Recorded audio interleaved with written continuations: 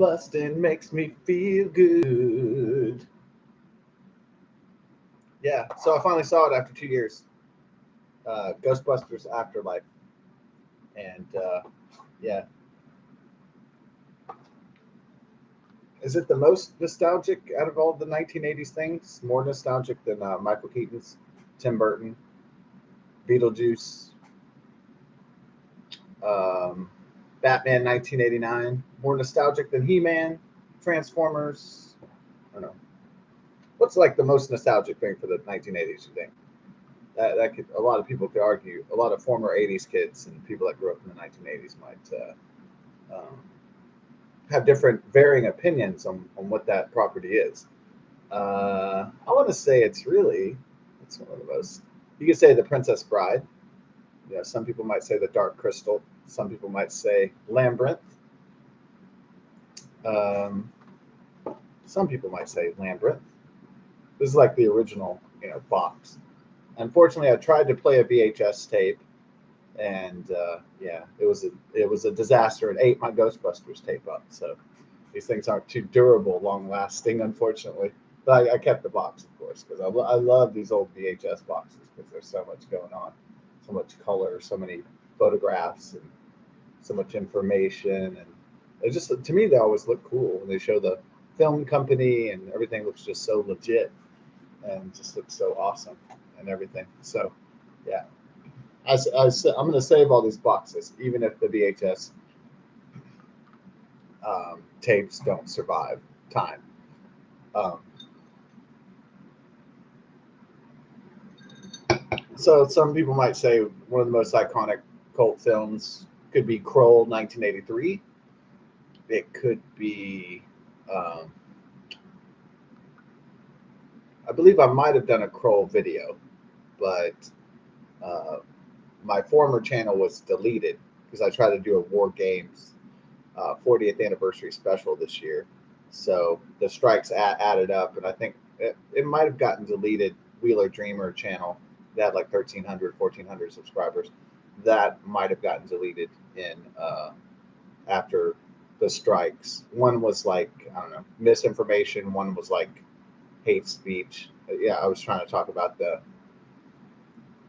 incidents a few years back, and that is a no-no on Google Alphabet Corporation censorship, big tech censorship, tyrannical censorship, basically.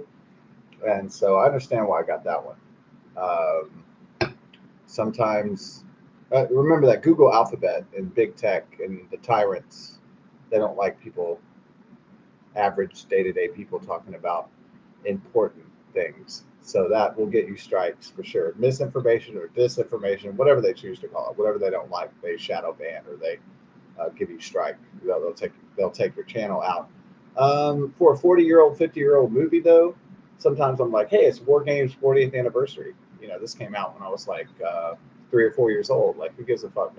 Like these companies really give a shit that I'm reviewing a 40-year-old movie, but apparently they do. So I got a copyright major strike for that. So that took down the former channel. It was some carelessness on my part, definitely, but I guess my attitude at the time was, War Games 40th anniversary. I'm going to play it and I'm going to talk about it and why it's so. I'm going to dissect it and everything.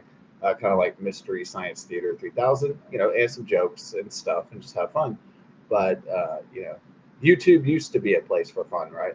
But it's not really. Increasingly, uh, not so much. So anyhow, if I have to redo the 40th anniversary of Kroll 1983, then that's what I'll have to do, because unless it's back on this channel, but I'll redo it if I feel like it. So some people might say David Bowie, Jennifer Connelly might be the most iconic 1980s things. 1986 Labyrinth. I was never really a big Top Gun fan, and I'm not anti-military or anything. Most uh, a glorious Veterans Day to those that serve and have served, and some of us and some of those that are no longer with us. They gave their lives to defend and serve this country. Yeah, it was. So a lot of my relatives have served in the military. My grandfather, Wheeler Jr. They call him Boogie because he played music, and so surprise, surprise, surprise, surprise that Wheelers play music. It's really not that. It's not really that too surprising that Wheelers tend to go into creative endeavors that just kind of like part and parcel of the bloodline, really, the breed. And of course, a ton of people served in the military, and the Navy, and the Army, and the Marines on my father's sides of the family. So, you know, a lot of Navy and a lot of Navy and Army, a lot of that. So I know when I tell people Happy Veterans Day or I say Happy Memorial Day, they'll say it's not happy, and I'll say, yeah, you know what, you're right. I'll say have a blessed Veterans Day if that makes you feel better, or I'll say have a blessed day, have a glorious day, something like that instead of, so I don't offend whoever. Not like I really give a shit, but there it is. I'll just show it, some basic courtesy there. If they feel so passionate about the particular word arrangement that I'm using. Um, but generally, when I say have a happy day, I mean have a good day, is what I'm trying to say. So only some are anal retentive on the structure of the phrasing of the words and so forth, uptight about it. But that's neither here nor there. We get into the review of Ghostbusters Afterlife. Um, they had an Ghostbusters was an amazing hit, written by Harold Ramis and Dan Aykroyd from Saturday Night Live and Second City Television fame. Also, National Lampoons. Basically, like Harold Ramis was a genius of comedy. He started to lose his powers in his later years and make some truly, some substandard material. Maybe that wasn't his fault because he had actually writing collaborators, so maybe that drug him down. But when he was in top form from 1978 uh, until I guess he started to lose his powers around the 21st century when he got older. But he could stay red hot for 3 decades or something like that. Um, but yeah, he's responsible, for National Lampoon's Animal House, National Lampoon's Vacation, along with John. Well, he directed it, but it's John Hughes. And see what the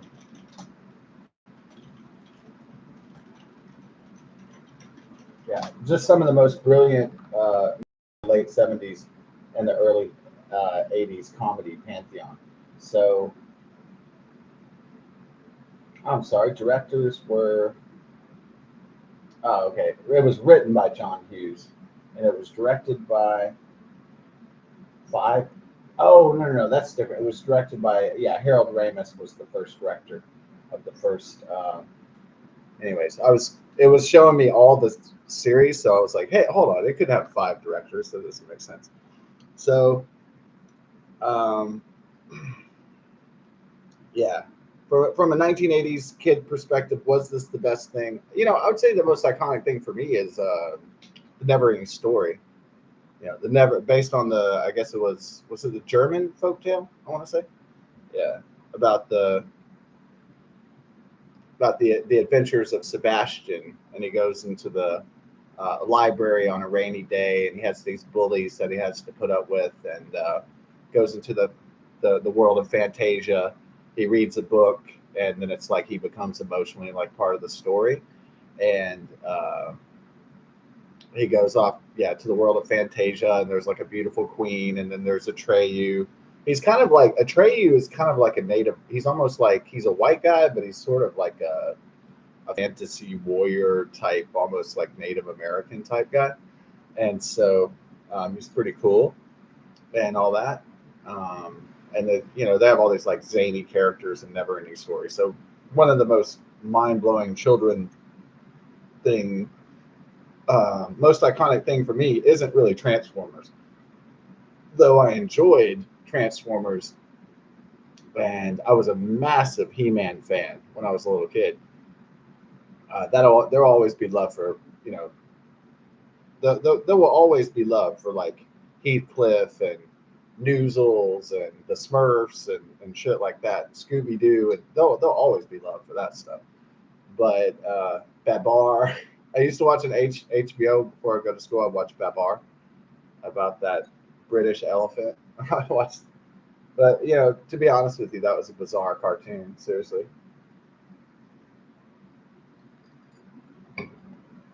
But yeah, there was a lot of stuff that I really liked. But Ghostbusters, well, the never-ending story was probably like something that really. I mean, it had sequels like Never-ending Story 2, Never-ending Story 3, but it was really the first movie that was based on the German novel, which is actually the best. And it's from a conceptual standpoint, it really draws you in, and then especially if you're a kid. Another thing I really enjoyed when I was a kid was they used to have this dinosaur cartoon series. It was called The Land Before Time, and I always thought that was awesome. I always loved it. It was always sad. Like a lot of the kids might say Watership Down, and I know why they're going to say that, because that is brutal about these rabbits trying to survive the world, and they get in, without spoiling Watership Down. I tried to read the novel once, and it just I think it became too depressing, and then I tried to watch the cartoon, but I wasn't like, maybe if I'd seen that when I was a kid, maybe I would have been in the Watership Down camp. But I didn't really like. There's some things about the 1980s I did not really like all that much, and that are super iconic. Like Ferris Bueller's Day Off never really did much for me, even though it was a big to do. I'd much, if I'm going to do Matthew Broderick from the 1980s, I'd much rather pick something nerdy and intellectual, and with the super hot and talented writer Ali Sheedy in it. And so, and also whoever that guy, Professor, that English actor, Professor Falcon, and I'd rather have that strange electronic voice and threat of nuclear war. Um, I'd rather have that than, and you have like the artificial intelligence and all this stuff going on in there. Um, but a lot of people like The Princess Bride, and yeah, it's. I think some of the I think I did enjoy watching that with my buddy, even though I was like 19 or 18. Even though I might have caught bits and pieces of it. I was watching The Wonder Years with Fred Savage in the 1980s. So you think I saw The Wizard, which was just basically a Nintendo commercial for Super Mario Brothers 3, one of the best games of all time, and one of the best video games of all time. Um, so you think I would have been like, oh, there's a Fred Savage movie and it has Peter Falk, Columbo, and you think I would have just been, standing first in line, but it wasn't.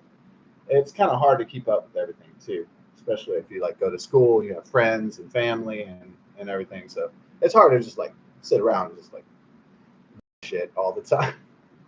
I know that's a great hobby for many people, is to binge watch shows, to watch movies and try to find something new or old or something interesting, and that's fun. A lot of people in their off time do spend that time doing that, and that's great. Especially, I think if some people can make it to retirement, one day maybe, it'd be a miracle. So some people have been diligent and put away enough money to retire one day, and they don't end up as the Walmart door greeter or something. They don't end up as the bitter, 70-year-old man at the Sack and Save. If some people do make it to the retirement phase of their career, um, then technically, what are they going to do? Well, I guess they could reflect back, or they could, try new stuff or something, learn how to make pots or whatever elderly people do. Take up some hobbies, some new hobby or something. Join a class, join a club, go to Old Man Coffee Club, like at the gas station, and Starbucks Old Man Coffee Club. You get together with they can go to church, right, and get their community there, in any kind of way. Make a exercise group, make a whatever group, and so. But a lot of the elderly people are going to watch movies and TV shows, and and sometimes they'll want to see new stuff, but then sometimes they'll want to watch, like classics and go travel back in time. So some people might say that Back to the Future is really iconic, and that's very true. There's no doubt that that's a very iconic, franchise from the 1980s. Um, so to me, and they have that song, "The Never Ending Story," sha la la la la la la. To me, that is like, man, yeah. To me, I mean, I love Lambert. I love the Dark Crystal. I love. Um, it's kind of depressing, Watership Down, but that's like part of the. I suppose that's part of the appeal of Watership Down is that it's from the perspective of rabbits, and then it's really depressing too. It's almost like it's depressing. Like what can I compare it to? Like in literature, like in school, they make you learn like Lord of the Flies or something. It's depressing. It's a almost a socio-political story, and about things all going wrong, like George Orwell 1984. It's not really meant to lift people up, except maybe people, um, the rabbits are trying to get to safety in a dangerous world and trying to get back home, or whatever, and that's the appeal of it, not the graphic violence, not the sadness, not the depression. What's the, I guess, the thread of hope in the story is that the rabbits survive their trek and their perilous journey. So, you know, I suppose there's a light at the end of the tunnel, but yeah, it's a pretty dark story, I'd say. And so, a lot of commercial cinema in the 1980s and television shows wanted to be really appeal to families, and they wanted to be really um, fantasy, sci-fi fantasy, wanted to appeal um, to have a happy ending, except for Star Wars had a happy ending. The fantasy the science fiction fantasy story of George Lucas, and that ushered in like the Conan the Barbarian, and it got the it got Hollywood and cinema out of this depressing, gritty kind of French Connection, Jaws, kind of just where everything's nitty gritty. And a lot of times in the old movies in the 1970s, they're a lot like Taxi Driver, where they have really depressing endings, and they have a lot of anti-heroes. They have a lot of endings in which the bad guys escape and the good guys lose.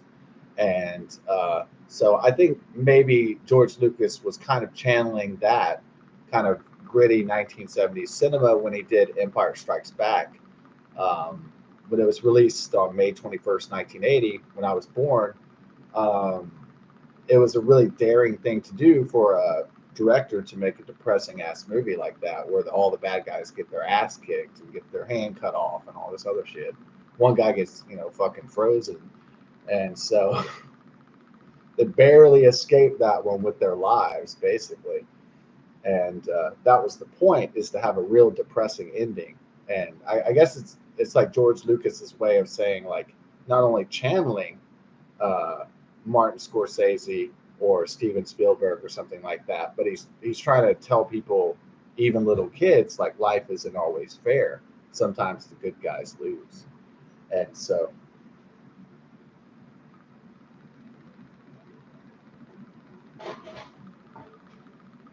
George Lucas is essentially saying, the good guys better win, or the bad guys certainly will.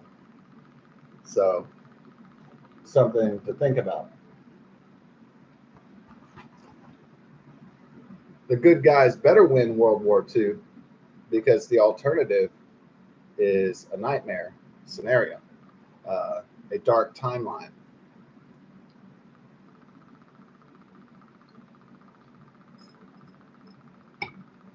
So there might be a lot of argument in from my generation. What is the greatest, most iconic franchise? Um, Especially if you were a kid in the 1980s. I just elect Neverending Story, not because Princess Bride is bad, not because Labyrinth is awful. Um, it's not because Transformers or maybe I'll do the hierarchy like this. Well, you'd have to separate it by genre too, right? So you can't just lump in like, okay, so Ghostbusters wins the sci-fi comedy category, for instance. What um, wins the comedy drama category? I guess that would be The Breakfast Club, right? John Hughes. And so, um, what wins the straight up comedy award? Well, that's probably National Lampoon's Christmas Vacation. That's one of the funniest fucking movies I've probably ever seen, besides Vacation itself. So a lot of people would agree with me. It's I don't know. It's weird because a lot of the vacation movies are really slapstick. They do have a lot of heart, but Christmas Vacation really has a lot of heart, and that's really not always the case. Most comedies are gross out. They don't really have a lot of, they're like the fucking Hangover. They're just kind of crass, and they're just going for the laugh. They're just going for the jugular. They don't really have a lot of heart. But you have like scenes like Chevy Chase, and he's looking at old reels of his parents in the attic when he gets stuck up there, and he gets the old machine together and he puts the reel on, and then he looks at Christmases of past, and he looks at his parents, and then he starts crying. And that's, yeah, I mean, they had, sure, there's plenty of slapstick, sure, there's plenty of silly shenanigans and shit going on, but the movie has a real heart, you know and it comes off as something that's really, really genuine. So that's one of the most impressive things about the Christmas Vacation, National Lampoons, is how it can balance the serious heart between, the really the hilarious shit. Like he's going into the Chevy Chase is going into the mall, and he's looking to go shopping, and then there's a not dead, drop dead gorgeous woman selling perfume or whatever. And he's like, um, it's she's banging, and she has a big cleavage, and he goes, it's a bit nipply outside. Does the word joke and stuff. It's just like shit like that. Like it makes it like perfect. Like so, it's a bit nipply outside, and the hot chick is pretending like, oh, are you distracted? Are you okay, sir? And he's just like, oh my god, you're super sexually attractive. And so it's like that balance in that film, which really just between the heart and the silly stuff, which really, I'm not saying every single joke lands. I'm not saying like it's a perfect movie or anything like that, but it might be the best comedy of the 1980s, I'd say. So you would call The Breakfast Club a comedy drama? Because it's a dramatic comedy. It's a dramedy. All right, about coming of age. That's a coming of age story. Um, War Games is a parable about the dangers of nuclear weapons and escalation towards World War III, which is pretty. A lot of people have jitters about World War III. Yeah, I guess I have for a long time. Yeah. So if I even mention it, people are, at the dinner table or something like, oh man, I hope World War III doesn't start. And, it's just like but how long has that been going on, really? Uh,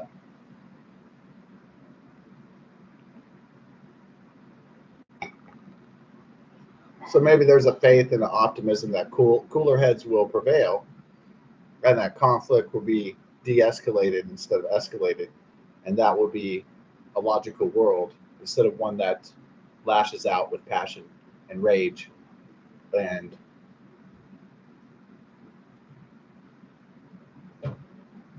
a world of 8 billion people that consider their future. Amazing to think that that might be, even with the most tyrannical, corrupt, greedy, totalitarian, tyrannical leaders.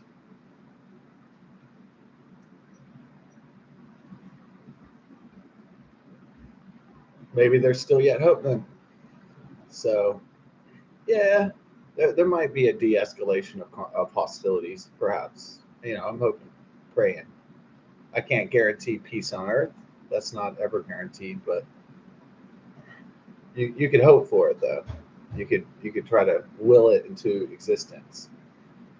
You could support that and hope. Pray to God things don't spiral out of control.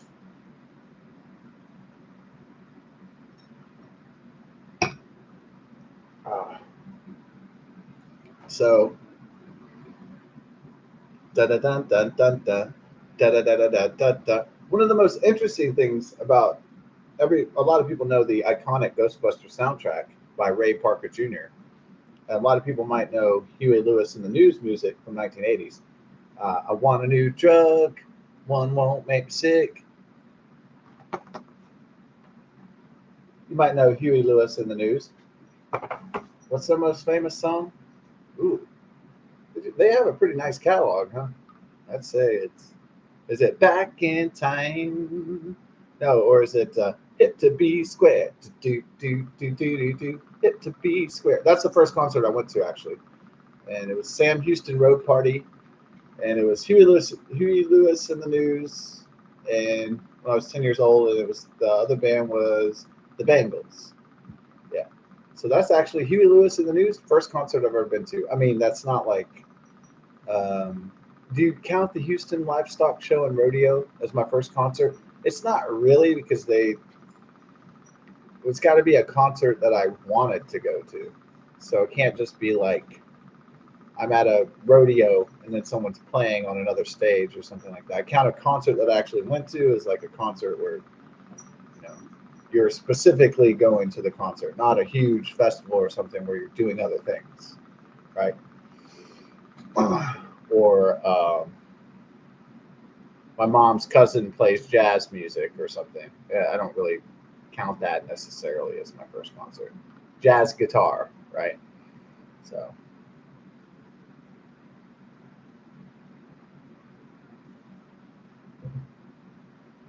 um, I don't consider my first concert to be music class or choir in school or whatever. So it's got to be a legit like event, like a billboard event. So is it hit to be square or is it I want a new drug? That's pretty good. Uh, Maybe I like the heart of rock and roll is still beating, and from what I've seen, I believe 'em. And the old one might be barely breathing, but the heart of rock and roll is still beating. Yeah, that's pretty good. Huey Lewis in the News, not bad, not great. Well, kind of great. Great for its time. Great in the cheesy, magnificent 1980s, right? Great for that time. So I love when somebody plays "Hip to Be Square," and it got kind of famous, more famous again when they did that American Psycho, when they had a Gavin Newsom guy, the Patrick Bateman and Christian Bale, and he's like Jared Leto is killing all these people, and then it's always a tense moment when the serial killer doesn't kill his next victim, and then he's like, you're a nice girl. I'm gonna let you go. Have a nice night, that sort of thing. Or, hey, you know what? I kind of don't feel like killing you tonight. I'll see you later at work. American Psycho. That was the 2000. I saw that. I was like, wow, that's an interesting flick. I rewatched it recently. Yeah, I was working at the movies when it first came out at AMC movie theaters, uh, and I saw it probably for free. That's the first time I saw it, and then I was like, "Ooh, that movie was really disturbing." And then I watched it again like a few years ago, and I was like, "Wow, this is interesting." So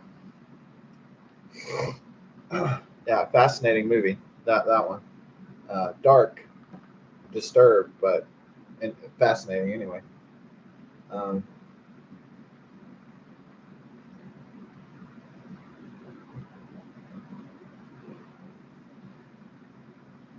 so we're gonna do the heavy spoilers of the Ghostbusters Afterlife, and um, I guess the original Ghostbusters um, is really a classic of science fiction comedy. It's really difficult to blend those two genres together, as I was saying. And I don't know what could have triggered me to be nostalgic about it, but I started to think about it. And for 2 years, I wasn't watching two movies. I was not watching James Bond No Time to Die, and I wasn't watching Ghostbusters Afterlife. The reason being is that they wanted to charge like $20 or some shit to rent it. And I was like, hell no, I'm not paying $20 for this shit. I'm not going to charge the bill for that. So I said, you know what? I'm going to wait because at the end of the day, my life continues if I don't see the next Star Wars movie. My life goes on if I don't see the new Batman. My life continues if I don't see the next Star Treks. My life goes on if I don't see the next Terminator or the latest Indiana Jones. My life still goes on just fine. If I could wait until I could wait until I'm a big time old decrepit ass geezer, and then I could play that shit in one day, and it'll be, you know, probably by the time I'm elderly, it'll be like $1 or some shit, or maybe less. It'll just be it'll come part of the streaming package or something. So that's how the companies rip people off. They're like, well, you need to buy this now, and then they keep on keeping the rental price 25, 30 fucking dollars. All right, like it's worth that much, and that's how they rip people off. So I was like, I knew that was a rip off. It's kind of like Nintendo trying to charge $50 for fucking Nintendo 64 games that I can just buy for cheaper. So it's a fucking scam, you know? Like, you don't need to see the next Star Wars trilogy. Not really. You don't need to see the next Batman movie or Patman.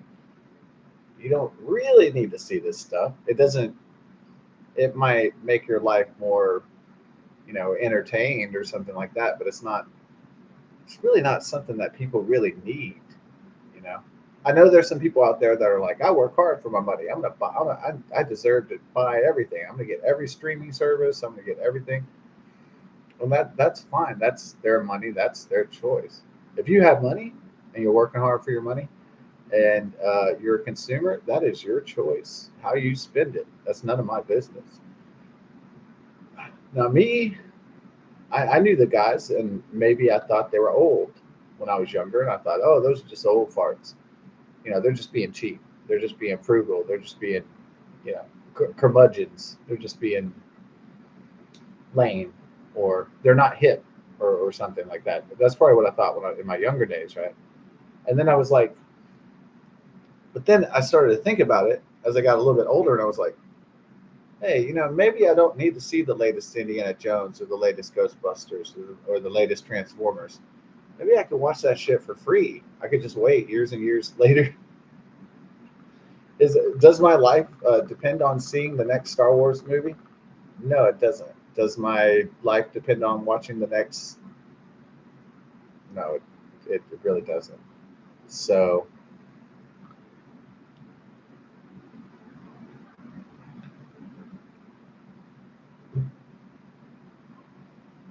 now maybe Hollywood, maybe big tech would hope that they would that I would think that my life depended on their next product, or Amazon or whoever.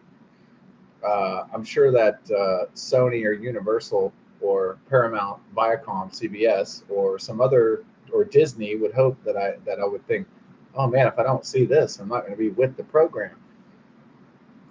But the thing is, if I see that $30 fucking rental price on the new James Bond movie by MGM, Metro Goldwyn Mayer, um, I'm probably going to skip that like I did. And I skipped that. It's been 2 or 3 years. I've waited to see No Time to Die. And it wasn't even really a financial issue like, oh, I didn't have $20 because I was so fucking broke or I was so fucking busted up or something like, or I didn't have access to $20. That's not what it was. It wasn't like I was in $5 million in debt or some shit like that. No, it was just, do I want to pay actually $20 to see the latest, the final, Daniel Craig James Bond movie? And if the answer is no, that means I'll wait until the shit gets cheaper.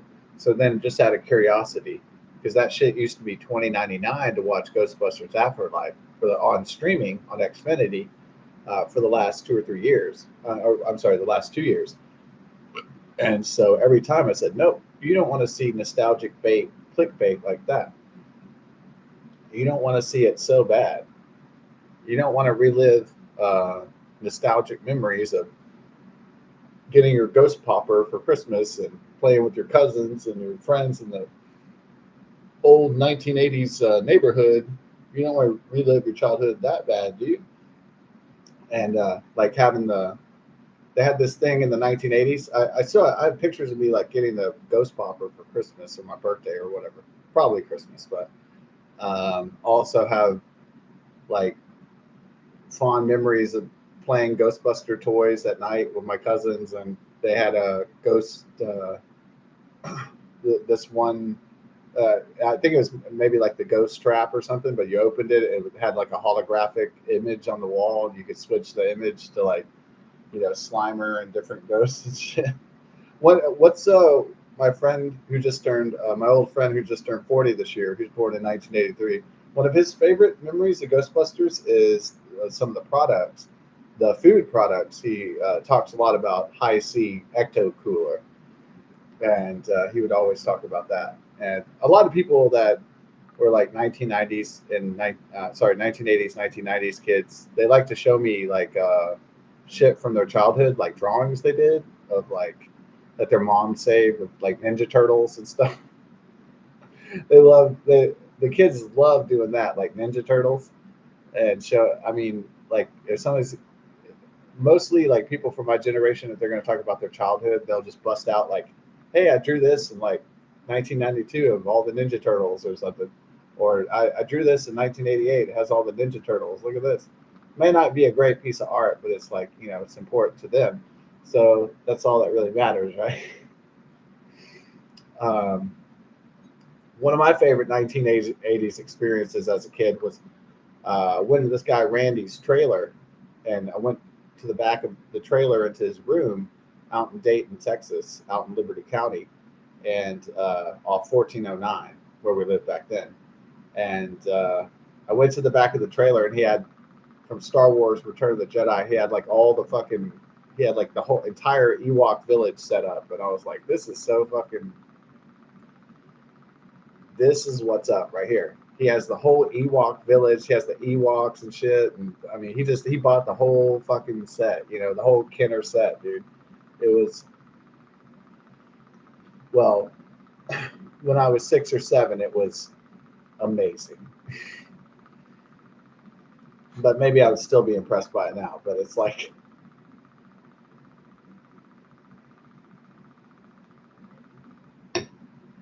oh yeah.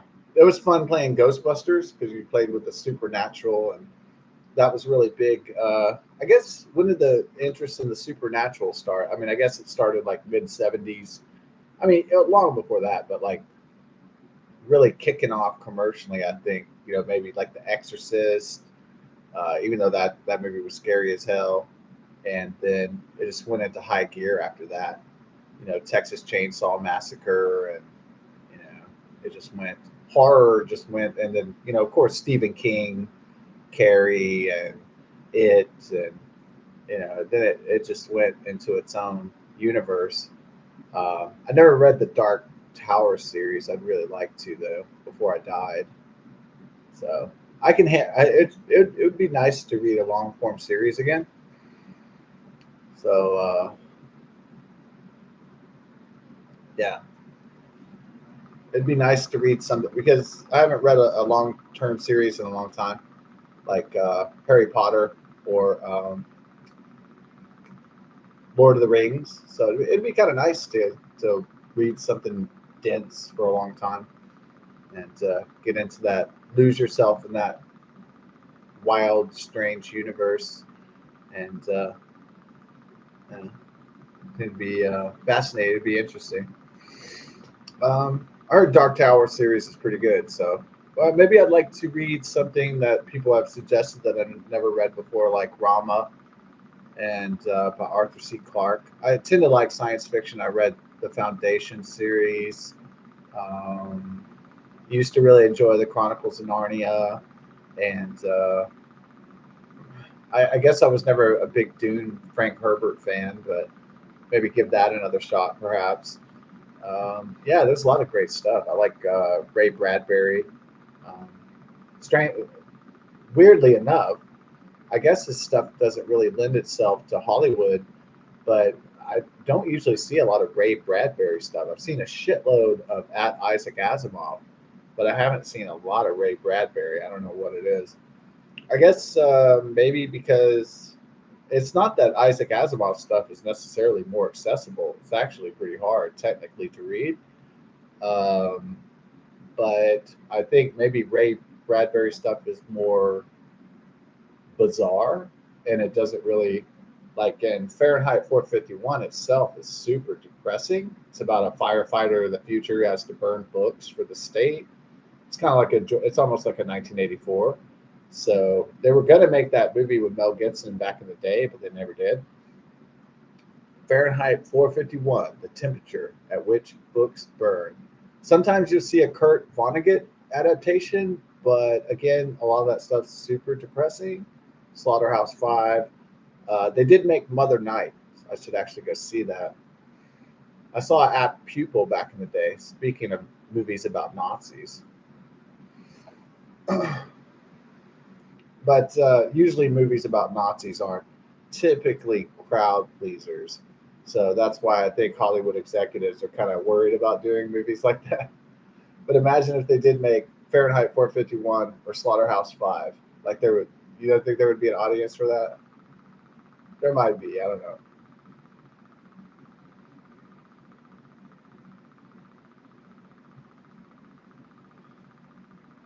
But I know that they've started on Netflix or Amazon.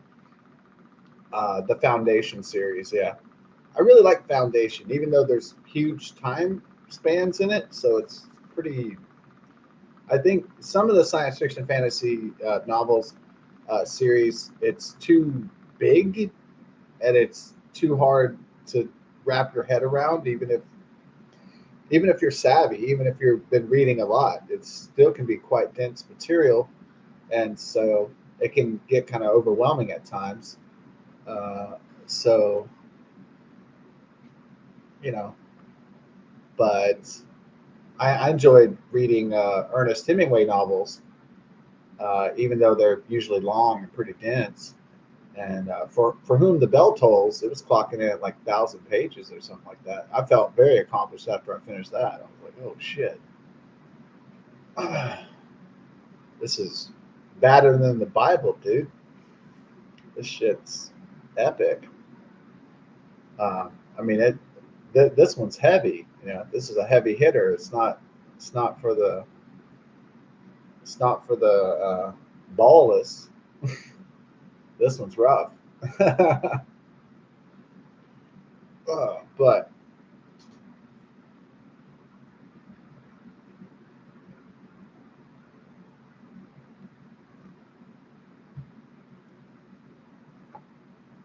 so Ghostbusters by Ivan Reitman, massive hit. Um, Amazing cast. I've already said this before, how great this movie is. The perfect blend of science fiction, fantasy, and horror and comedy all together. It's like I think it's the best film that's ever combined all those elements at once. The best script, the best cast, the best. I mean, it's just perfecto, perfecto. I mean, absolute. I mean, everything in that movie is a masterclass. Even the old effects hold up, more or less. And so, I'd say then, there's a big commercial storm in the 1980s, a propensity to sell product and image over quality, and that would plague most series. Is that there would be a tendency to favor image and profit and merchandising over quality of the material. And so I don't think any franchise was untouched by this particular malady, this particular beast that seems to stifle artistic um, freedom and creativity and success critically. And so I think sequels, especially, um, well, you either have like, a few different types of sequels. You have like a shit sequel, like a terrible sequel that bombs and jeopardizes the intellectual property or the franchise, or you have a smash follow up that ups the ante. So, uh, successful sequels in history have been ones that enhance the original material and they expand it into uh, an amazing experience, like Star Wars: The Empire Strikes Back, for instance, or another great example of that is Batman Begins, Christopher Nolan to Dark Knight. Uh, that's obviously a major leap in storytelling and acting and everything. So that one just totally exceeds audience expectations. Um, if people thought they were going to see a regular Batman movie, that's not what they got at all. They got a epic, crime drama powerhouse. If people thought they were going to see Star Wars 2 and Episode 5, The Empire Strikes Back, and they thought they were just going to see the good guys fight the bad guys, they have some laser battles, and then the good guys win, the bad guys retreat. That's probably what, and the good guys get medals, and the guy gets the pretty girl, and that's what probably most people probably thought they were walking into. But when they actually saw Star Wars: The Empire Strikes Back, they're like, "Oh my God, it's not like this at all." It's incredible, credible tour de force. Or you make Ghostbusters 2, so you don't make a turd. You just kind of rehash elements of what made the first movie great, and I don't know why this convention is used by writers and screenplay writers, but there's this tendency to make your characters heroes at the beginning of film one in the franchise, and then in the sequel, you don't really break your characters down like they're confronted by deep dark challenges within their psyche and their abilities. It seems that they want to ghettoify the characters, like they want to make them broke and poor and they're outcast and stuff like that. And that's what happens in Ghostbusters 2. And it's kind of like, I guess it's understandable that people wouldn't believe in ghosts and people wouldn't believe in the supernatural and people wouldn't believe in, stuff like that. Some people don't believe in, spiritual things. Some people don't believe in um, good, I mean, religion or stuff like that. But to imagine that there's a massive battle in New York against supernatural forces, and nobody took a picture of that, or nobody took a video of that, or and then somehow they're just outcast all of a sudden. That's one of the main problems with Ghostbusters 2, I think, is that like you couldn't have an Armageddon situation in which nobody fucking noticed. So at least in the Marvel adventure films, society doesn't pretend like they never saw aliens come through a space portal. It's just in Ghostbusters 2, society apparently, or the system of society and the government, and they persecute the Ghostbusters instead of supporting them for saving the Earth from evil. So I don't know. That's just an observation. To me, that's just bad. That's lazy writing. That's lazy fucking writing. It really is. There's no way to explain that away because I just logically punched holes into that entire premise that you would see, like in the Avengers, when the Avengers form and they're doing unbelievable shit in Marvel, Disney, right? In the Marvel's Avengers films. Okay. In the second movie, they face new challenges, but no one, the world acknowledges that there's Avengers and there's space people in space and there's different hierarchies and aliens try to take over the world and to attack New York City, New York, and stuff like that. So it's not in, they're not,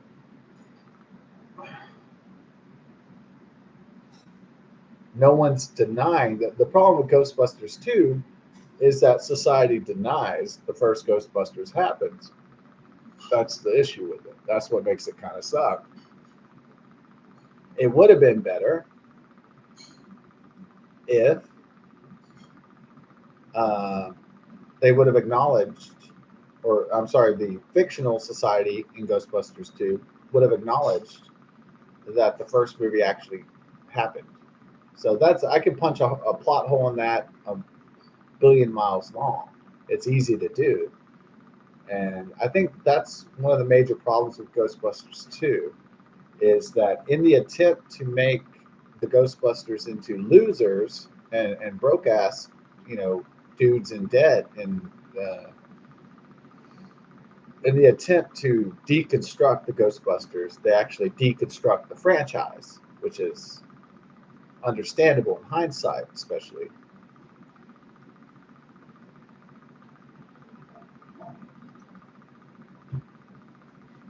So, anyways, the movie was still successful because people were, pumped up on that Ghostbusters nostalgia back then in 1989, and it was great stuff. They had like I guess they had Vigo, the Master of Evil from Carpathia. I think, were they afraid of doing Vlad the Impaler? Maybe they're afraid of doing Vlad the Impaler because from Romania, uh, Lord of the Dragons, Lord Dracul. I mean, I'm sorry, the Order of the Dragon. Why were they afraid of doing Vlad the Impaler? Because when the Arabs or the Ottoman Turks tried to invade Romania and Wallachia, he would boil people alive. He would eat while they were boiling alive. He would also stick wooden pikes up their ass. So maybe they're afraid of that. I mean, that's real history. I mean, he actually took. This is what he did to his enemies. Some of them he beheaded. He put their heads on spikes. It's very medieval. But it was to keep the Arabs and the Turks and the Young Turks and the Ottomans from taking over Europe.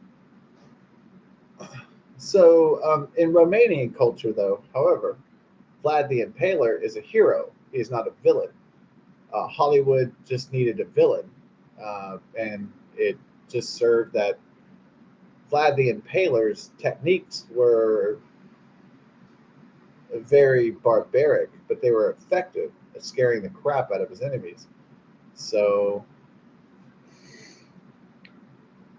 in Romanian society, Vlad the Impaler, Order of the Dragon, is respected for saving Romanian culture. But Hollywood needed a villain, so they and Bram Stoker created Count Dracula. So the myth of Dracula and the garlic and the stake through the heart and all this kind of shit. The fangs and could turn into a bat and all this other, crazy supernatural shit. And so, but honestly, Vlad the Impaler, Dracul, is actually a hero in Romania. So he defended his homeland against an Arabic invasion. It's really, there is no greater glory than defending your land from an Arabic invasion. I mean, really, there isn't. Is there? Israel. Israel knows what I'm talking about. The Jews know what I'm talking about.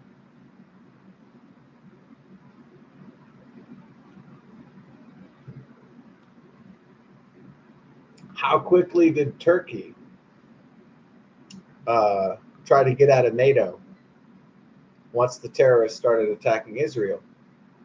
They're not really our friends. You know that, right? They've never been friends of the West. They've never really been friends. This has been an uneasy alliance from the beginning. And so I think the Ottoman Turks, the Turkish Erdogan, I think they'd like to see the fall of the West and the fall of Israel, but that's not going to happen. So Western civilization shall not fall, at least not without a bloody, gory, excellent, glorious fight. So, in Ghostbusters 2, they decided either they didn't want to make a R-rated. Ivan Reitman didn't want to make an R-rated. They wanted to make a family-friendly movie that would appeal to families and all that stuff. It was touchy-feely, and it was, they should have probably made something scarier, something gorier, maybe even something rated R, But instead, you got something derivative, kind of lame, kind of clone, kind of phoned in.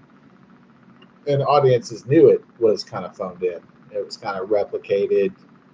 It was almost like even before artificial intelligence was even in existence, when it was just a futurist or science fiction fan's dream or science fiction horror writer's nightmare. If AI was to write a Ghostbusters 2 script based on the 1984 original, Ghostbusters 2 is like something like they would have, it's a facsimile. Instead of having Lord of the Order of the Dragons, Dracul, Vlad the Impaler, they had Vigo, the Master of Evil, or some shit. Vigo the Carpathian, or something, some shit like that. Some fucking BS. It's like it has no historical fucking context. I like the idea that the evil comes from a painting of them. I like that aspect of it. Pink slime.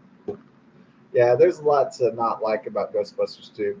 Another thing I hate they do in the movies. Okay, so Jurassic World, Owen and Claire, Chris Pratt and Bryce Dallas Howard, they survive together, then they hook up, and they're lovers, they're Frenching out. They got together, right, at the beginning, and then in the second movie, they're fucking broken up. It's like, I understand people break up, I understand people get divorced, but I'm tired of this shit happening. I'm tired of this fucking shit happening in movies. When it's right in the sequel, they fucking break up or they get a divorce. It's bad writing. Okay, so then, and even in the time in America with the highest divorce rate of all time, I think, what is the divorce rate in American society? It's got to be at least, what is it, at least half or something is the divorce rate. It's a terrible divorce rate. It shows that people have no what? Balls. They don't weather storms very well. That's what that indicates. That also kind of indicates, obviously preoccupation with financial gain and financial wealth and worries and struggles about that. Because if a man gets married, he automatically knows he's at a disadvantage to the woman. And so she divorces him. He loses half his shit, all his property, all his money. He's worked his whole life for. So also that is another problem with marriage, modern marriage I'm talking about. But the divorce rate, like our suicide rate or worldwide suicide rate, seems too fucking high.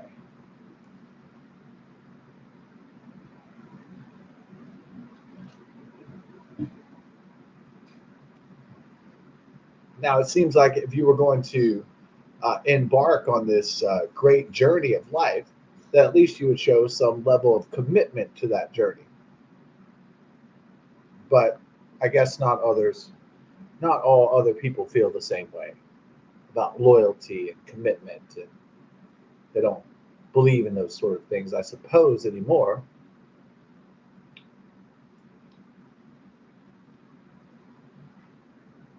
Just a bunch of selfish, narcissistic, fair weather friends, Patrick Bateman's, sociopaths and psychopaths. Yes, that's all we're left to deal with in essence. So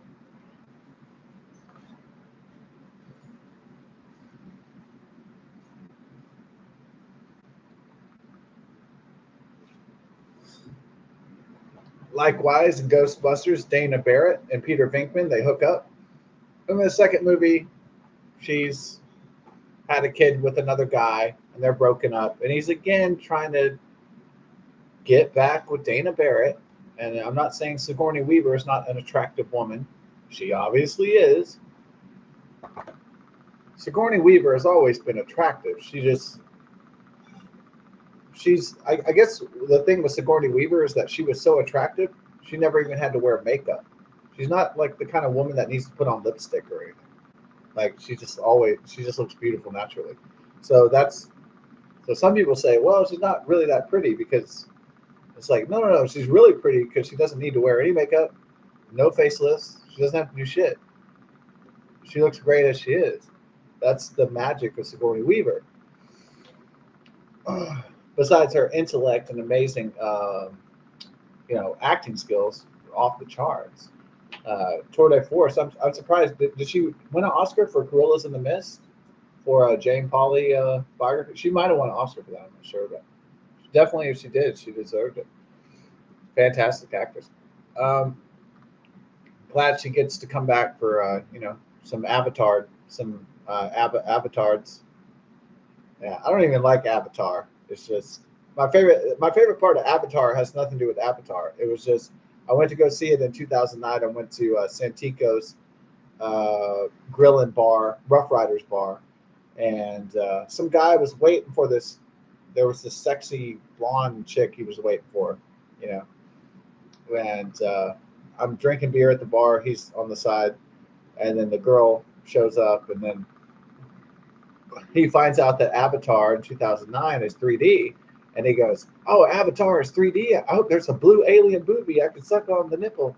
And then the audience, the people in the bar, we just started laughing because a lot of people already had a few drinks. So when he said he wants to suck on the blue alien titty or something, we were dying. Guy was great fucking comedian. He was definitely getting laid that night. Um, he was definitely boning that chick he was meeting up. I mean, that was definitely going to happen. So he was definitely going to get some action, some pole in the hole. He was going to get some roll in the dough. You know what I'm saying? Roll in the sack. Yeah, he was getting laid that night. That was a great joke. He's going to suck on the blue alien booby. I was like, the whole bar was like, you just made Avatar better by telling the 3D joke.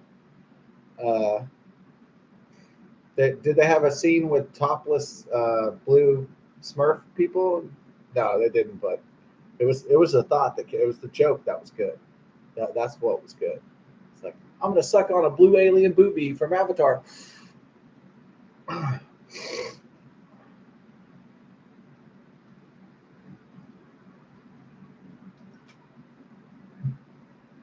Make you think about blue alien boobies.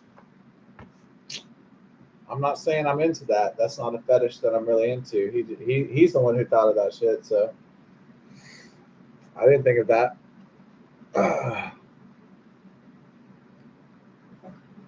I mean, think about it. Am I making movies about blue aliens and shit? No, I'm not. But James Cameron is. Maybe he has a fetish for that shit. I don't know, man. Yeah, some of these guys have some weird, bizarre sexual fetishes. You know what I'm saying?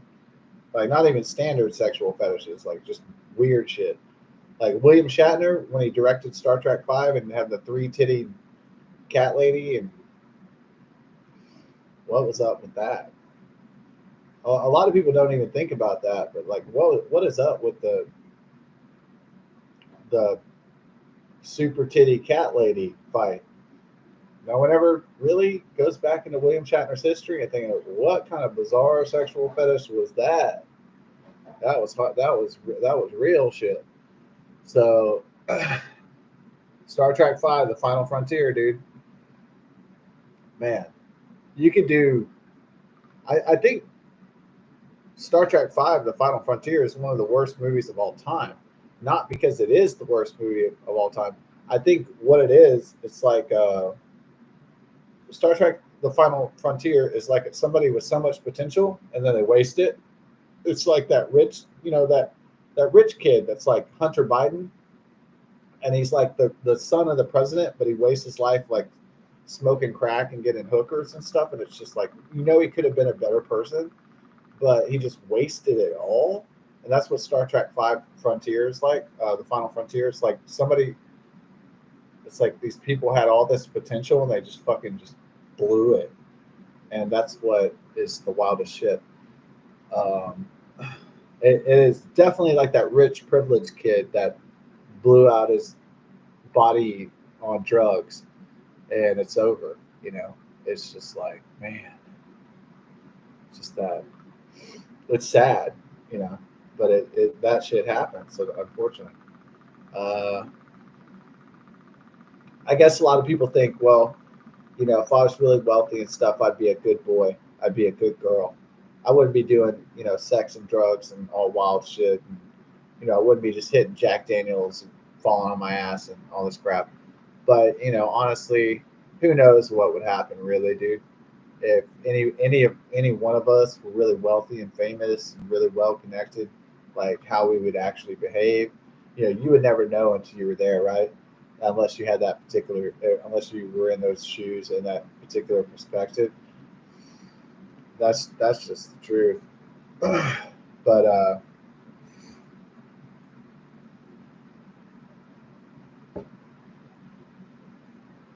But maybe some of us will live longer lives because we weren't millionaires at 25, right? So we're not going to do drugs, and we're not going to hit the whiskey so much. So that's good. Um,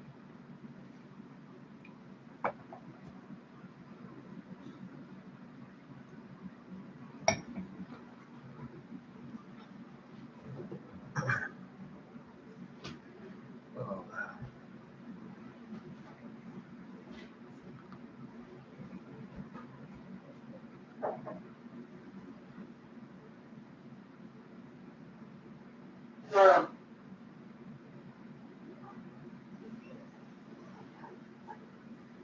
I thought I heard the Peter Patter of little puppy calls. I said, I thought I heard the Peter Patter of puppy calls. the puppy? I said, I thought I heard the Peter Patter of puppy calls, but he didn't hear. Oh yeah. Doesn't matter. Oh, yeah. I'm not gonna pay you.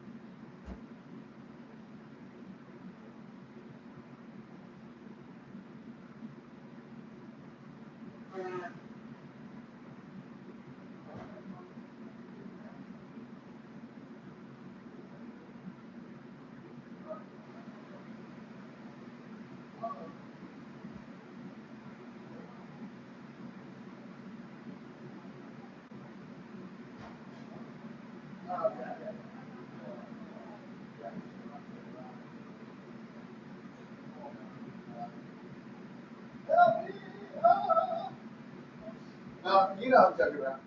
All right, let me. Yeah. I'm falling and I can't get up. Yeah. Getting nipply out here. Ooh. Ice beer. Ding, ding, ding, ding, ding, ding. No, it's no, it's ice beer. Ding, ding, ding, ding, ding, ding. No, wait, hold on. Here's how the song. No. The song is ice cold beer. Ding, ding, ding, ding, ding, ding. Ah. Ding, ding, ding, ding, ding, ding, ding, ding, ding, ding, ding, ding, ding, ding, ding. Is that like the? Is that the best beat of all time? Oh man, it's like ding, ding, ding, ding, ding, ding, ding, ding, ding, ding. It's kind of it's definitely dope. It's definitely iconic there. Ding, ding, ding, ding, ding, ding, ding, ding, ding, ding. Ding, ding, ding, ding, ding, ding, ding, ding. Yeah, that's well. I want the dog to make it be like, oh man, these humans are crazy. That's the exactly. If I own animals, I want them to think like, this is the craziest shit I've ever seen. Yeah, that's part of the show, man. If it was dull, if I would be like, I don't know, like somebody dull, it'd be boring.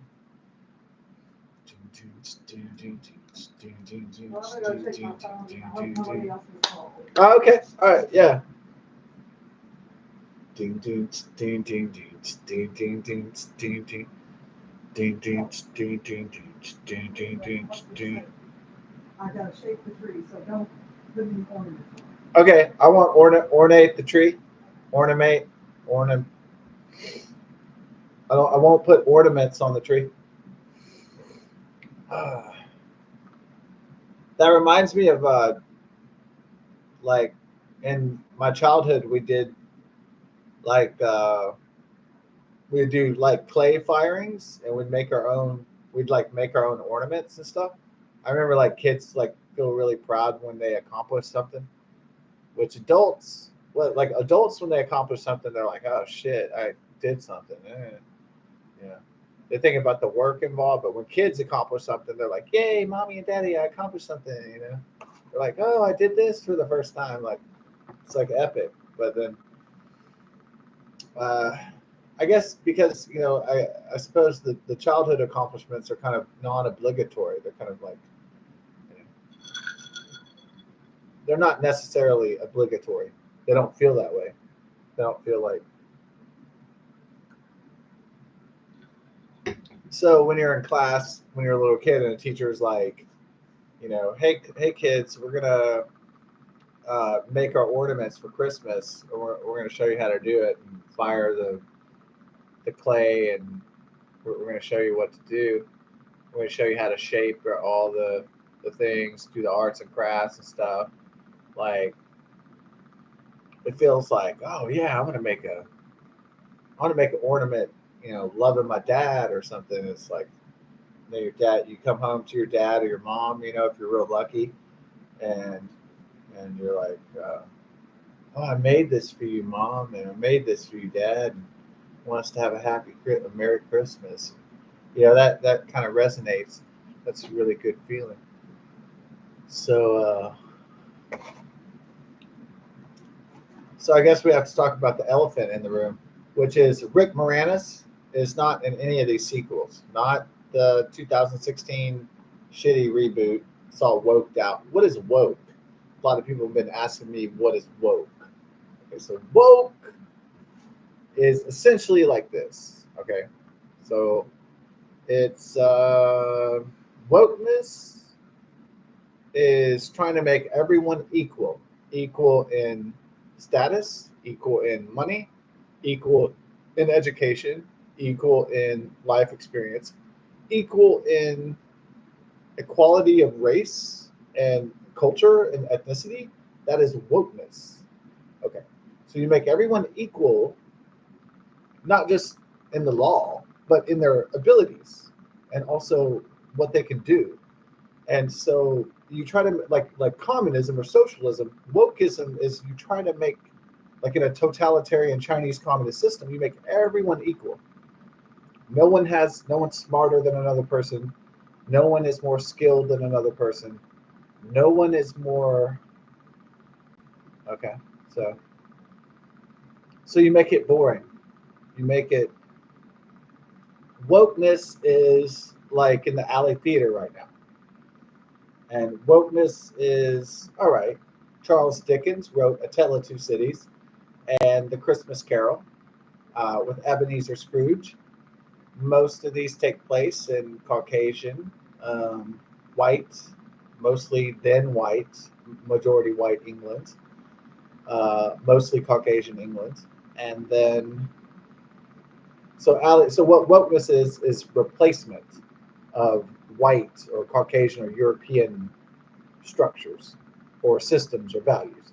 That's what wokeness is, essentially. Or also not just Europe and white and Caucasian, but it's replacement of also male values as well, or masculine uh, values. Traditional masculine, it's either like traditional culture or traditional values. So it tries to turn everything on its head and flip it in the upside down, like in Stranger Things. It flips things into the upside down world. And so what they did in this new adaptation of the Christmas Carol, they make in Victorian England in the time of Charles Dickens back in the 19th century. They make the wealthy guy who won't give up his wealth and never finds love. They make Ebenezer Scrooge African American. Now, I'm glad the guy has a job. Now, first and foremost, I'm glad that people have jobs in entertainment. Let's just get that out of the way. All right, that's not really the problem. All right, that in essence that's not the problem. I'm glad the guy has a fucking job. All right, he's getting paid to be Ebenezer Scrooge, even though he's African. But the problem is that Ebenezer Scrooge is a Caucasian white man. So that's the problem with the Alley Theater's interpretation of the Christmas Carol by Charles Dickens. It's not that I'm upset that the guy's African. It's not that I'm upset that the guy has a job. I'm glad he has a job. I'm glad he's working. I'm glad he's happy. I'm glad he gets to play Ebenezer Scrooge. What I'm not excited about, what most people are not excited about, however, is race swapping in traditional tales. So they wouldn't tolerate this shit in Turkey. They wouldn't tolerate this shit in China. They wouldn't tolerate this shit really in Russia. So why should we tolerate it here or in Western civilization? So imagine you tried to switch out. Let's say you tried to make an ancient Chinese warrior black or something. It's just kind of just doesn't really work in China, right? Like if I went to China and tried to make a play that was about um, Mao Zedong being a black guy, you know how fast I'd get executed pretty fast. So it's just there's shit that's allowed in the West that's super communist, super liberal, super woke, super stupid, really, that other nations and other cultures would never tolerate. And that's true.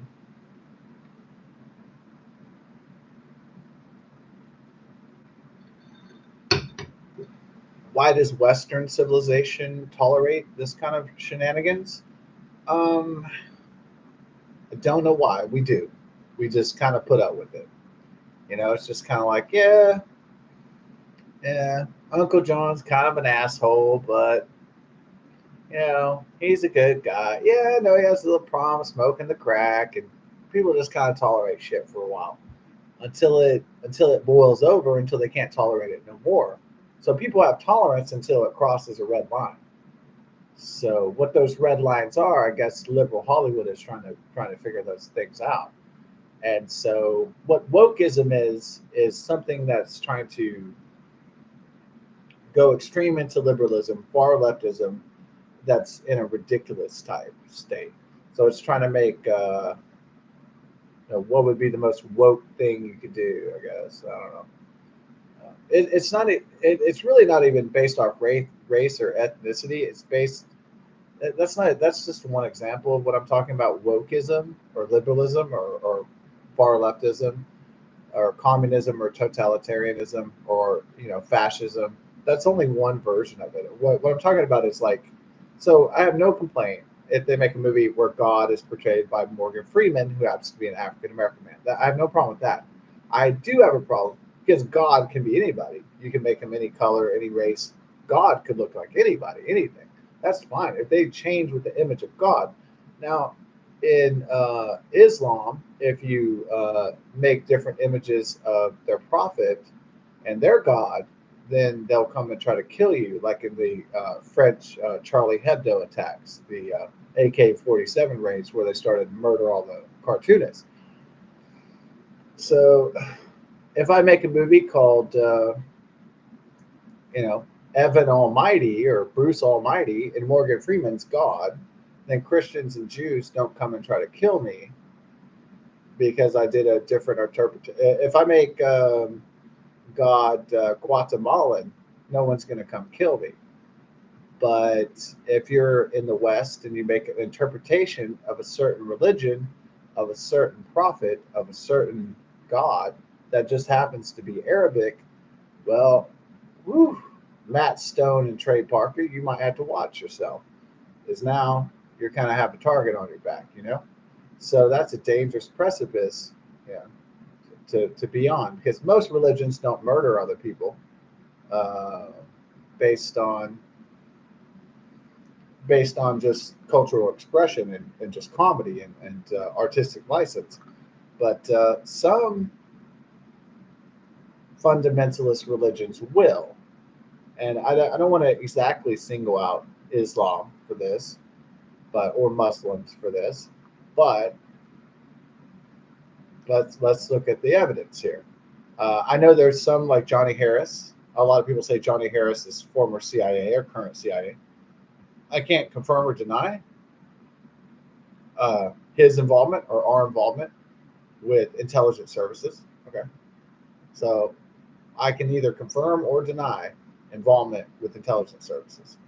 All right, there's a lot of scuttlebutt about him because he's very successful.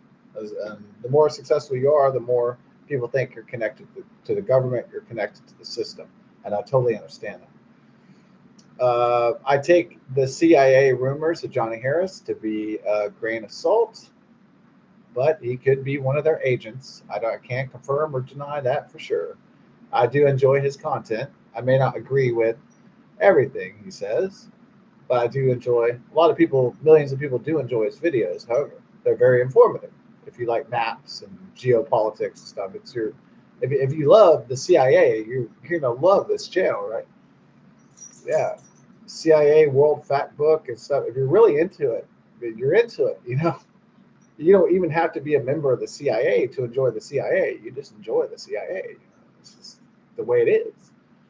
And so, if you enjoy the intelligence and the espionage and the spy networks, if you enjoy that shit, if you watch James Bond movies and you watch, the Bourne Identity and shit like that, if you enjoy this kind of stuff, if you enjoy Tom Clancy novels and Michael Crichton novels and Thomas Harris novels and stuff like that, if you enjoy this stuff, then it's right up your alley. So, if you enjoy this kind of content. Just saying, but I don't know who's working for who and I don't know those things. Okay, so to be honest with you, Johnny Harris may or may not be a government plant or a CIA agent. I don't know. I have no idea if he is or not. Most people can only scuttlebutt speculate who people are working for a lot of times. So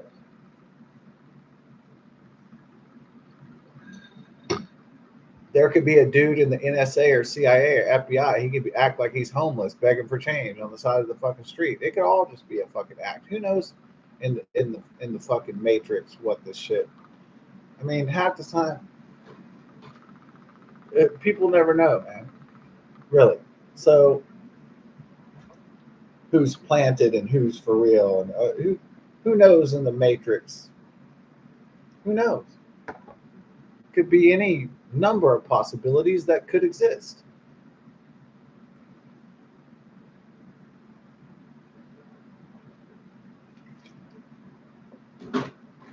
So, um, Ghostbusters 3 went through development hell, and they were good. Dan Aykroyd wanted to take the series after the lackluster performance of Ghostbusters 2.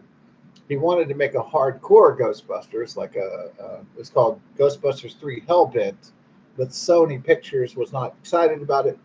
In addition, what happened was that Dan Aykroyd, amazing talent, Ernie Hudson, amazing talent. In my last video talking about this topic last night when I was playing Zelda Breath of the Wild, I was talking about the triad between the logos, pathos, and ethos. It's a psychological, but it's also a narrative triad. So there's points where narrative and psychological where they obviously coincide. So um, it is hard to separate the id from the super ego. All right, so it's hard to separate the dimensions of men or mankind and woman from the actual, consciousness, id, super ego, and super consciousness. It's hard to separate those aspects of man because they're all kind of intertwined. So it's all kind of like quantum entanglement. It's all connected, like a pretty complex web. So it's a cycle. It's a system. I suppose the Hindus would say. So backtracking to what I said about religions that commit violence, especially in their extreme sects. As Johnny Harris did highlight in Myanmar, there's oppression in China of the Muslim Uyghurs. There's oppression of Buddhists. Uh, there's even oppression of Hindus. There's a oppression of almost all religious people. There's a purge by the Ottoman Turks, Turkey and Azerbaijan against the Christian Armenians, and who were also victims of a genocide by the Ottoman Turks back in early 20th century. So there's a lot of injustices going on in the name of religion around the world. Doesn't really necessarily mean that religion is bad. I think that mostly religion is a force for good. But how many atrocities are being committed today and have been in the past based on ancient religions? Far too many, of course.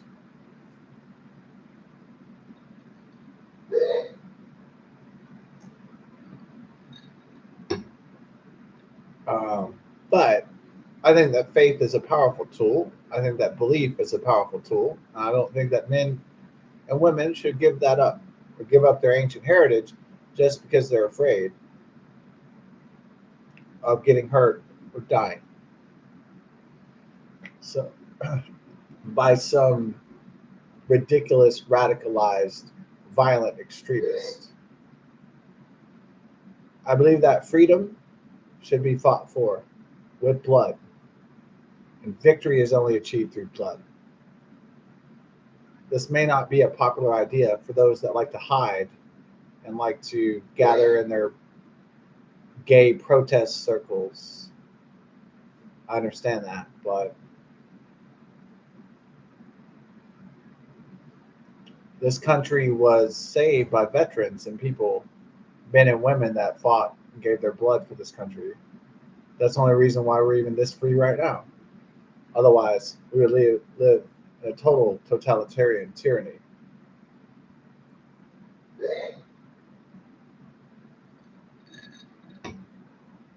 So Dan Aykroyd and Harold Ramis wanted to take Ghostbusters 3 in a new direction, but Sony didn't want to take a risk like Deadpool did to make a rated R superhero film. They did not want to make a rated R Ghostbusters with violence and demons and crazy shit like Indiana Jones and the Temple of Doom was a hard R that has people's hearts being ripped out from their chests. They didn't want to take a risk. Certainly, there's plenty of comedy in Indiana Jones and the Temple of Doom, produced by Steven Spielberg and George Lucas. However, most studios don't want to take a risk, and if they do take a risk, they have to be confident it's actually going to pay off. They got to be pitched the idea. The producers, the directors, they got to have so much clout that they influence the money spenders that they're going to pay off handsomely in profit. So that's the only reason why Deadpool even happened, was that the producers and writers and executives were so confident in their product that they would allow that to happen, and so they would actually be ready to take a gamble. Either they were desperate to take a gamble, or they were adventurous enough, like the cigar chomp smoking guys of old in Hollywood and music executives used to be very adventurous people. And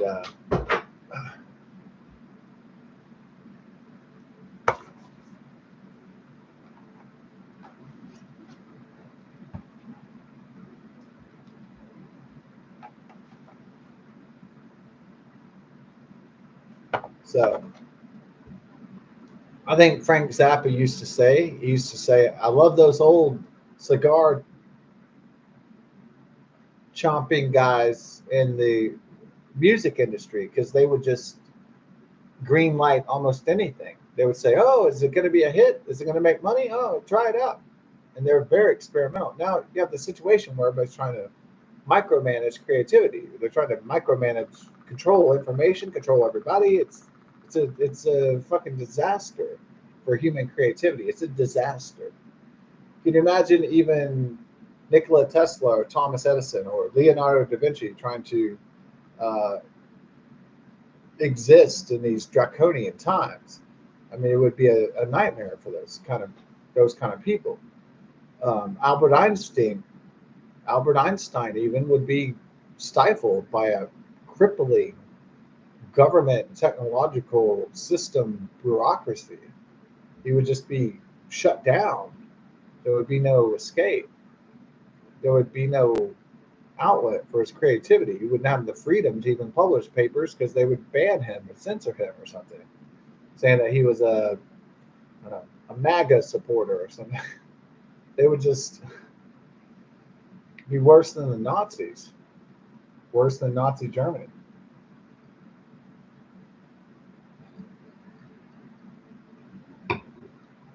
You'd be in a world where fresh ideas or new takes on old ideas would not be tolerated because the system would not tolerate that.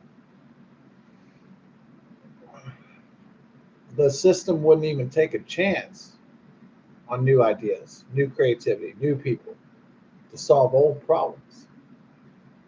There would be no hope.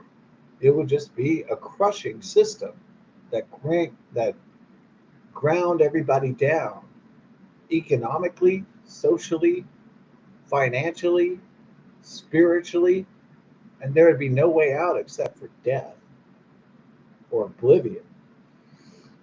That system would be very close to George Orwell's 1984 or Ray Bradbury's um, Fahrenheit 451, or, of course, Anthony Burgess's Clockwork Orange, or you can even go further, Aldous Huxley's A Brave New World.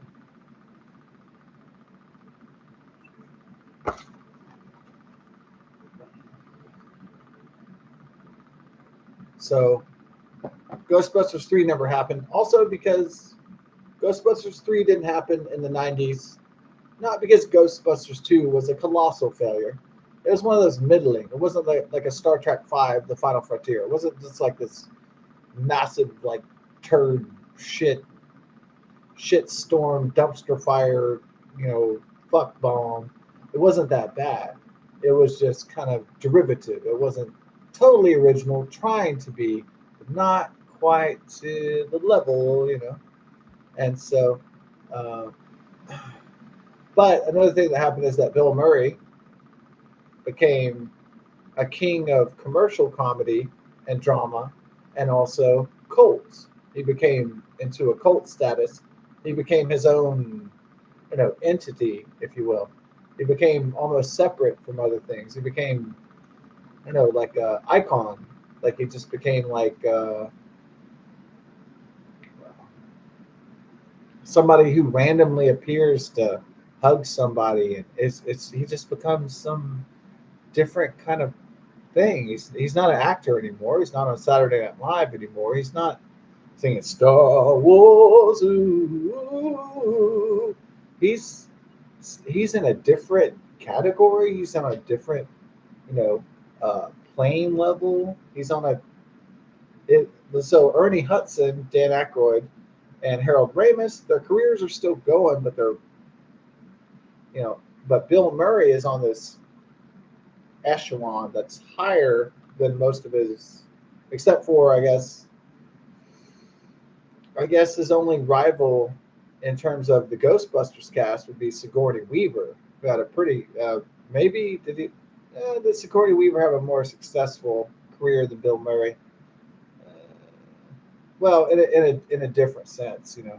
But most of the other Ghostbusters, their careers went. Most of the people involved with that original project from 1984, it just kind of slowly went downhill. And Bill Murray just kept going and going, and he just kept becoming more cult, more popular, more exciting. I mean, Bill Murray kept going from 1975, or I'm sorry, 1976, 1977, from Saturday Night Live all the way even to almost now. But he kept on going through 1990s, Wes Anderson, Rushmore. He was doing one of my favorite films is The Life Aquatic with Steve Zissou. Now, I don't understand what midlife crisis is all about, and even though now I'm entering midlife, and but for some reason, midlife crisis movies have always been hilarious to me.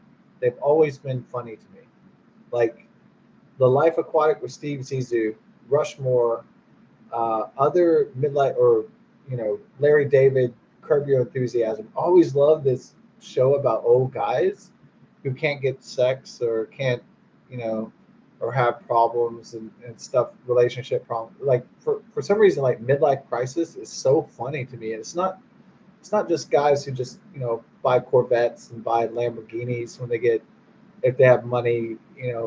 It's just like, why is that shit so funny? It's just funny. It's almost like nature's cruel joke, isn't it? So yeah, for some reason the midlife crisis shit has been funny forever. I've always thought it was funny, even when I was like, fucking 20 years old. I always thought it was like, hey, this is funny. Like a middle-aged guy who wants to sleep with young women and stuff. Like this is hilarious. Like there is something funny here. I can't exactly, I'm a younger guy. I can't exactly identify with the guy who's middle-aged or over the hill or whatever. But I can understand why people think this is funny fucking comedy. Of course it is. Of course it is. It is hilarious if a guy is like 50, he has a lot of money, and then he buys a fucking, you know, uh, Corvette. Or, he's like Joe Biden. He's like riding around like, hey, babe, what's up? I still got the stuff, baby. That's hilarious, dude. That's the heart of like comedy right there. It's just like, ridiculous shit. And that's what it is. The desperation. I love it. That's the heart of comedy is desperation. That's I think the essence of comedy is desperation.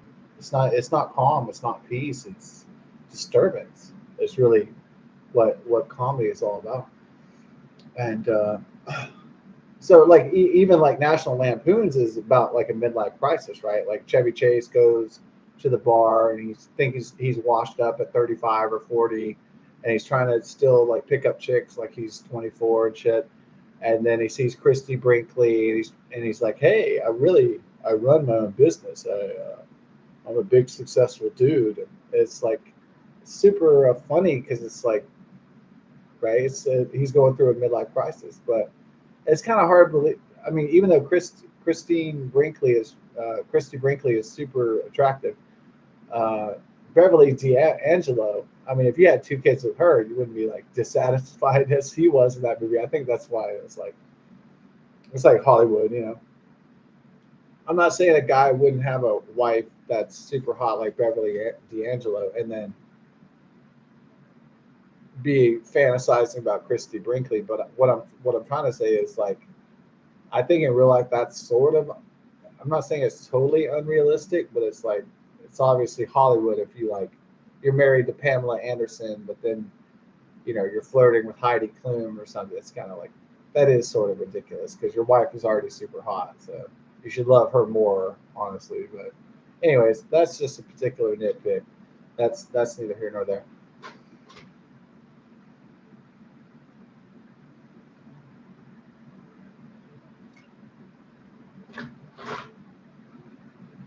So sometimes maybe it didn't pass the litmus test, even though uh, uh, Christy Brinkley was one of the hottest supermodels of the 1980s. And she got butt naked in a pool, dudes would definitely notice. But I'm saying, like, if your wife was Beverly D'Angelo, though, I'm not saying Beverly D'Angelo is hotter than Christy Brinkley. I'm just saying, like, that your wife is fucking Beverly D'Angelo. Like, in real life, if your wife was Beverly D'Angelo, you wouldn't feel like a fucking loser. You know what I'm saying? So, to be honest, um, honestly, maybe that's refreshing. People talking honestly. I guess in the age of totalitarian, technological, military, industrial, pharmaceutical, uh, media, uh, complex, fucking censorship, it's really refreshing when people speak the truth. That is when you know that you're living in a different world. Is when people speak the truth and they're censored and they're shut down, and then people that tell lies are the most successful. That's when you know you're in an upside down. You're in a twisted, evil world. You're in a really terrible state in a world in a society. So, but there's a lot of reasons why shit is going down this way. Obviously, unfortunately, but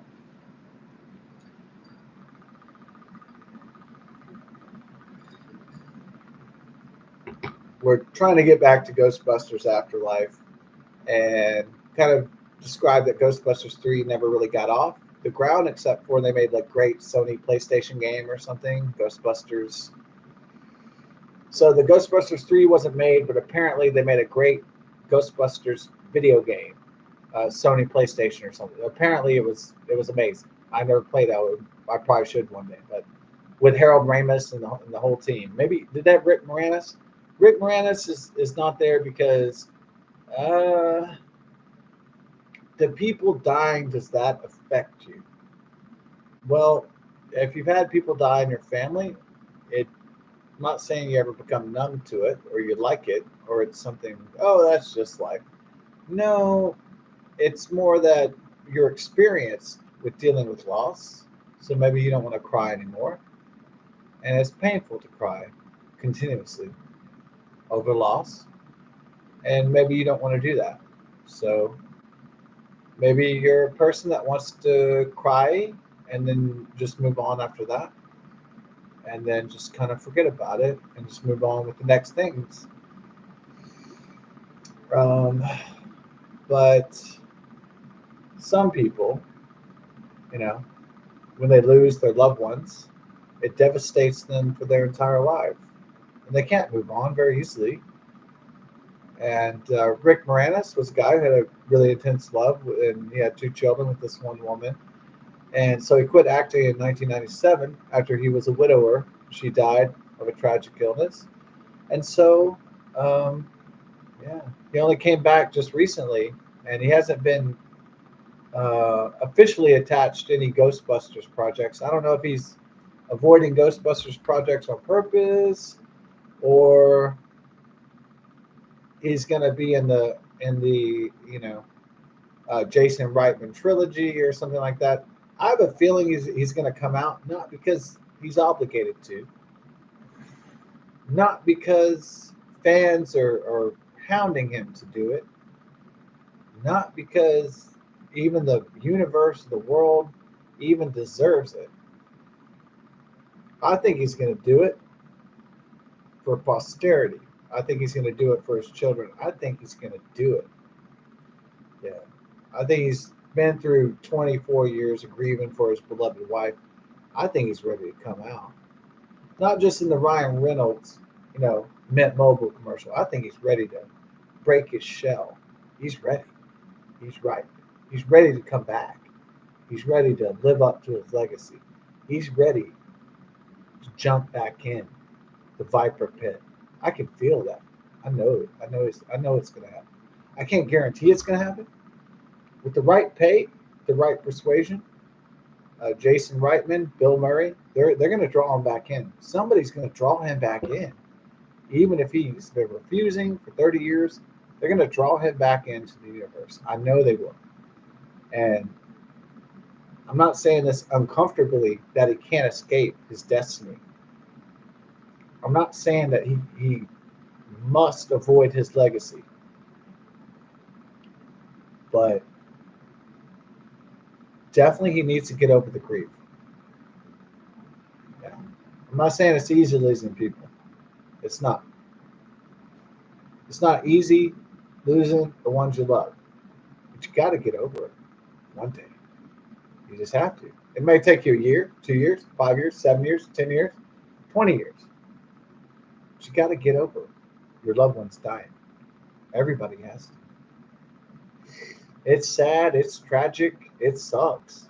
Yes. But you have to embrace. You have to go forward. Even though that is easy for me to say, I suppose. I know he's going to come back. When he does, I'll never look at this trilogy ever the same.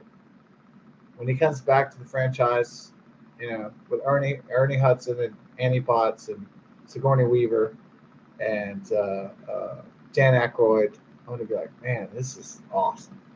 You know, Wolf, Grace McKenna, Finn Wolfhard, uh, Paul Rudd. Uh, it's just I can feel the pull of it. Yeah, he's coming out with a new reboot of Honey I Shrunk the Kids. It's called Shrunk, and so I'm pretty sure that he's finished crying. I think is he done? He's done being sad because man, this world really needs somebody wholesome like that to come back, and I'd appreciate it if he would. But that's his decision. It's not mine. You know, ultimately it's his will, it's his decision whether he wants to come back.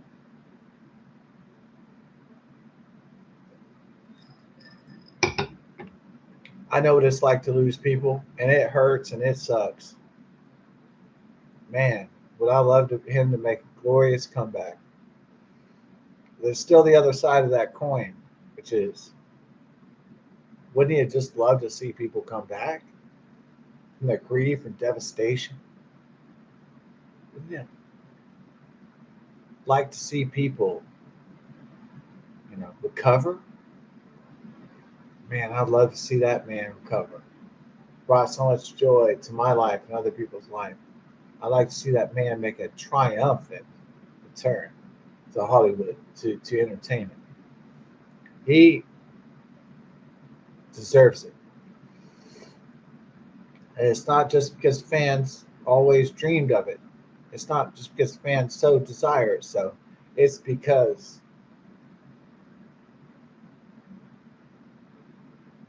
he deserves it. You know, it's his legacy. It's his, not ours. So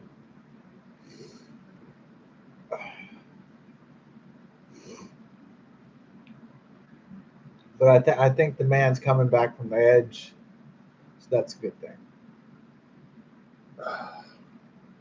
If he's in the third one, I'm gonna die. I really am. I'm just gonna start crying more than now. I'm just gonna start be bawling.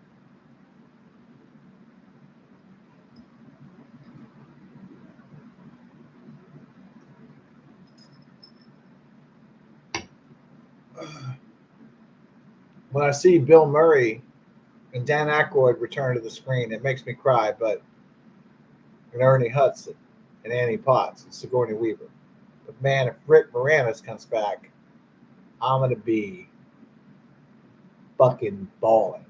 Okay, that's gonna be higher level of consciousness. That's gonna be a higher level of existence at that point. That's gonna mean so much. So, I mean, it's already got me in the feels, but when that feel happens, I'm gonna be overfield. I'm gonna be in a field of feels like I don't even know. You know, that's gonna be an ultra feel. That's gonna be a man. This guy that I think is so talented, so amazing, my whole life, and so wholesome too. And he just triumphantly returns, trades his sadness for triumph. Well, that's gonna blow me away. Never gonna be able to forget that. So it's gonna be totally unforgettable if Rick Moranis returns to the Ghostbusters franchise.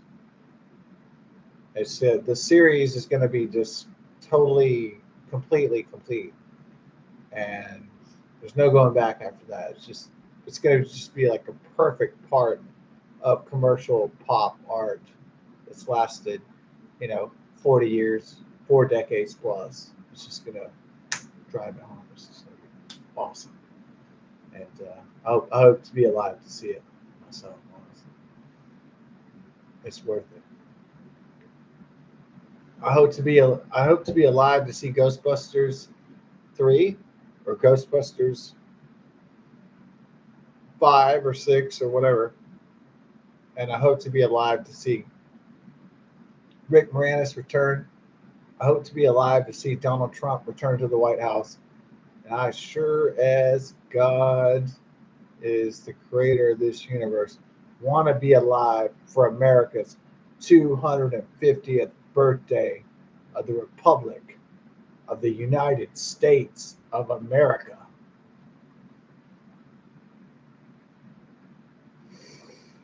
Man, I want to be alive for these epic events. They're going to be awesome. So, all this triumph, bring a tear to our eyes, bring a bring light to our skies. So,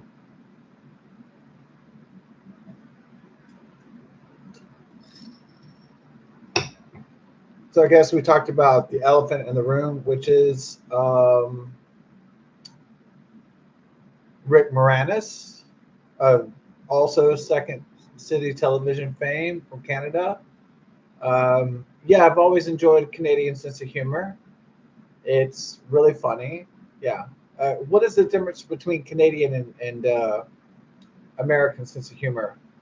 There's comfortability with gay humor in Canada, which is not really present in America, in North America, in the USA. So there's a kind of a British style humor going on in Canada, but it's more flamboyant than like Monty Python. They still think guys in drag is funny, but it's more. I don't know the Canadian humor is really witty. It's very sharp. So I've always enjoyed Canadian humor. I've always enjoyed Second City Television. A lot of Canadian actors were from Second City Television. They transitioned to Saturday Night Live, more Michaels in the early days. Kids in the Hall to me is like, I mean, I'm not saying it's I don't want to compare Monty Python with Kids in the Hall, but for the '80s and the early '90s and stuff, I think Kids in the Hall was the Monty Python of the 1980s, and so yeah, I I grew up around Canadian people, and I understand their humor. It's very funny humor. It's just it's sarcastic. It's sharp.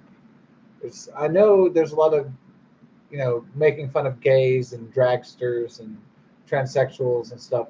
I know that's also a part of their humor, and but they do it kind of in jest. It's not out of some spite, some sort of hatred. It's not necessarily operating from a dark place. It's doing it. I mean, a lot of the members of the Kids in the Hall are gay, or at least one or two, and so when they make fun of homosexuals, they're just doing it kind of lovingly. It's not really an attack. It's not an assault on people who choose different lifestyles. It's more like just celebrating. It's just kind of, I don't know. I don't think it's necessarily mean spirited. I like Canadian humor.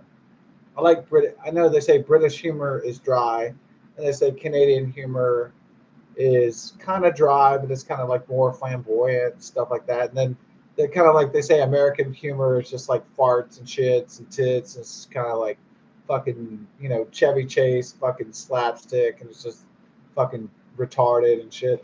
And I'm not saying there's no truth how you judge the different humor of different cultures and stuff, but it is you know to me Canadian humor has always been made me laugh the most, really. And so the guy said, "How do you know where I'm from?" I said, "You're from Canada." He's like, "How do you know that?" "Well, I grew up with Canadians. I know what you sound like. So I know your humor. I know the way you speak. So you're from Canada, right?" No, he didn't say, "Hey, eh," but I didn't even have to hear him say that. I didn't have to hear a Canadian. I don't have to hear a Canadian tell me, "Hey, how's it? What's up, eh?" Or "How's it going, eh?" Or something. I don't have to even do that. You just start speaking. I'm like, "You're from Canada, aren't you?" It's not that hard necessarily. If you grew up Canadian, talk to Canadians for a long time, even if they're Canadian Americans. You know what Canadians sound like, eh? So that's not hard.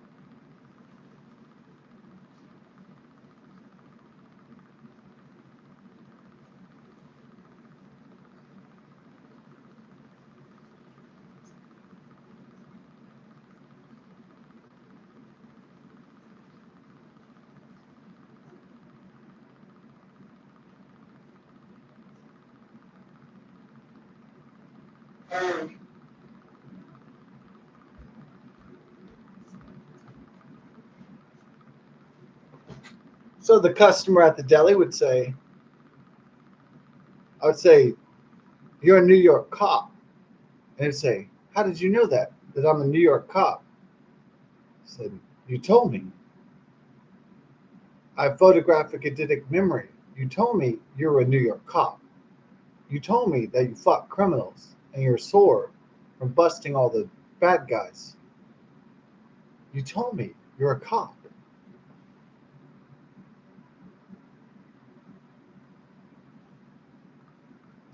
How do you know who I am?" Well, I don't have to look at an AI database. I don't have to look your name up to find out information about you. You already told me all the information I need to know.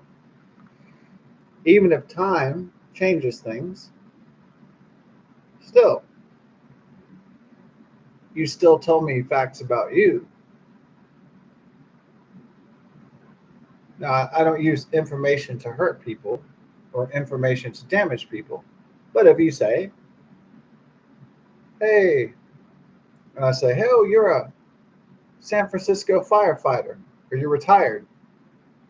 Well, if I work at a shop or something, then the guy is going to say, how did you know who I am and my name?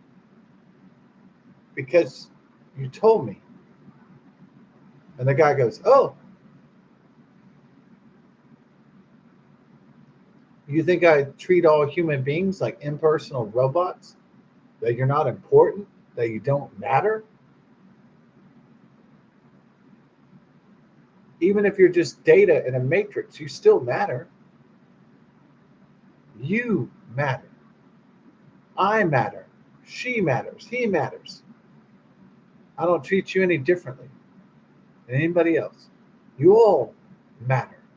In terms of information is concerned, you're all data points in a planet, in a solar system, in a universe, in a galaxy of 2 trillion galaxies. You all do matter. You know that.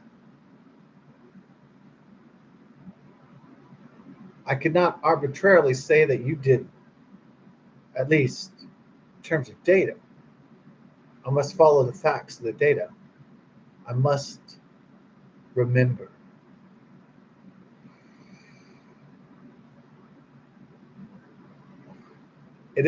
May not be important for you to remember who I am, but it's important for me to remember who you all are.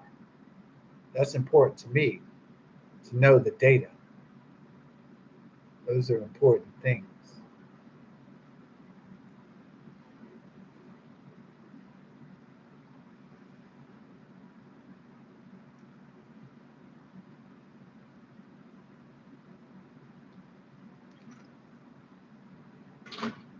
Sarah McLaughlin.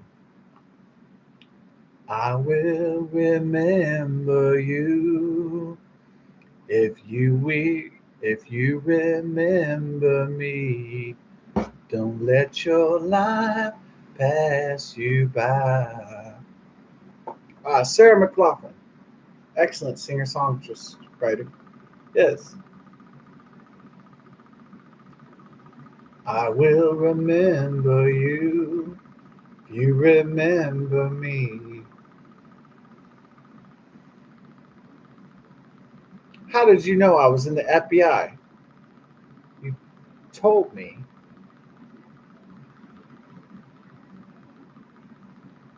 How do you know I have 3 kids? You told me. Remember?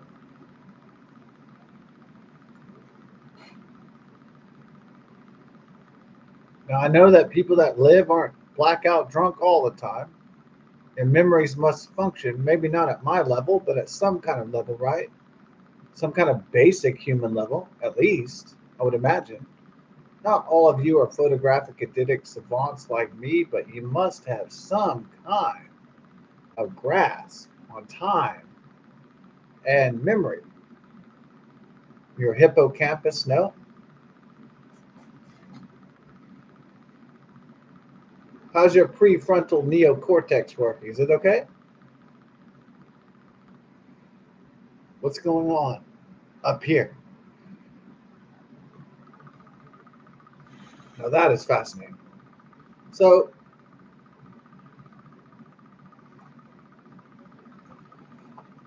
Sony, Harold Ramis got a disease. It was like a autoimmune disease. What does autoimmune disease mean?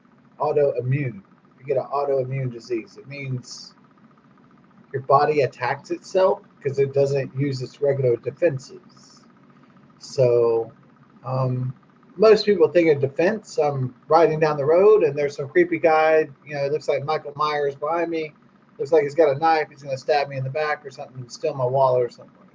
Right? A lot of people think of defense is like that sort of thing. So maybe not so many people think of defense in terms of the atom atomic defense, or they think of, like biological defense. Maybe more so after the pandemic, but before that, people really didn't think about their germ defense, really, like about viral defense and immune system defense. And only people that had cancer, like my stepfathers did, thought about their immune system. So what happened was, your immune system is the defense shield. It's like Earth has the shield, the magnetic field from harmful sun rays.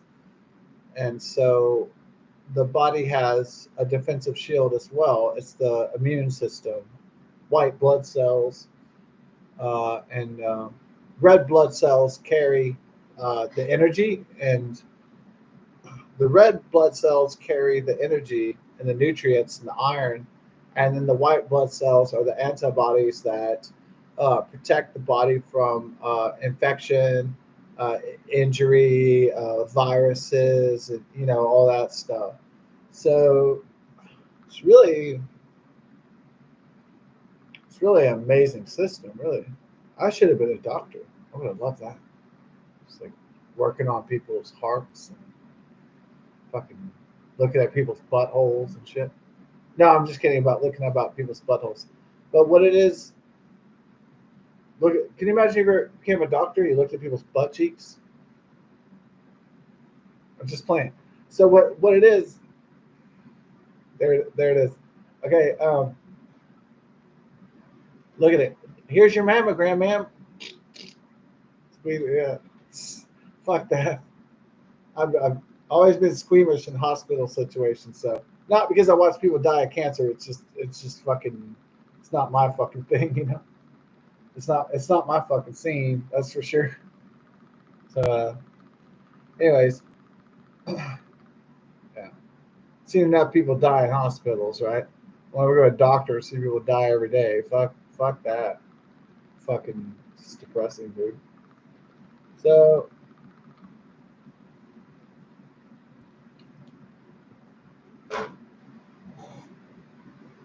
uh, so where were we on the talking about how it's gonna be depressing to be a doctor? Not necessarily, but it's you got to be some stomach for that nasty shit. So autoimmune disease, what Harold Ramis got was autoimmune disease where he got sick and he couldn't recover because his immune system was deficient, like my stepfather got leukemia, and it destroyed his immune system. So the doctors had to try to. It means that your immune system is so weak that you're susceptible to lower level hierarchium of germs. And so if you have cancer that destroys some kind of disease that autoimmune, that's going to destroy your defensive systems, like AIDS, for instance, HIV, human immunodeficiency virus, or AIDS, the virus that causes AIDS, autoimmune uh, immunodeficiency syndrome, or whatever. What do they call it? Shit, uh, defunct, whatever the D stands for. Disease. Yeah, that's probably what the D probably doesn't stand for defunct. It probably stands for disease. So it's the autoimmune.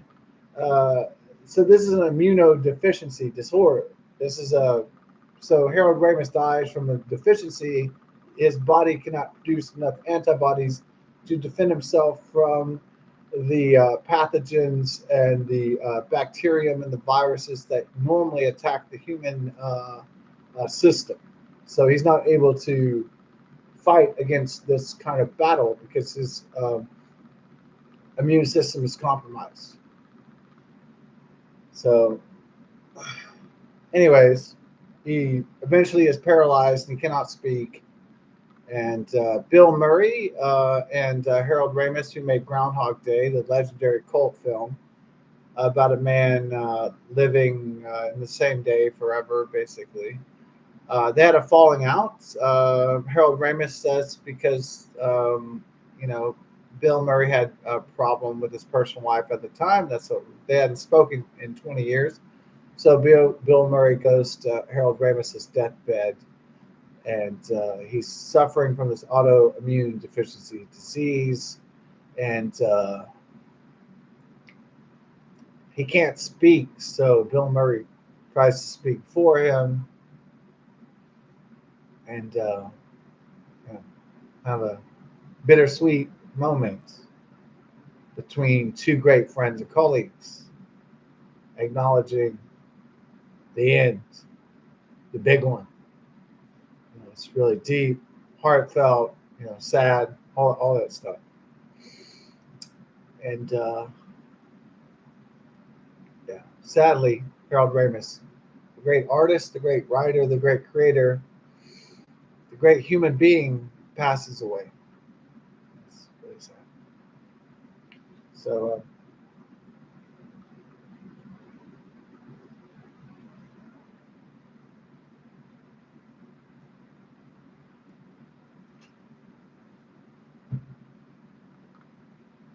yeah, you should have been a doctor. You've seen enough fucking cancer, that's for sure. Probably know how to cure. You've seen so much cancer by now. Shit, you probably know how to fucking cure cancer. Shit.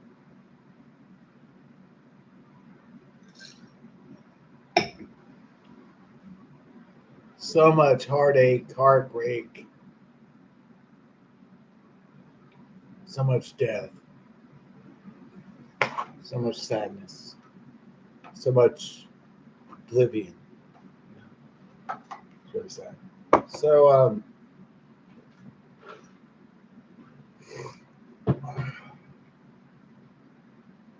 then Paul Feige and Sony Pictures, they get together and they said, let's reboot.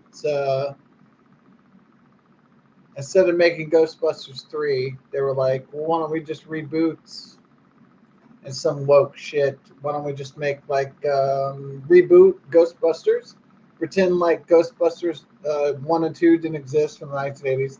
Let's make people put a chick in it and make it gay, like South Park. Let's put a chick in it and make it gay, make it real gay. That'll be progressive. That'll teach those white, straight, heterosexual guys, those European white dudes, that'll teach those English-speaking people not to fuck with us. Yeah. That'll teach those colonialist, empirical, British, English, Spanish bastards. And well, I guess they didn't want to punish the Spanish ones or the brown-looking Europeans. I guess they just wanted to punish the Nordic looking ones, I suppose. They just wanted to punish the white Caucasus Mountains guys, I guess. So I guess they didn't want to punish the Spanish conquistadors, I suppose, for their atrocities against Central and South America and the Aztecs and the Incans and the Mayans. Yeah, I guess they just wanted to harp on the Caucasian people, the French, English, Irish, the Germans, the Dutch, and so forth. But they don't want to really touch the kind of brownish people, do they? The Spanish or the Portuguese? Their conquest in the New World, that just seems honky fucking dory to the left, doesn't it? Well, maybe not so much. But were the Spanish people even originally brown? Were they actually tanner than the Caucasoids? Were the Hispanoids? I was talking to them like they're aliens or something, but I mean, really, well, I think they had different. They had European genes, so they had different eye colors and they had different hair colors. So, I actually don't think until the Spanish conquered the Native American peoples of Central and South America, and the Portuguese, did they gain attributes like shortness, brownness. Actually, I don't think the Europeans of Spain, the original Castilian Spanish, were actually um, No, I don't think so. Do you think they were tan at least? Perhaps, but I don't think they were that tan. I think they were more European. I'm not saying they were Caucasian. They're definitely Hispanic. They're definitely Spanish, but that's the point of historical debate. So we could talk about that. You know, I think they might have been tanner people but I think they were tall. I think they also had green and brown eyes. I think they also were able to have blonde hair and different European features. So, you know, that's. I think if you mix with the Incans and the Mayans or the Aztec, then that brings you mix with the primitives and you become more primitive, honestly, even though you still speak Spanish. I'm not saying you degraded your culture, but I'm just saying, like,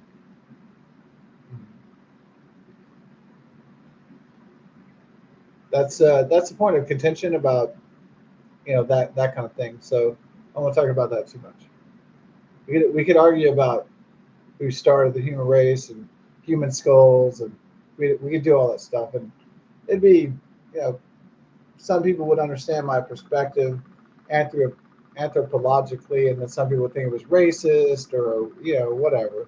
It would just gain so many interpretations that would almost become superfluous. It would become pointless to even have a rational discussion about history and colonialism and stuff like that, because somebody would always get somebody would get upset if we're even talking about those topics to begin with. So it would, even though those are important, don't you want to talk about history and anthropology and colonialism and stuff like that? It's like, no, people don't want to because they don't want to get their fucking feelings hurt and stuff, and that's sad because I wish people would want to talk about the truth. I wish people really had the balls to talk about the truth. No, nobody does anymore. That's probably the saddest thing about civilization. The death of truth is the saddest casualty of our civilization. And nobody wants to talk about the truth. They want to talk about a version of the truth that makes them feel good. That's it. A version of the truth that makes people feel good. Not a version of the truth that's actually the truth. Well, if you live in that kind of world where you can just make up whatever you want, then you can just make up whatever fantasy you fucking feel like. Okay. But if I want to live in a real world, a mature world, then I'll say, you know what? Vietnam was a bad idea. A lot of people died that shouldn't have. That was a pointless war. That's fine. And I'm like, you know what? I love America, but that was a bad fucking idea. And I'm right. And I'm fucking right. Vietnam was a bad fucking war. It was a stupid war. Most wars are fucking stupid. So I'm able to acknowledge the truth. That's a bad war. A lot of people died that shouldn't have. There's a lot of atrocities that shouldn't have happened. All right, that's true. But if you want to live in a fantasy land, you just be like, "Oh, America's perfect. They never made a mistake." Okay, okay. But I'd rather live in a real world that has real consequences, real truth, and that is good. But if you live in a world that where you're able to make up whatever kind of fantasy you want to, that's not a good world. That's a shit. That's a shit world. That's a world with no maturity, no accountability, no truth. It's a world of fucking totalitarian communist fiction. I refuse to live in that type of world. I refuse to live in fucking our world where people just make up whatever fantasy they want to, and they don't have to be accountable to any kind of truth that ever presents itself. That's not the kind of world that I believe in, and that's not the kind of the world I will support or ever be in. So, as a human being, right, out of the 8 billion souls out there, that's a lot of souls. My God, I'm going to say one thing about the 8 billion souls. I am one of them. And I am one of many 8 billion out there. I'm just one, but I'm going to speak up and tell you what I think about it. So you're going to know.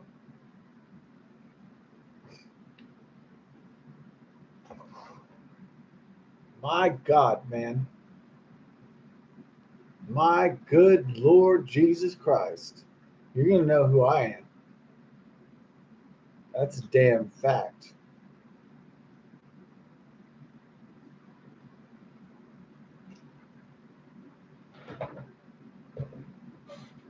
Not be drowned out by the cacophony of souls. Our souls will have a voice. They will have a reckoning. They will have justice. They will have a voice. That's the point of the United States of America, is that everybody has a voice. Everybody will have a damn voice.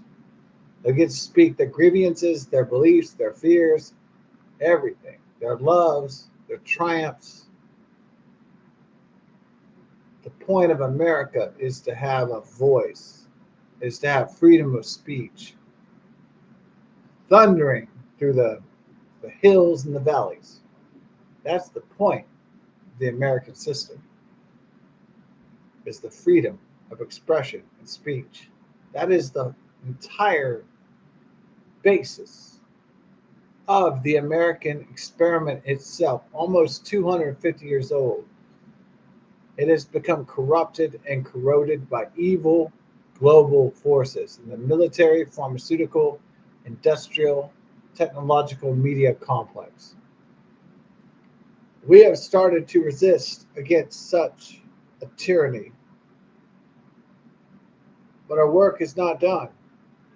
Our work is not finished. To liberate all men and all mankind, we must do a better job than this. This is only the beginning. Donald Trump is only the beginning of the freedom of man. This is just the start. It's not the middle, it's not the end. It is just the beginning.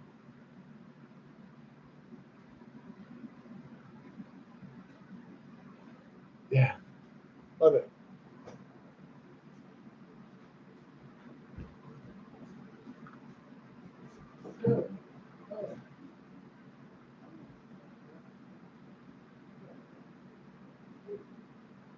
I'm so glad this is not starting cute, because it's starting to chill down. I'm so glad.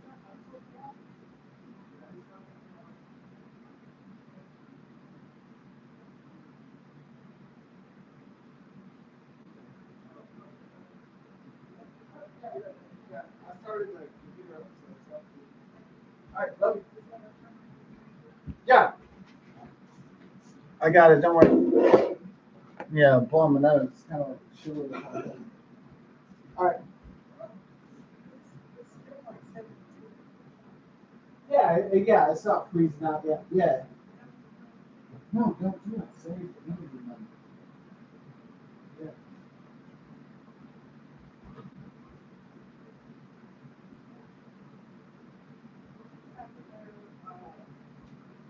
A jacket and, socks or whatever.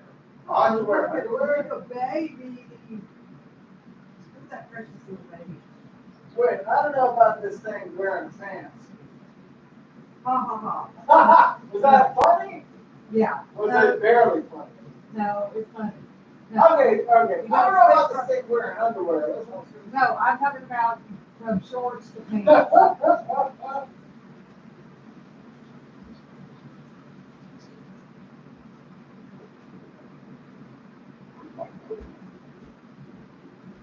Yeah. So then, who is Paul Rudd? I guess. We can go into the different actors, and yeah, Grace McKenna is pretty. I know she's under 18, so I don't want to. I don't want this to sound like a pedophile comment, but she's a very attractive girl. Obviously, she 21 playing 15. I don't know. Let's look it up so we don't feel like we're going to jail. Okay.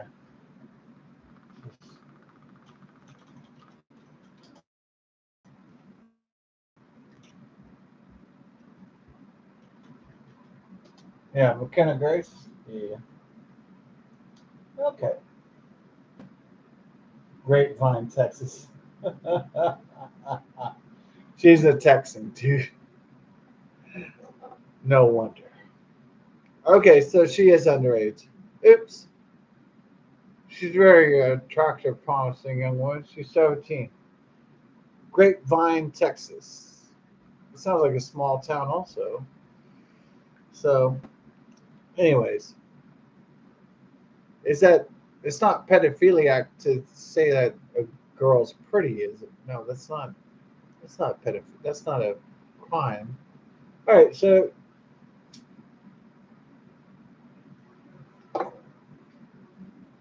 the crime is if you touch a younger person, right? Yeah, that's the criminal territory, right? If you look at a younger person and say, "What a beautiful person," that's not bad. You do something inappropriate underage, right? Under 18, then that is inappropriate. Exactly. So you can admire beauty, but not get in jail. Exactly. Okay, good.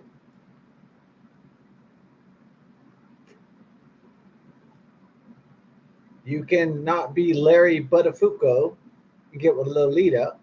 You could just say, "Oh, that girl's pretty," and just stay away. That's excellent. All right, but all right. I did watch like one or two seasons of Stranger Things, and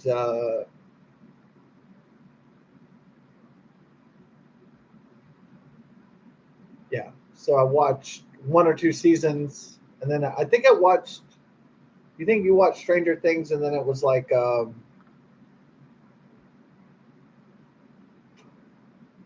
then you had to pay for it or something. They wanted to pay 20, $30 or some shit. And I said, man, no.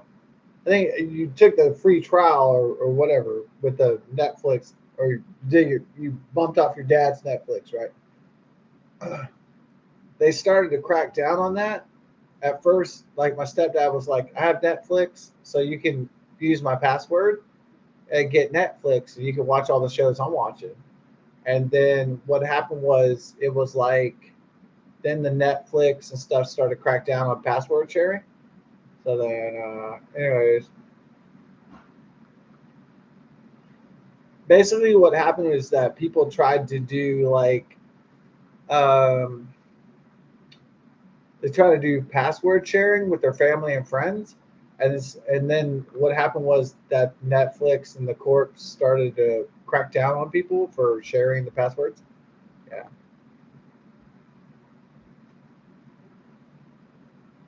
At first, I was able to watch Stranger Things. I watched like one or two seasons, and then after that, they started doing the password crackdown, and then I couldn't see season three and season four and stuff. And also the critics started to say the later seasons started to get really crappy and all that.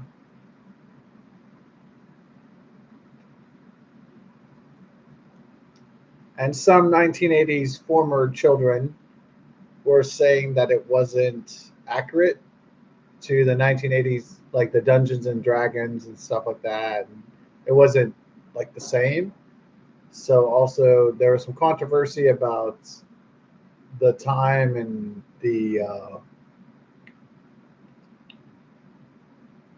was some controversy about what what the times were actually like and what the pop culture was like and stuff. So it started to get kind of convoluted.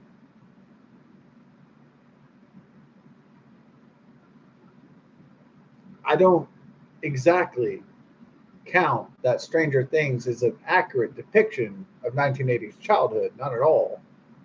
It'll always be a facsimile, a dream of an echo of what it is. It'll never be the truth. Never be the real thing. So when they do like children on bicycles and stuff, going through the country roads and stuff, they'll never be able to capture that. They'll never be able to live it. You know, it's not.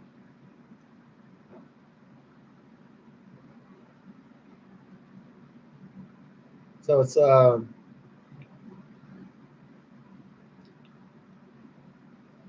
yeah.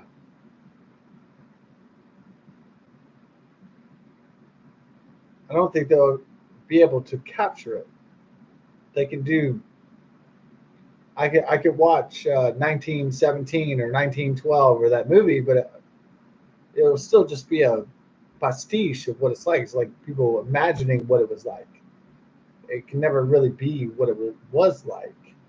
It'll always just be an artist's imagination of what old times were like.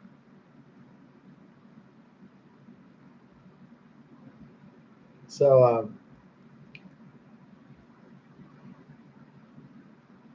yeah, I mean, I enjoyed Stranger Things. It was weird. It was trying to be, 1990.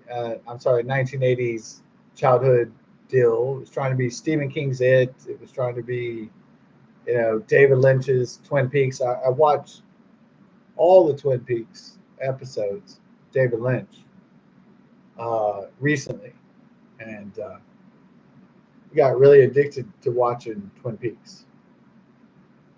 And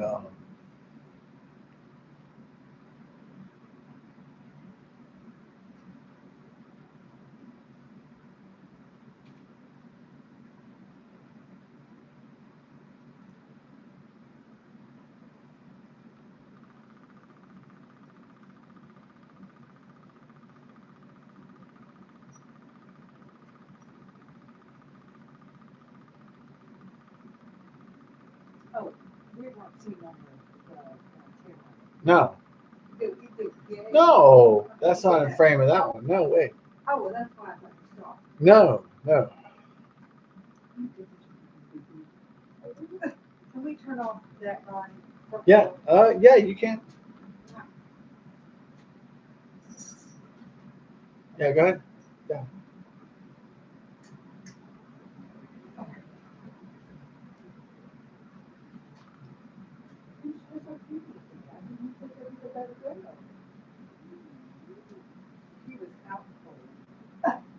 He was out cold. He was out cold. He didn't know. Yeah, good night, Scott. Oh, Love you. Good night. oh, yeah, Oh, I can't yeah. walk over if the camera's Oh, on. yeah. Love you. Good night. Here it is. Love you. I love you. Love you.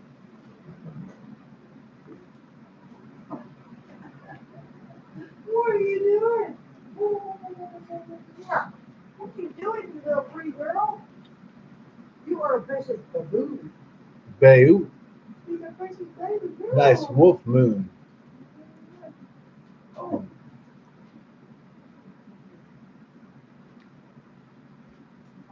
I love you too. Yeah, I gave up on that. I'm still shaking the tree. Yeah. I'll help you decorate the next few days. Don't worry about Fine. I'm still shaking that and then we'll get it.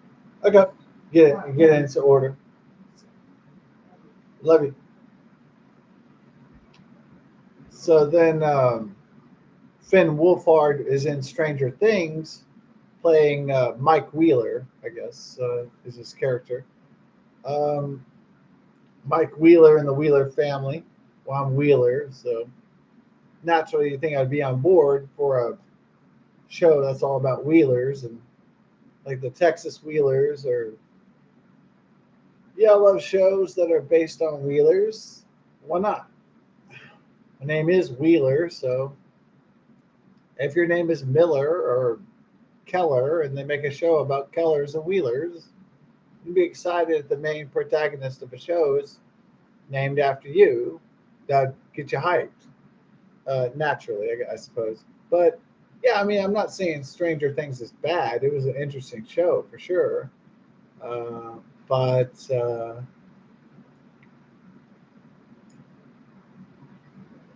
I suppose what happens is that you're really excited about a show, and then about the third or fourth season, then it can kind of creatively kind of putter out and kind of get redundant, repetitive, and not that interesting anymore. So I think that's what happened with Stranger Things. It's just kind of I don't want to use a sexual term, but it blew its load a little bit too fast or whatnot.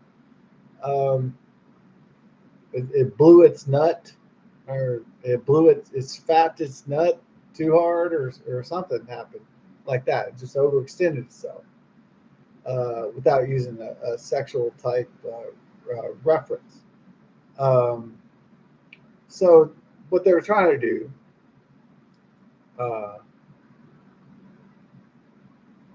they made the reboot.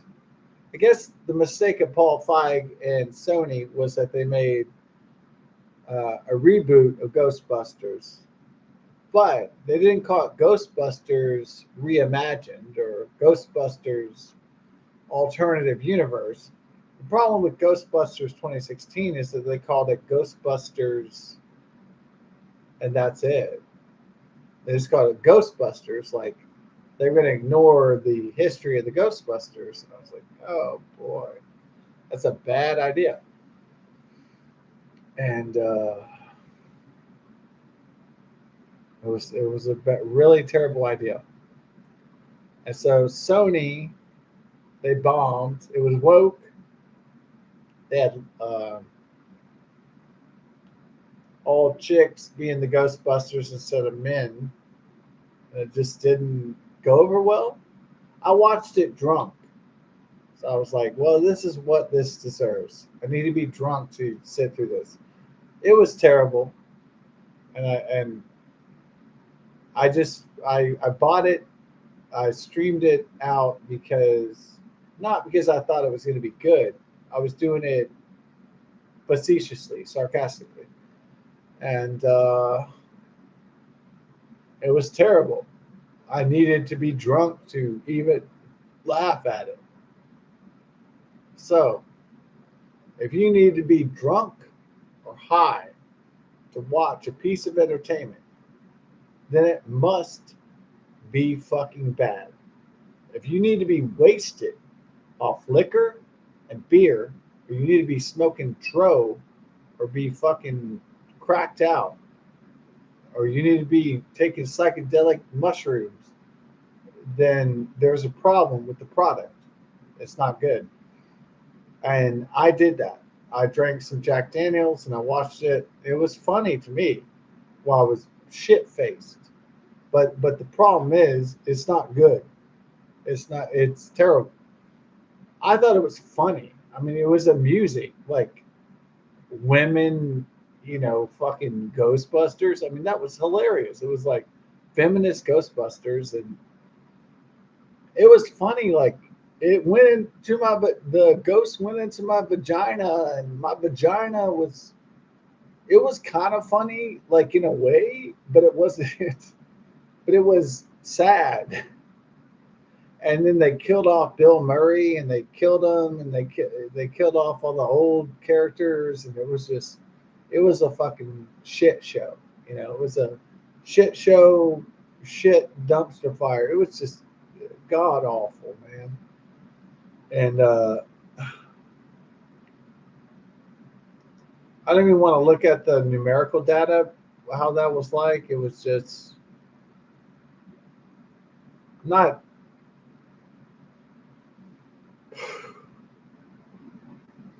So I talked about literary, what Peter Venkman, Ray Stantz, and Egon Spengler mean in terms of literary psychology. They mean pathos, ethos, and logos. But what I did not talk about too much, and I should have, and I did not talk about in my previous video, what Winston Zedmore meant, what Hudson's character meant. What his character meant was his character was street, so everybody else was on some different, that was in a psychological triad. What Ernie Hudson's character was a street or normal guy's perspective. So when they rebooted Ghostbusters, they always make black people street people. It's like, well, there's Dr. Carson, and there's African Americans that do highly intellectual, complex work.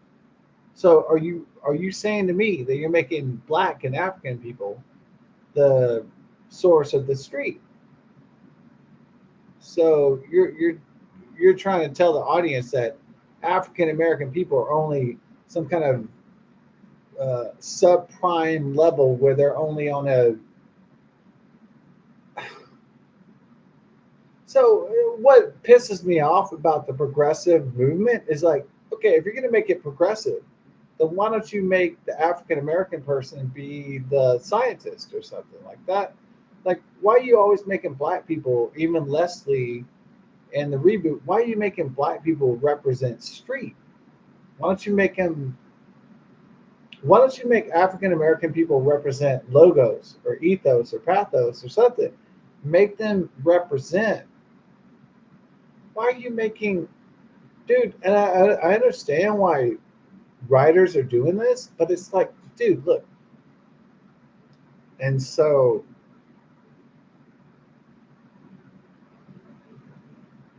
man,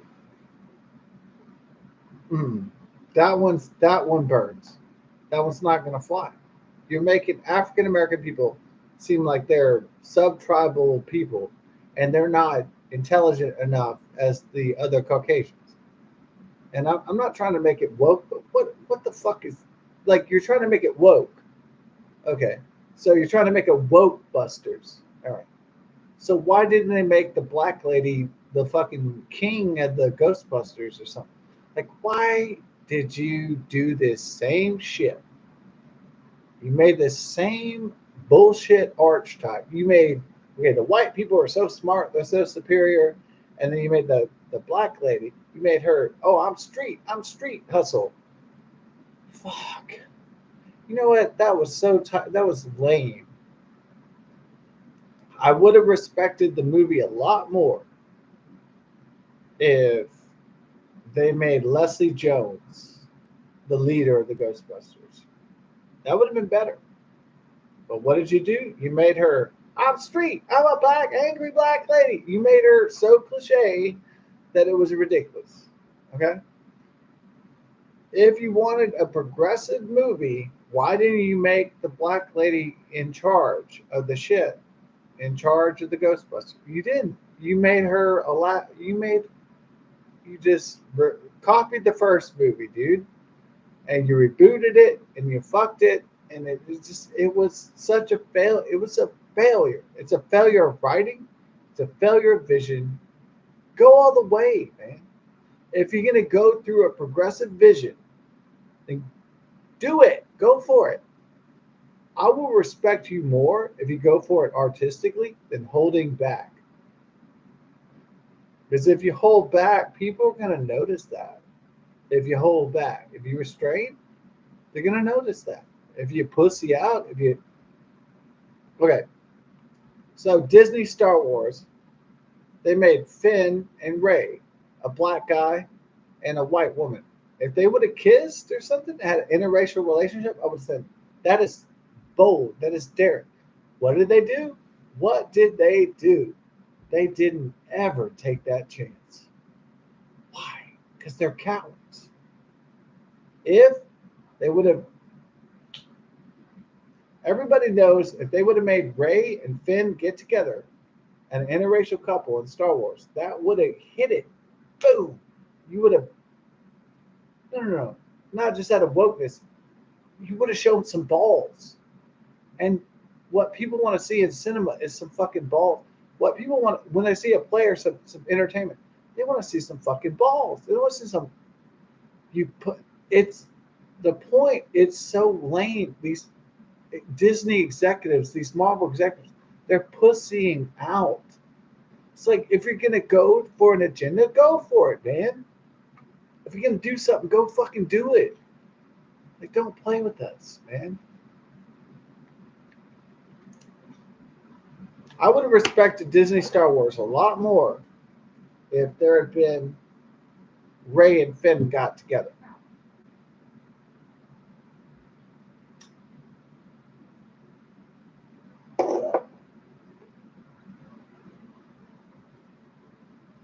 There is a difference between wokeness and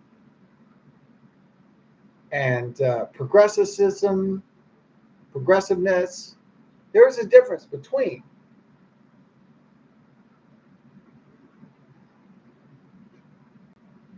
Disney, Star Wars.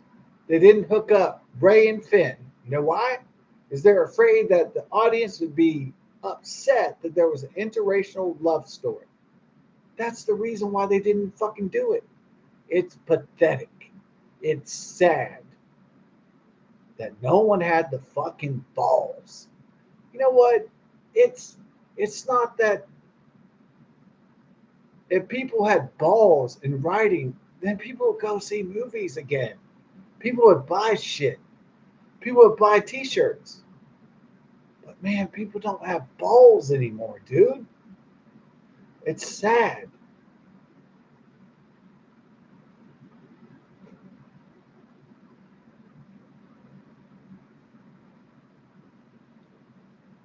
It's not about the race. It's not about the color of the people. It's about the balls. You don't have the fucking gumption. You don't have the fucking guts. That's what people are sick of, you know? The cowardice of the shit. It is lame.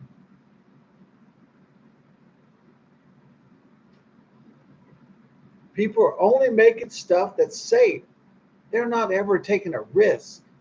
No one's taking a gamble anymore because it's too damn hard and it's too damn scary. And people are afraid. You lose more money being cowards and pussies than you do taking risks. So Disney is losing so much money not taking risk. They're just like, well, I want to make a movie of a white guy and a black girl, but they never kiss. And that's going to be my movie. And that's so progressive. That is so progressive. If I put an Indian and a black person and a white person and a Chinese person in the same movie, but they're never going to French out. They're never going to do shit. That's so progressive. That is so lefted liberalism.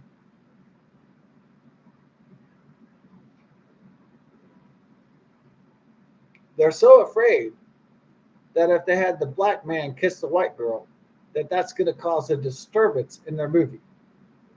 They're afraid that some people won't buy their movie if they cross that line. They're just like, well, we'll represent people, but we won't show their depth or complexity. Sorry, we're not going to do that. What the fuck is that? What kind of entertainment is that? It's crap. It's shit.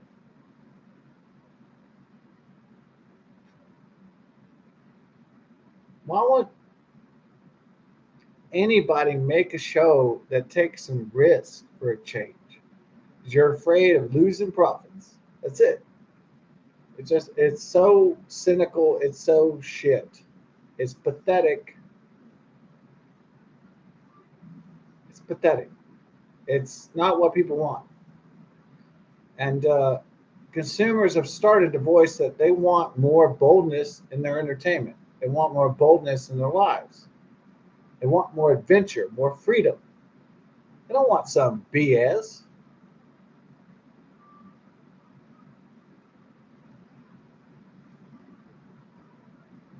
So if you're so bold and progressive, white executives, and show a black man kiss a white woman for a change, get your head out of your own ass. This is BS. No one's fucking buying this shit.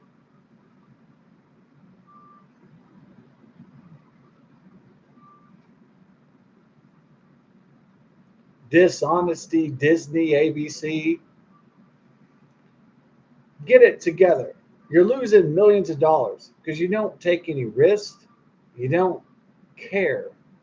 No, none of these executives have any skin, any balls, any hair in the game. They just want to check off boxes. It's pathetic. People are going to tolerate this shit for very much longer. They're going to want something bold again. They're going to want some. They're going to watch a Star Wars movie. They're going to want something to happen different than the other movies. They're just going to naturally want that.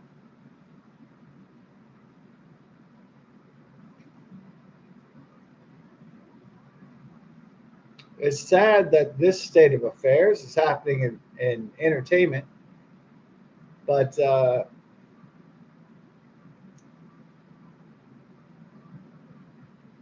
it never used to be like that. People used to take risks all the time in science and life and art and entertainment. Now look at these cowards. They never take a risk in anything. They never try anything new. It's just bland. It's boring. It's their people are just bored. Spice it up, man. Fuck. Fuck. What is this bullshit?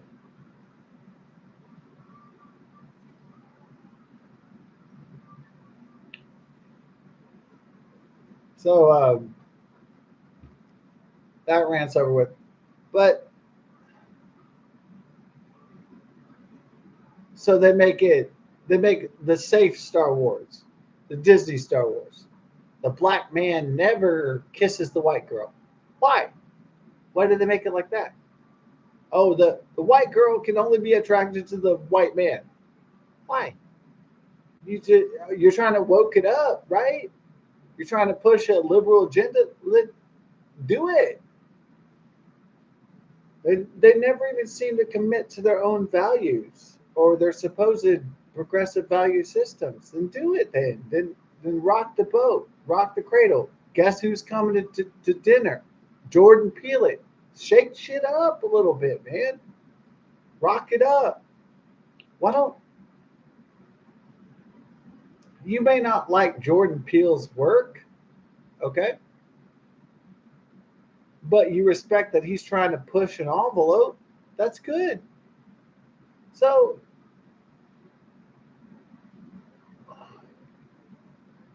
it's not that I agree. I don't like his work necessarily, but he's at least trying to push the envelope. He's still trying to shake shit up. That's cool. And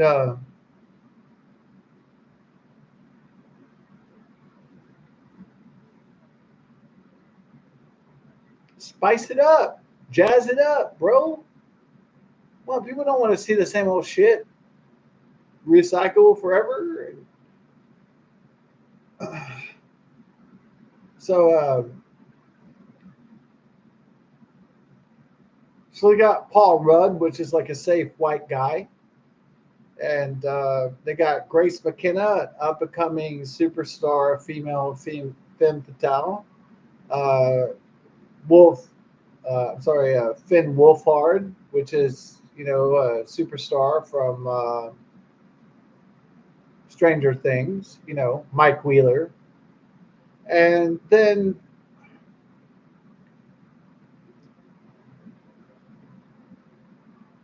they when Annie Potts came out at the beginning of the movie, I'll say spoiler for Ghostbusters Afterlife. She comes out when she's selling the house to Coon or whatever her name is. Seems like I guess a lot of people thought, man, this is a shitty mother. Like she doesn't care about her kids or whatever. And do I think that Carrie Coon was a shit mother? Well, I mean, in this economy, I don't really judge her for she has two kids and no. Uh, it was genius for Dan Aykroyd and Jason Reitman and so forth to write the screenplay in which it was centered around the death of Harold Ramis. That was a pretty genius stroke, I would say. If you're trying to, you know, build a mythos and build a Ghost Core franchise, so I think that was excellent. And Grace McKenna is beautiful, and she's one of. I mean, her acting is impeccable, and all that. Um, some people might say, well, why does Grace McKenna get more screen time as the grandchild of Egon Spangler of Harold Ramis, and why doesn't Finn Wolfhard get more screen time stuff? I did get enough screen time. Go back into woke territory, this kind of thing where, okay, I'm not saying there's never been a white guy who's looked at a black girl and an African girl and said, "Woo, she's so pretty." I'm not saying that never happens. It happens all the time. That's not even my nitpick of it. Well, my nitpick of it is like, why couldn't she just be a white girl from a small town? That's just all I'm saying. It doesn't, like, why does it have to be woked up? Is it because the Sony executives are saying, like, well, we need to get African Americans to go see this movie, so we need the love interest of one of the main characters to be an African American? It's not that African American girls aren't pretty. It doesn't mean that white people don't like African American girls. It doesn't mean any of that. What it means is that it's kind of arbitrarily placed in there, or it seems like it's arbitrarily placed. So it just seems like it's checking off corporate boxes. It doesn't seem very genuine.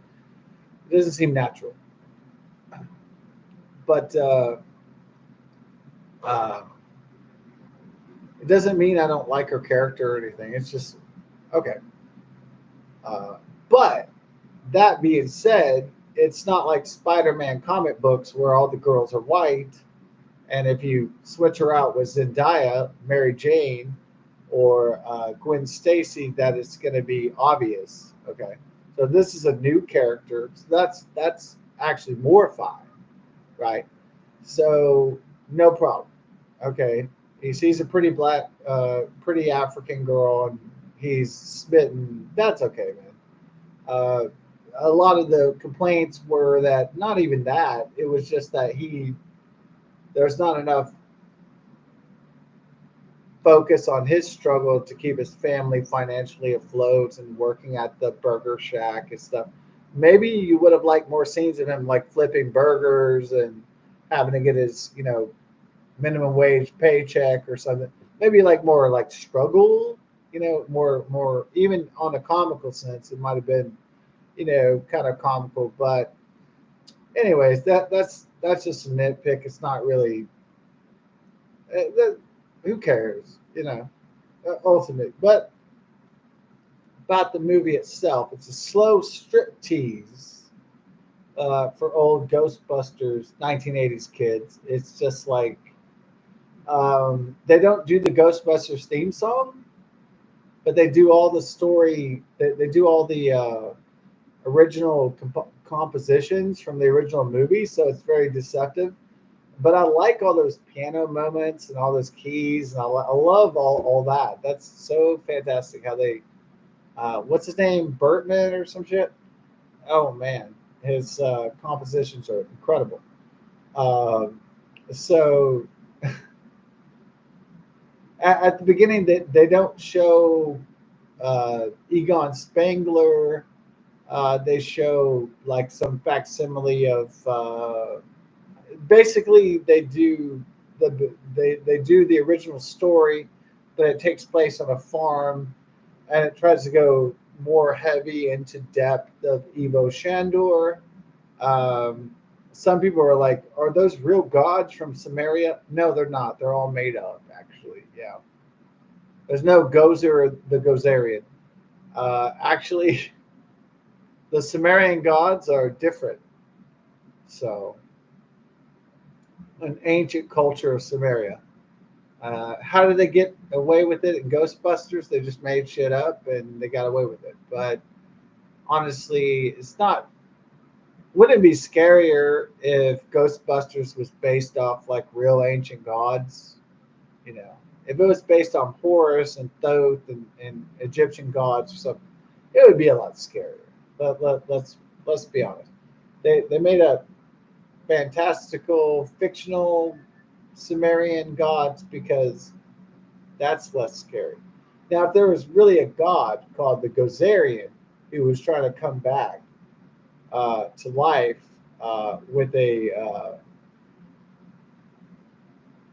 the traveler has come, and there was evil dogs and stuff. Now people would be really spooked out, right? They'd be very spooked out because that has some basis in some ancient culture, some dead culture, and then they'd be freaked out. But no, there's no Gozer in Sumerian society, uh, and Sumer, so in Uruk culture.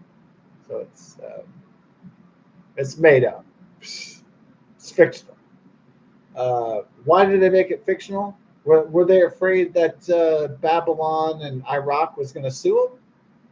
Were they afraid that if they did Vlad the Impaler, that Romania was going to sue Ghostbusters too? I think it was just honestly what I think it was. Is I don't think they really feared legal repercussions. Like, you know, when they made the African Cleopatra in Egypt, Egyptians wanted to sue Amazon or Netflix. So I guess they wanted to avoid getting sued by nations or cultures or peoples that would be offended. Even ancient peoples would be offended if they still believed in that particular thing. So maybe they were trying to avoid lawsuits, but also if you make up fictional bullshit, well, how are you going to get sued? If I make my Captain Shieldclaw and the Starry-Eyed Illuminators, and I make Planet Zortron, I mean, I'm less likely to be sued because I'm making up fictional bullshit. I'm making up total bullshit, and it's less likely that a country or a nation or a people or an organization is going to sue me for copyright because I made up everything. Now, if I did Egyptian gods or Babylonian gods, well, how do I know that I'm not sued by Iraq or Egypt? I very well could be.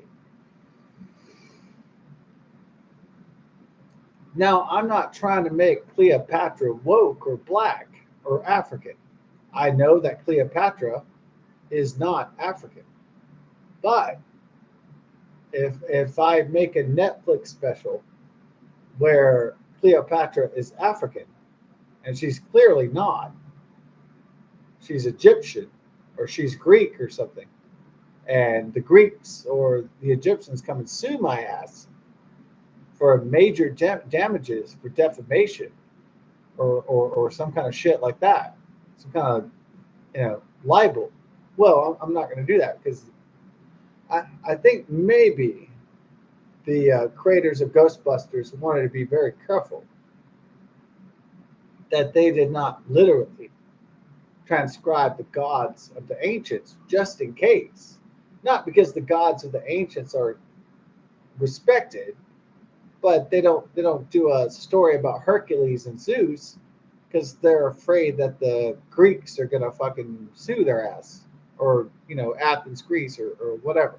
So they're very careful, obviously. I mean, not always real careful, but they're trying to be very careful, very respectful of ancient cultures, ancient gods, ancient civilizations, because not because they disrespect those civilizations, but they're afraid that if they do Vlad the Impaler or they do uh, they do Samaria or something, that somebody from that ancient culture might sue them and try to sue them for disinformation or something like that. So, or libel or slander or whatever. So they don't want that.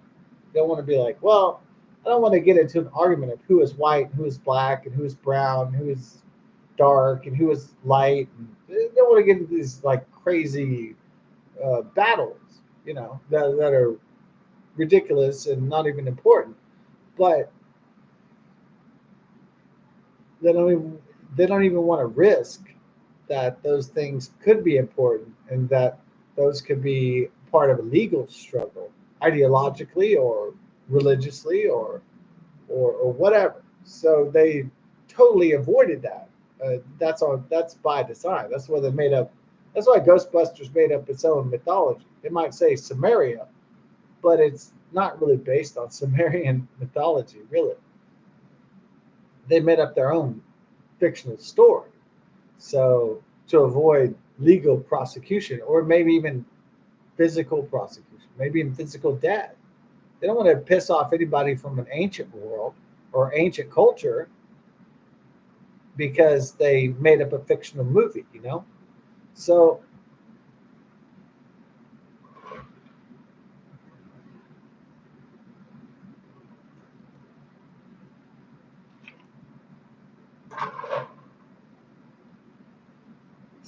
Carrie Coon is a single mom and she moves out to uh, Harold Ramis's Egon Spangler's old place and they discover things and it's interesting and it's kind of like really this movie reminds me of like it's Goonies because it has all the little kids in it. It's kind of like Goonies. And have you ever seen Goonies? It's a whole bunch of little kids get together to solve a pirate mystery, and it's very similar to that. Another great movie like Goonies around little kids. When I was a little kid, it was like they had Goonies. Another great movie that a lot of people mention is Explorers. And the reason why they mention these movies because the kids go on these, I guess, podcasts. Is kind of like Data. Is he Asian? I think he's an Asian kid. Yeah, so it's kind of like Data, and yeah, it's kind of like Goonies, Indiana Jones, Ghostbusters. It's like all intertwined, and then, but it's also a nostalgic strip tease to those of us that watch the original films and love the original cast and films. So it teases. Now, in the original Ghostbusters, Annie Potts, Gene Melnitz, and Egon Spangler, played by Harold Ramis, they have sex. They get romantically intertwined, and so it's kind of yeah, it's kind of hinted that um, Spangler's grandchildren are Grace McKenna and Bid Wolfhard. However, in Ghostbusters 2, Gene Milnitz and Rick Moranis, Lewis Tully have sex. So it's kind of up in the air who. I guess the movie kind of implies that Egon Spangler is the father. I mean, I'm sorry, that Annie Potts is the mother of. I think that movie kind of implies that the sexual trysts of Rick Moranis' character and Annie Potts are not relevant.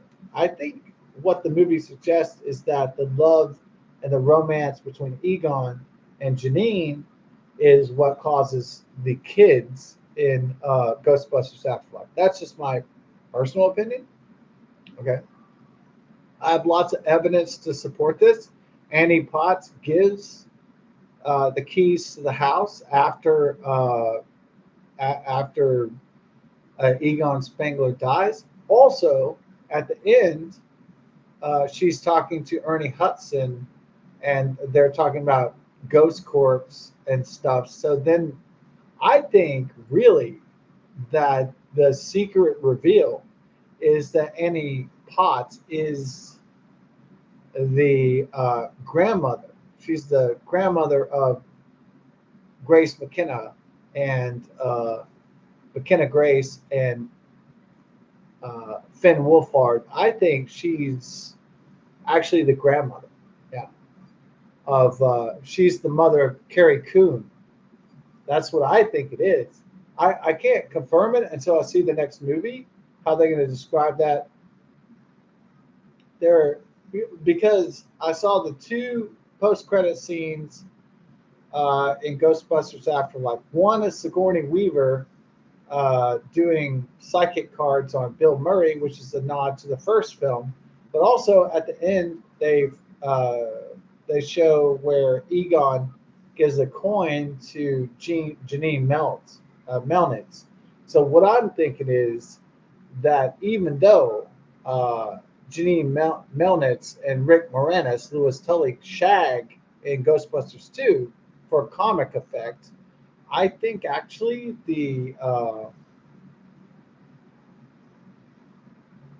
I think the grandparent and the grandma of Carrie Coon uh, is Egon Spangler and Janine Melnitz. Now, that's what I think from all the footage that I saw. Uh, I'm not sure if that's exactly canonic, you know, canonically true. However, from what I've seen so far, it seems like it does indicate that that is the case because they don't say that Janine Melnitz is the grandmother, Annie Potts, but it is kind of implied a lot, and especially in the extra credit scenes.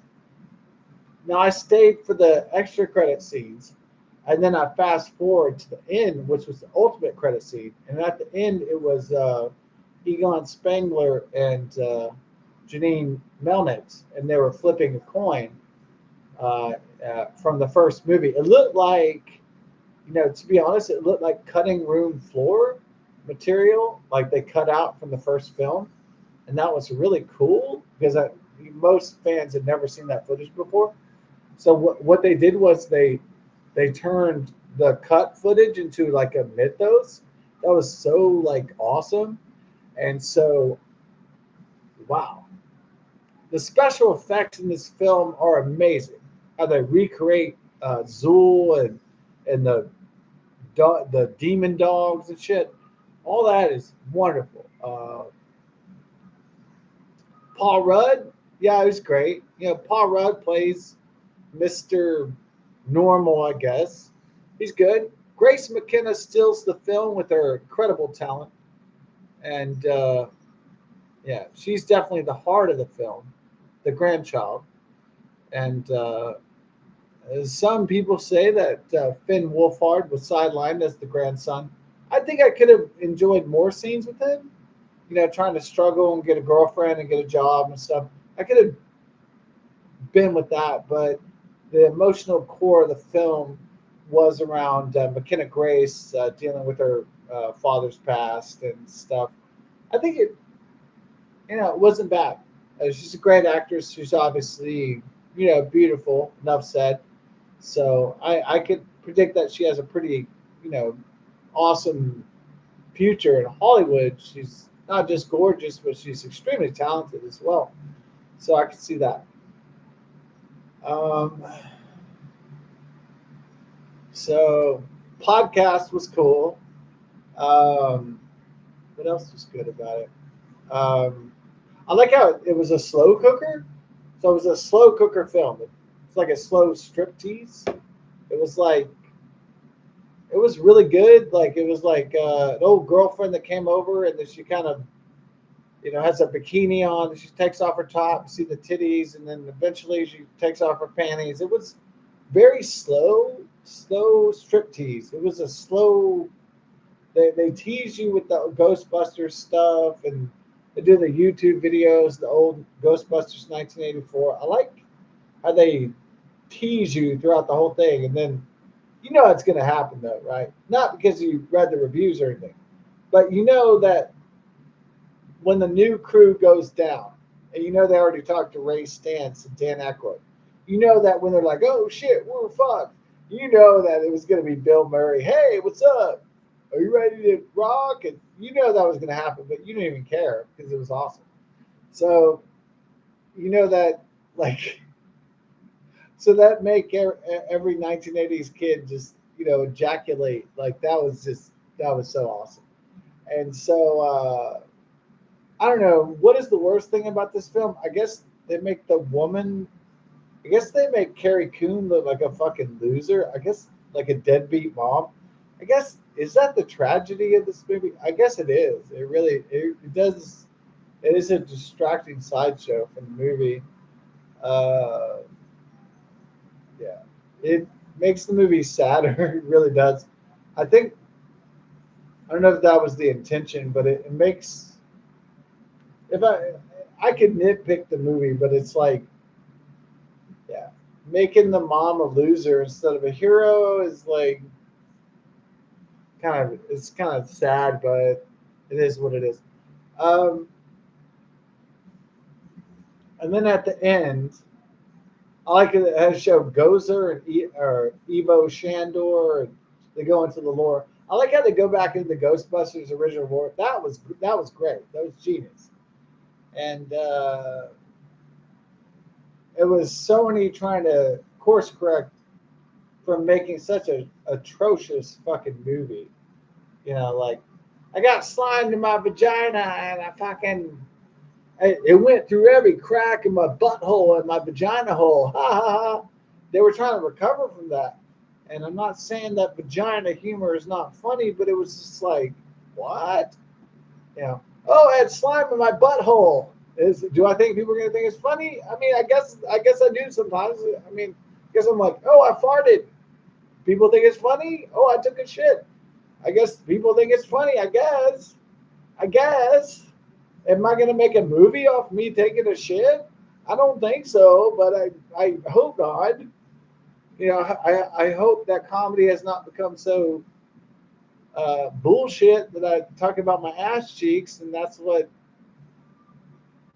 you know. It's geez, I'm not gonna watch 3 hours of somebody's butthole or vagina hole or whatever. It's just I'm not gonna do it. So nobody else is going to either. They're just not going to sit through that shit, man. It's torture. So is it funny? Juices in the butt cracks and juices up the punani and stuff. I guess it's funny in a way, but it's not. I don't understand how I'm going to sustain a 2 hour multi-million-dollar picture talking about dicks and butts and vaginas and pussies and shit. It's just and tits and shit. It's just there's a point where it's not gonna be funny anymore, guys. So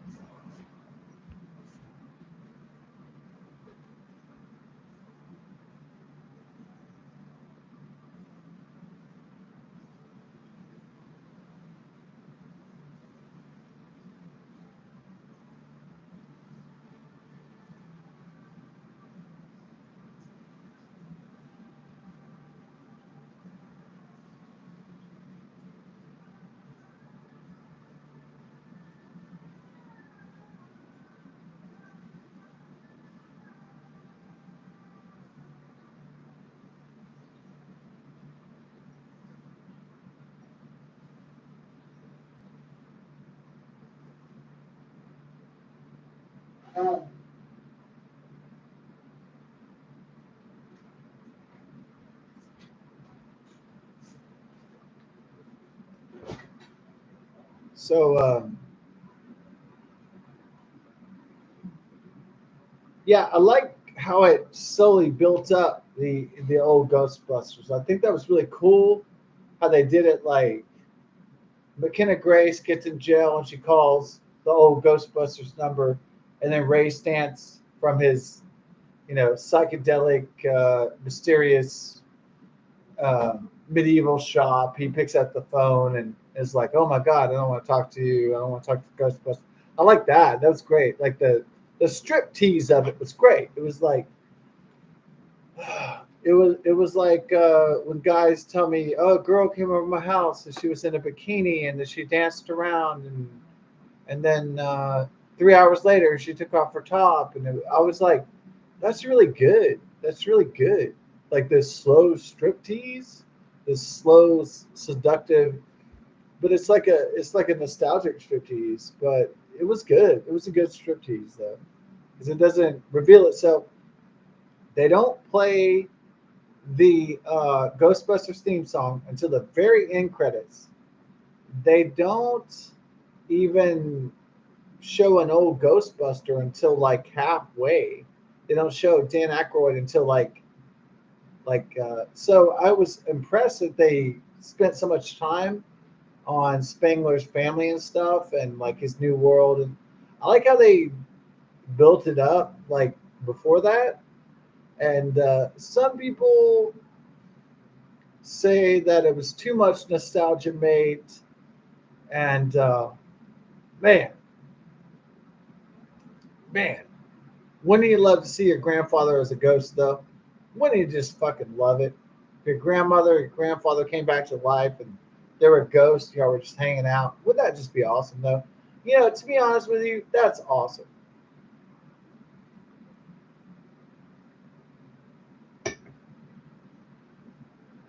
Um, so I could tear this film apart for being derivative, for being clone-like, for being trying to play on my 1980s childhood emotions and all that shit. I could ghost bust Ghostbusters to hell. But it was like, you know what? There were some creepy parts where it was like Indiana Jones, where it was like Temple of the Doom, and it was like Goonies, and they had the dude in the fucking coffin and shit. It came back to life.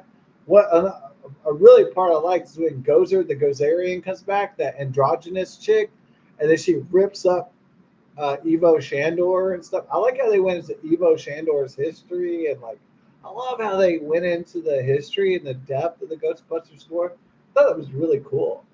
Is that most Ghostbusters movie don't they don't go into the lore of the franchise, and this one went kind of deep into it. That was admirable, actually.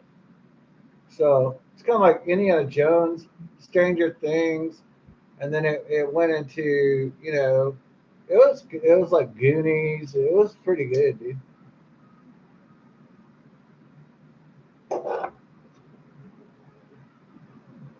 A lot of people are watching the Walmart scene where there's Stay Puft Marshmallow turns to Little Marshmallow Man and stuff.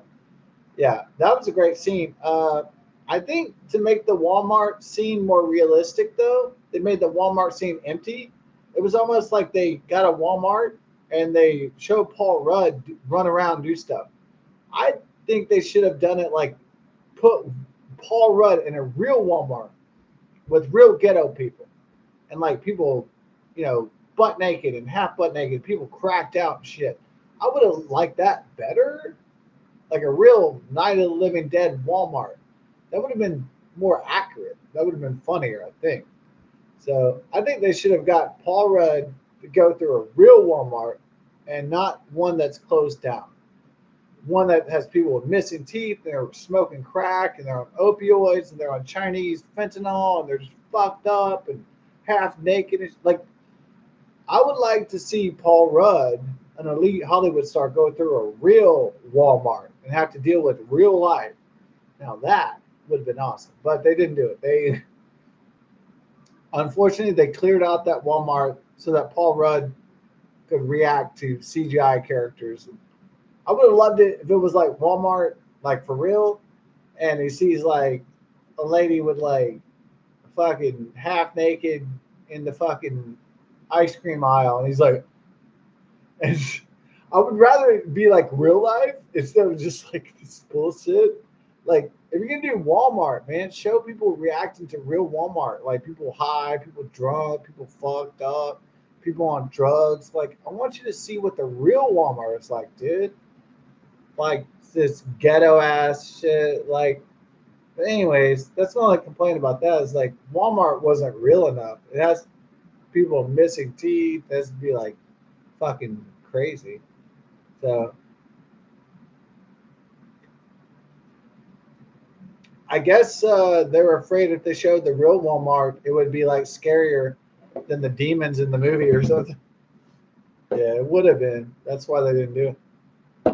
If you saw the real Walmart, you'd be like, "Oh, I'd rather go to hell than this." So put Paul Rudd in the San Francisco Walmart.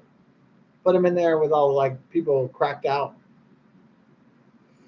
and see what hell was like.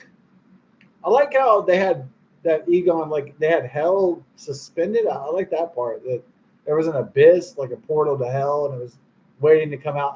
I do like that part. That was good. That was good. That was actually excellent. Uh,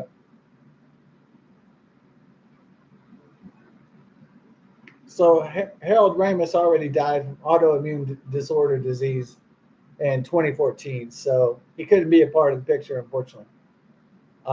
So at the end, then all the Ghostbusters, Bill Murray God bless him. Even with his star and cult power, he still went back to his roots. And God bless him for that. Because somebody else might have said, nope, I ain't going back. This guy lived it up.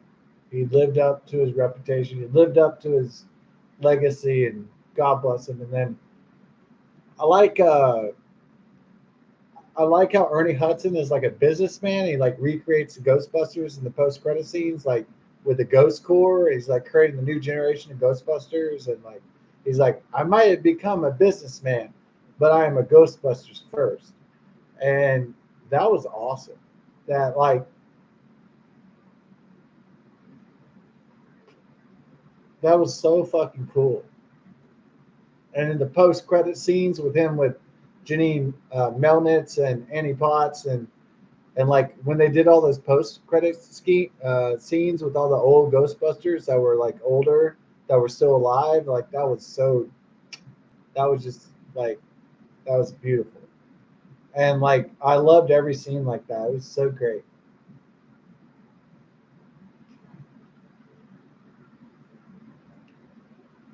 And I really like that the Ghostbusters, the new generation, is so diverse. I like how there's an Asian guy. I like how there's a black girl that's a Ghostbuster.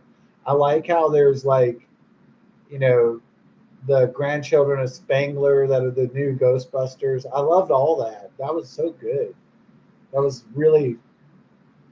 It wasn't woke. It was just. It was perfect. I like the way they did all that. It was very well done.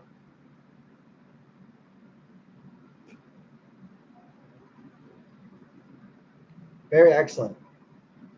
Yeah, that was well done. Well done. And so, yeah, I saw the trailers for Frozen Empire and stuff, and they showed Bill Murray and Dan Aykroyd and Winston Zedmore, Ernie Hudson, and I was man,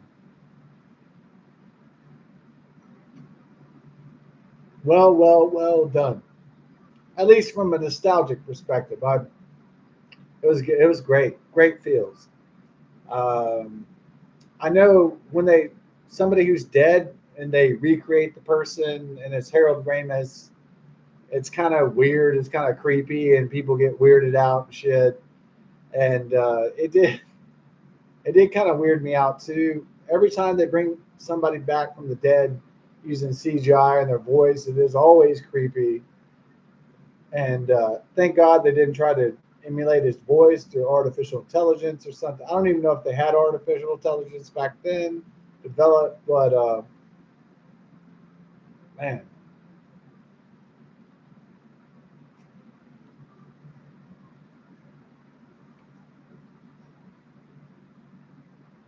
so yeah, God bless this franchise. I think it's well, I mean, it's very good.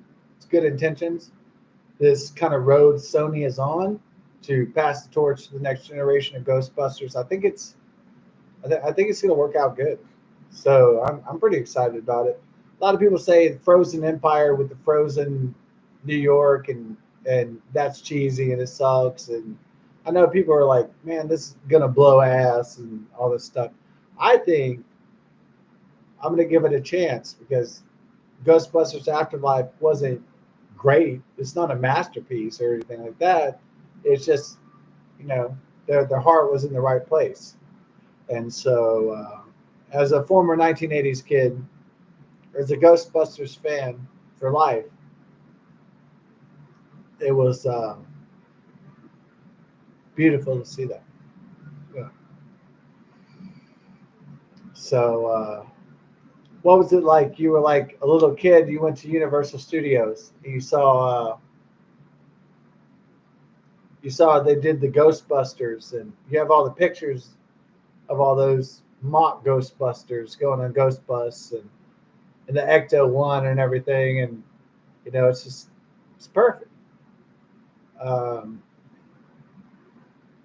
so it was it was a good attempt. It was a good try. So it wasn't bad. Um, some critics may say that they're trying to tap into too much old nostalgia and stuff like that. And that's true. But are you going to complain? Are you going to complain if you watch the latest Star Trek movie and William Shatner and Patrick Stewart show up? No, nobody's going to complain. Look, if they make a new Star Trek movie and Patrick Stewart and William Shatner show up and they're 95 years old, is anybody gonna, any fan of the series really going to complain about that? Not too much. They're going to be excited. It's going to get people excited about it. So it's like, what's there to complain about, dude? So it's my take on it. Ghostbusters Afterlife. Is it great? No. Is it good? It's all right. Is it faithful to the series? Very much so. So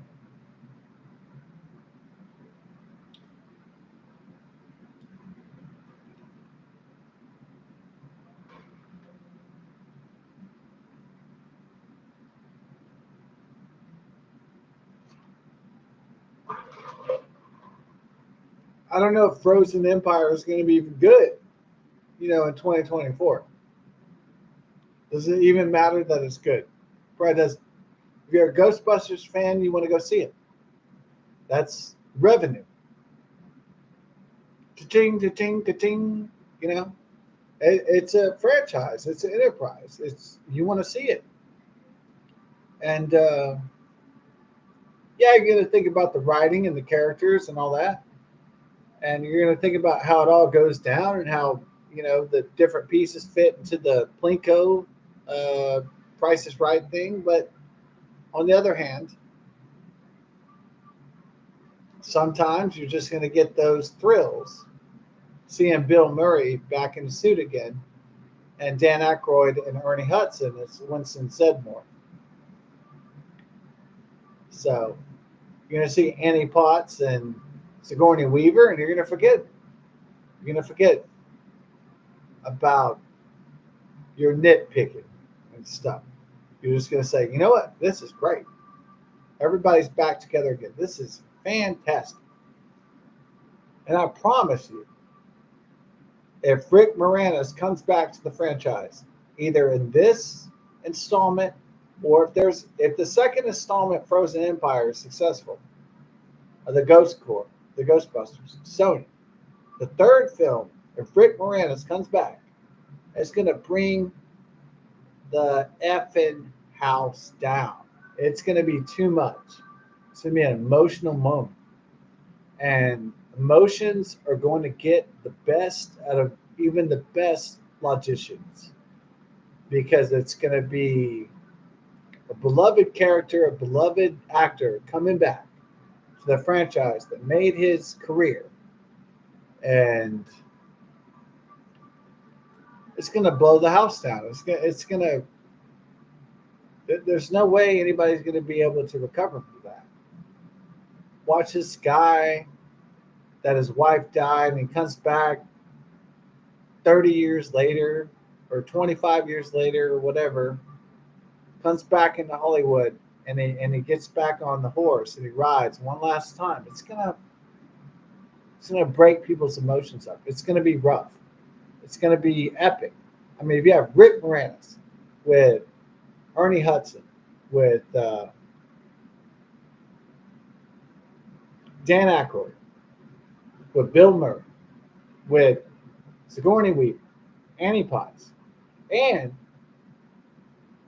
McKenna Grace, and Carrie Coon, and Paul Rudd, and Finn Wolfhard. I think it's gonna blow the the franchise is never gonna be the same. It's gonna be.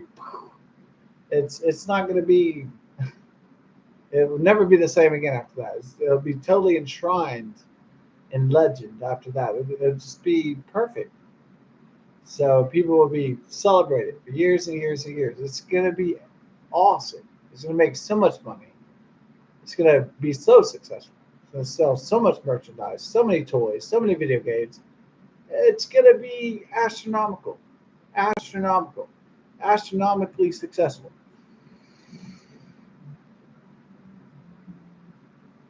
So I think the future of the franchise looks pretty bright for Sony Entertainment, and so I'm not worried about that. It's just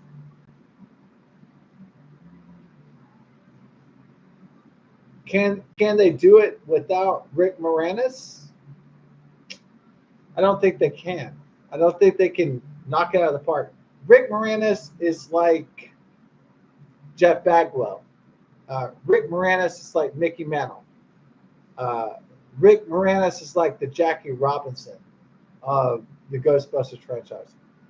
Uh, Rick Moranis is like the Jose Altuve of this franchise. If he doesn't come back, I can't see it surviving. If he comes back, if he comes back,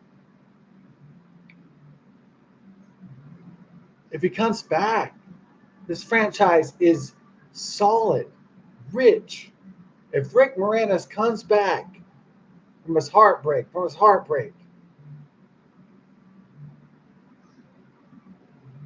he inspires people, and it'll be a golden. It'll be such a rich experience. If he doesn't come back, the franchise could limp on. But if he comes back for that third trilogy, it's done. There's no going back. It's a home run. He's just a superstar. Bam, knocking that fucking ball out the fucking stadium. It's just boom. There's no. Once that happens, it's just it's perfecto. Voila. You can just stick a certified on it. It's perfect. It's creme de la creme. It's the creme de la creme. It's the cream of the crop. It's top of the heap. It's A1. It's fucking Frank Sinatra. It's that level of excellence which is going to bring people back. And so, what is Sony Pictures going to do about enticing Rick Moranis back? I guess they have to give him. I don't know if they're able to give him more money than Bill Murray or something, but they need to at least give him some fucking incentive. Then it'd be like, look, you're going to get profit sharing. You're going to get, at least $50 million pay or something. They need to entice him back. They need to get him in. They need to get him back. It's not going to be a home run without their biggest player, So they need to do that, or it's not going to work.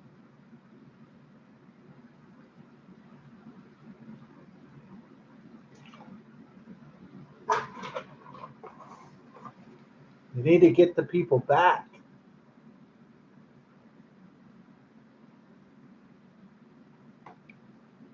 Or you can't. They need the home run. And so, was I annoyed by any characters in Ghostbusters Afterlife? I thought Podcast was going to annoy me, but I liked him. I grew up with Asian kids, so it was. I like Data from the Goonies, and then the more I thought about it from Goonies and Indiana Jones perspective, I thought, man, this is really good. I like this. I really do like this. Like, this is excellent. Like I do like these characters, and so there was not really. I guess Carrie Coon gets a lot of heat because she seems like a deadbeat mom or something like that. And I guess single moms get a lot of heat. They get a bad rap. My mom was not a single mom, but my mom has struggled and other mothers have struggled raising their children. And I think they get a bad rap. To get deadbeat dads, or they have bad financial situations, or they're widows, and their husband or the boyfriend dies of cancer or whatever. I think what it is that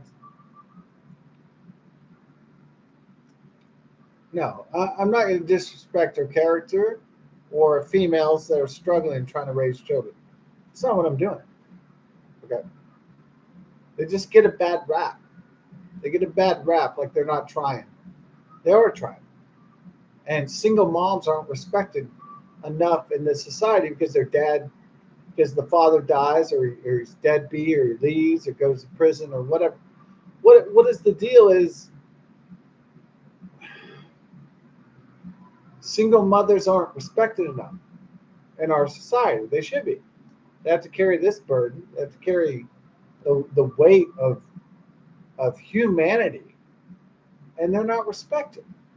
Why are they not respected? They should be. A lot more. This is B.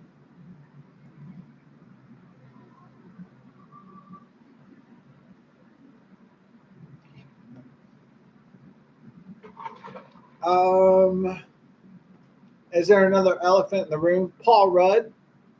He's a teacher of geology, but he doesn't have a woman. I'm not saying that dudes who are smart, successful, or don't have chicks, but like, come on, dude. Hey, I'm not trying to do like the old black comedian. If you're 35 and single, there's something fucking wrong with you. I'm not trying to act like that, okay? There was a black comedian back in the day, and he used to be like, you know what? If you're 35 and you're not married and don't have children, there's something you're fucked up. I'm not trying to be like that, dude. But like, come on. They're not explaining why Paul Rudd is single. They explain why Carrie Coon is single. She has 2 kids and the father ran away or whatever. That's fine. They never really describe in Ghostbusters Afterlife why Paul Rudd is single. Not really. It doesn't seem. Anyway, that's a little nitpick. It doesn't matter, but it is definitely narratively interesting to explore.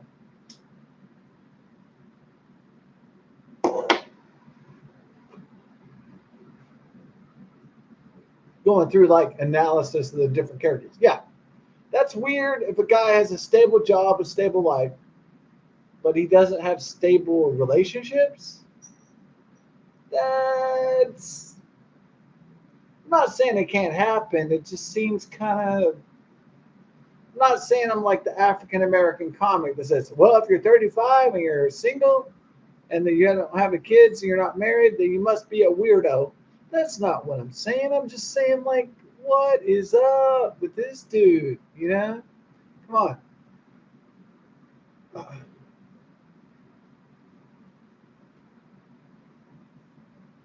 I understand it. Some people love being single, women and men. They love being single because they know, you know what? They always keep their shit. Yeah. A guy who stays single, he knows he always keeps his boathouse. He always keeps his mansion. You know why? Because he's never going to get married and have some woman to take half his shit. Okay? So a woman stays single because she's independent and she's a strong feminist woman. We get that. Okay?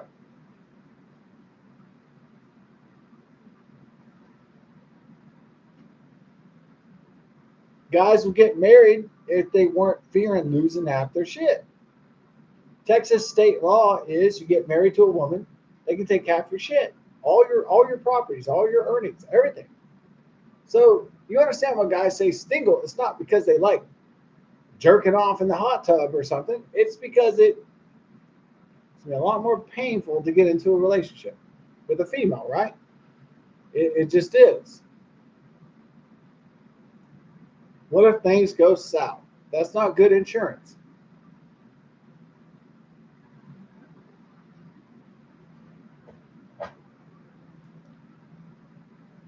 Women always have more rights than guys do in society. So if you get into the marriage contract and you get a divorce, they're going to take half your stuff, your property, your bank, everything. They're going to take all you got. And a lot of men prefer to stay single because, well, nothing's ever taken. All right. They don't have to take a lot of risks.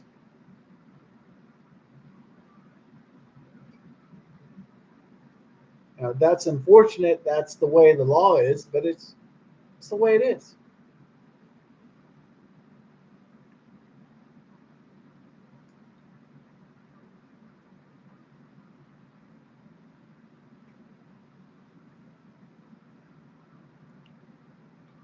Now, it's not that men don't believe that women are superior to men in terms of their rights, but it's they don't want to lose their shit. So that's why people are increasingly not getting married because they're afraid that the laws are going to take their stuff.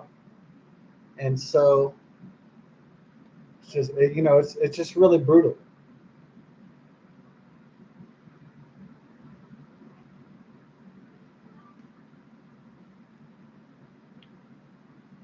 Now, some would say I'd be willing to take a risk for love than for stuff and money and material things, but a lot of men won't take that chance because they know it's a tough road.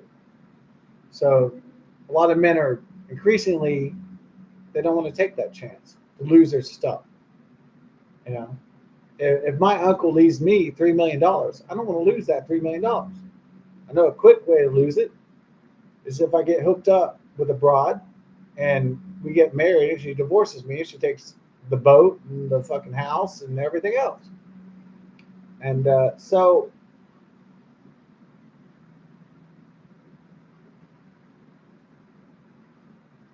it's just a sad situation. Modern life is that. So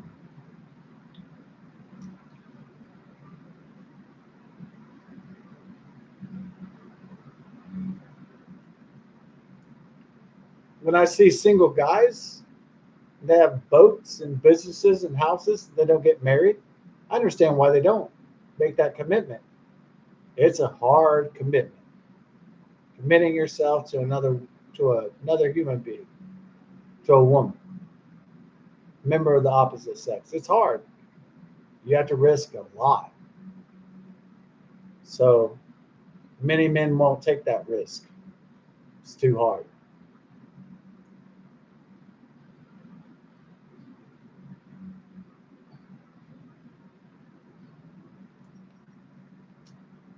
Especially in modern times.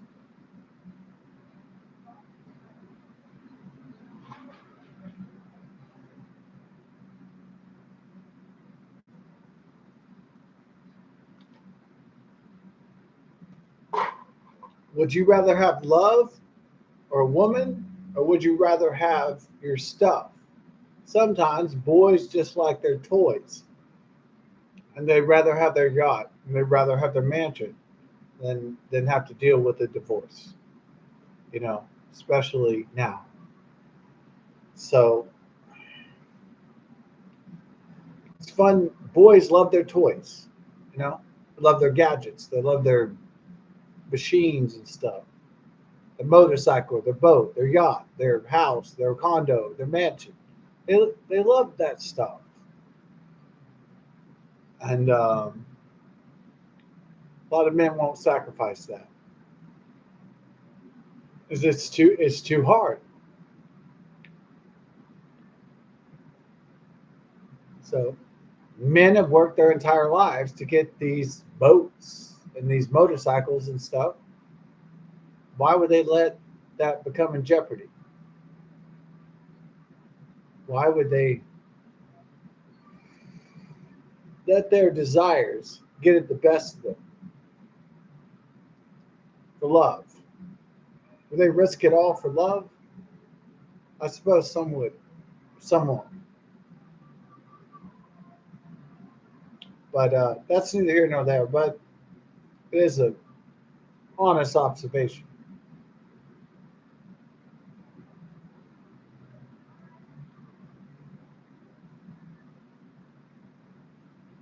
Would you risk all your cash and all your material possessions for love? Well, some would and some won't. Most guys won't. That's the truth of it.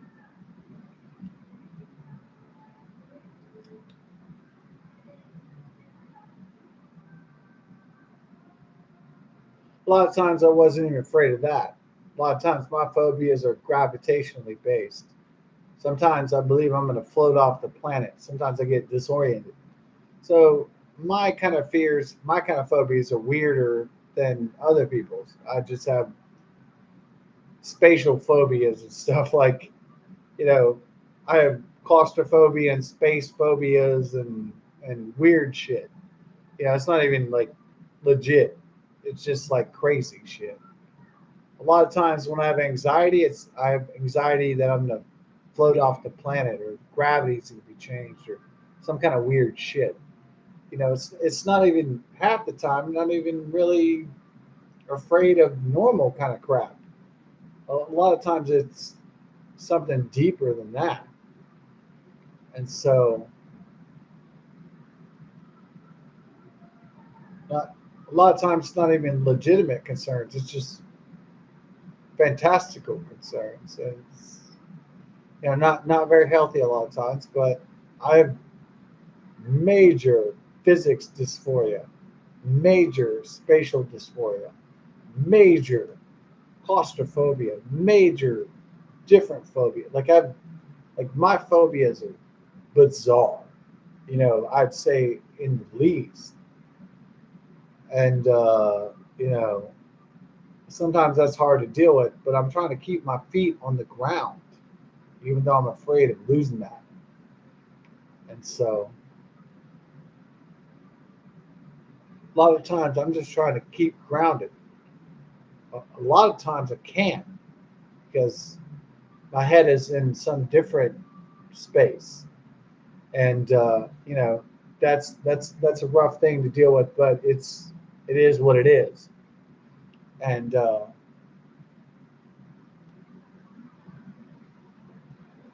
it's kind of rough. But it said before, I acknowledge it.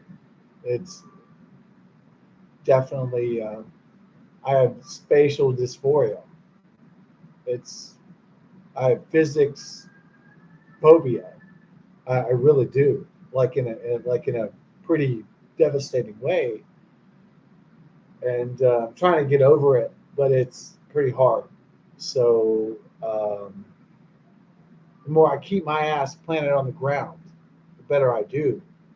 But if I start to walk along a path and I start to have an anxiety attack that I'm flying out in space, then I've got some real fucking problems. So the doctors tried to give me painkillers after I got injured one time, and only 1% of the people have fantastic psychedelic experience. I did, and they gave me this painkiller. I started to fall through my bed into different dimensions and shit, and then I started to shoot lasers out my hands like electricity. And then the doctors were like, well, only 1% of patients report these, you know, psychedelic experiences. And I was like, I can't take opioids. They're going to cause major problems. And so I can't take painkillers like normal people do because they're going to cause these hallucinations and stuff. Like, I'm too creative to take opioids. The more grounded I am in pain, the better I feel. I don't I can't take these opioids with these side effects. They're going to cause massive. I'm too creative. I can't take this stuff. It's going to make me have psychedelic hallucinations, and I'm going to start acting out like Harry Potter movies and stuff. I just can't do this, you know. And I'm too creative. Don't get me on these kind of drugs. And I just don't need to be on drugs. Any drugs. Uh, if you're gonna subscribe to me, pain drugs, if I get injured or something, that's fine. But if they have psychedelic side effects, I don't need to do it. If even for the 1% of the patients that start seeing hallucinations, I don't need to be on these drugs. Look, my imagination is so vivid. I don't need to have Most people's imaginations are not very vivid, and my imagination is extremely creative, extremely vivid. I don't need to be on drugs that are going to trigger that. Okay. So, because it's going to cause a problem in my life. The more I stay sober and available, and the more I stay around, then the less drugs I need. It's not the more drugs you give me, the better I feel. It's the less drugs, the more I live, the better I feel. So it's not just kind of, I am that 1% that trips on the painkillers. I don't need painkillers. I need life livers. That's what I need. So I want to live my life. I want to feel. I don't want to be on drugs. I want to be on fucking Soma, Brave New World. I want to live my life and feel it. I want to feel the pain. I want to feel everything. And the more you drug it down, the more I trip. It's just the way it is. So I want to live my life.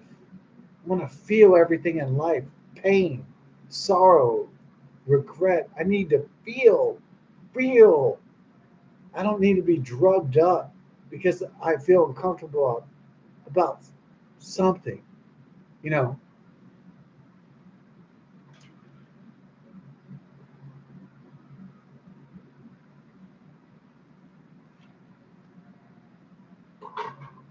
I need my pain. I need my sorrow. I need my regret. I need to feel it. And that makes me feel alive. You know, when I feel pain, when I feel blood or something, I feel real. I feel good. It's the way it's supposed to be. If you give me opioids or synthetic opioids, if you give me Narcan or Narcone or oxycodone or whatever, I don't feel what I need to feel. Part of living life is being able to feel pain and suffering and loss and being able to deal with it, being able to persevere through that. And I can't take antidepressants. I can't take pharmaceutical drugs. They fuck up more people, commit more suicides than anything. I need to live life naturally and deal with my shit naturally. So there's nothing more that's fucked me up than the pharmaceutical industry. Like Tom Cruise said, there's nothing more that fucks people up than the pharmaceutical. People need to live their life. People need to experience their life, experience their pain, live their joy. They need to live it. They don't need to be dumped down by someone and pathetic pharmaceutical Pfizer drugs. They need to live their suffering. If you're sad, you need to be sad and you need to get out of that naturally. But all these people were like, I feel sad, so I feel depressed, so I want to take all this Prozac, all this fucking pharmaceutical industrial complex, all this fucking shit. And it's like, it doesn't make you feel happy. It never does. It makes you feel crazy. It makes you feel suicidal. It makes you feel bad. It doesn't help. Exercise help. Vitamins help.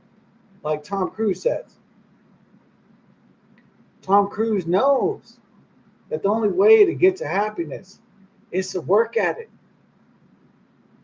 And it's not through a pill. It's not through Soma. It's not through opioids. It's not through Chinese, Mexican fentanyl. It's through living and working towards happiness. It's not fucking a pill you can take.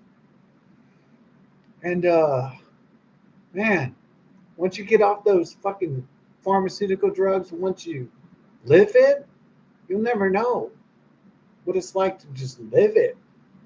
Be yourself. Be yourself for other people. It's glorious. Until that time, it's just a fucking nightmare, you know?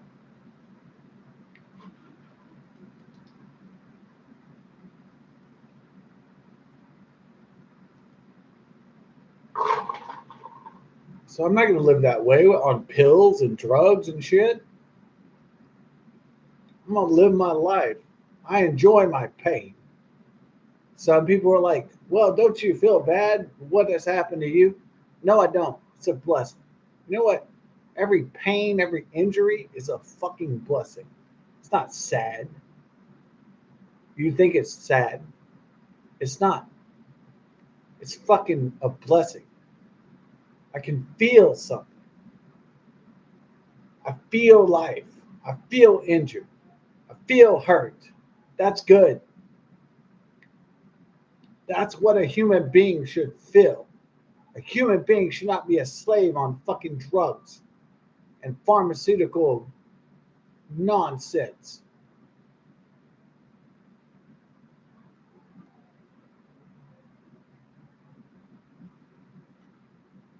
I need my pain. I need my hurt. I need my suffering. It's not better otherwise. I'm a better person for it. I can help other people through it. I'm a better human being now. Do you think I would want to go back in time and stop the trauma? No, I wouldn't. Not ever. Would I want to stop the pain? No, because then I wouldn't understand. I wouldn't understand what it was all about.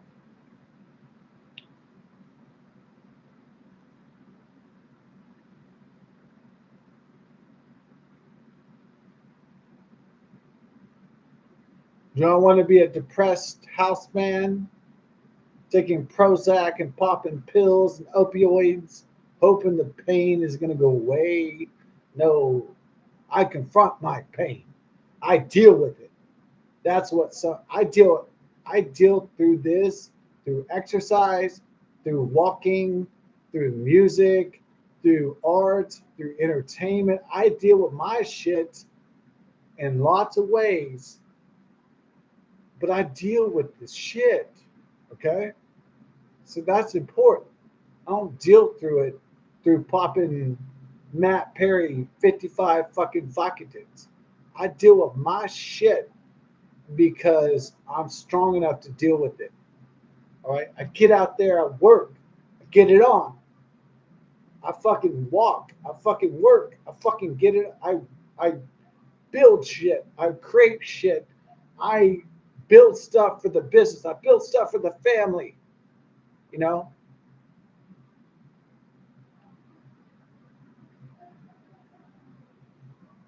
I work, I build it, I muscle through it. Yeah, it hurts. Yeah, it does.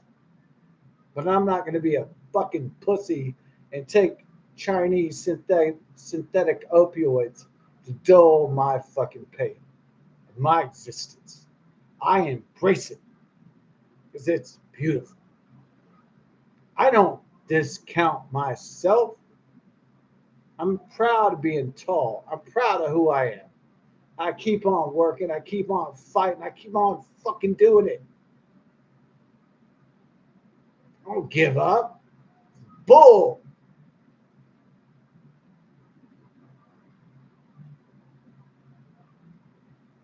Fucking give up. I don't give up an inch. This bitch ass world. Keep on fighting like fucking Rocky. Like fucking Sylvester Stallone. I keep on fighting. I keep on fucking rocking shit. Because I know if I chip it away, something's got to give. It's going to be a better future. That. It's not a coward future of drug and dope and crap and shit.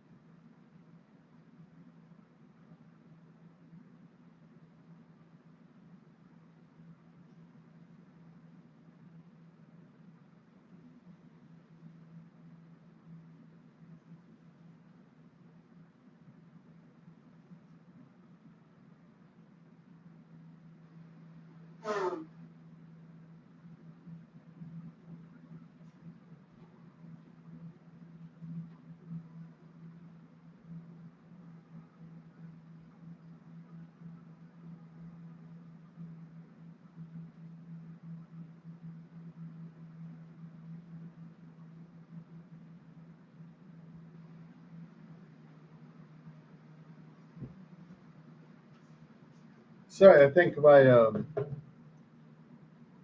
apology to the audience. I think my thyroid medication is causing high testosterone. So I haven't dealt with this level of testosterone. It's an aggressive testosterone. So it's okay that my testosterone has come back, but it's become very aggressive. So I want to apologize to the audience for that. The high testosterone has caused high sexual ideation, also aggressive, violent tendencies. So I want to apologize also. I'm trying to get my levels right on my thyroid hormone. So just want to apologize. I think I've been too aggressive, and I think I've been working real hard and stuff, and I've been kind of my testosterone has been kind of getting real aggressive and real fight y. So it's and normally I wouldn't apologize for being alpha or for being testosterone prone. I think my testosterone is off the charts. I think I'm trying to get my levels and my thyroid done. Uh, but my T was really low, so now I'm in this aggressive period. So I apologize for that. So um, I had spent so much time in a low Hashimoto's hypothyroid state that my testosterone was at a very low level. Now I'm coming back to a high testosterone level, and now I've become very aggressive. And that's good, kind of, but it's kind of become too aggressive, and now I don't have any balance. And so I'm trying to get the right balance in my tea. So please forgive me for that. I became very aggressive, and please forgive me for my high tea. I think I got my tea up.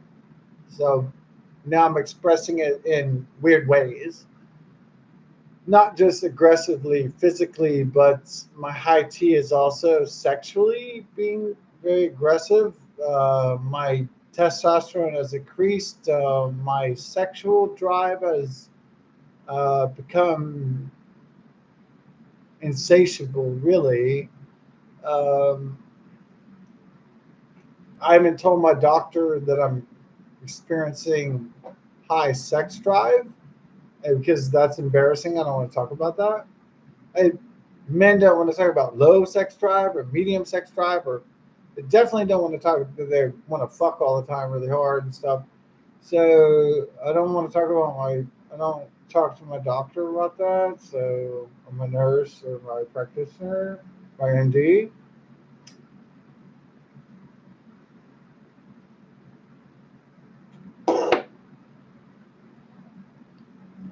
Now the reason why I don't want to talk to the doctor about my high sex drive is because it's not just because it's embarrassing, but also it's very powerful. It's very potent.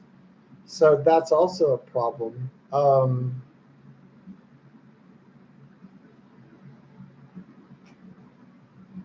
Ever since I got my thyroid, my testosterone back, I've been getting really massive boners. I've been getting hard-ons all the time. All I think about is sex, and fucking, and stuff. So, man, yeah, it's that might be good for some people that are low T and low testosterone, but for me, it's like kind of it's too much. So what's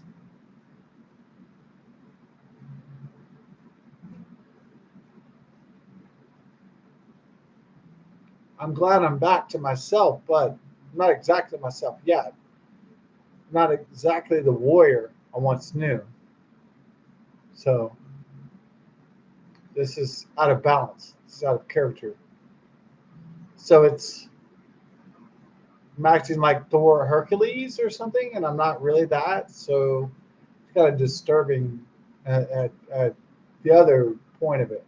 I'm not acting. I'm not behaving like myself. So I need to talk to my doctor about that, my psychologist or something.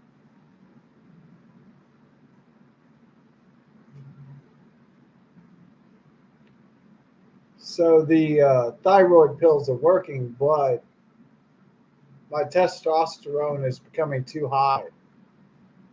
I'm getting too aggressive, getting too masculine, getting too violent, getting too aggressive. And I probably need to talk to my doctor about that. And I'm getting very aggressive. Very, it's fine if I do masculine aggressive things, like I help women, I help the neighborhood build stuff or move stuff. That's fine. But sexually, I don't think I'm not thinking right. So this high testosterone is causing sexual thoughts almost on a secondary basis, and that's not good. So I want to tone it down, but I can't because I keep building it up, and so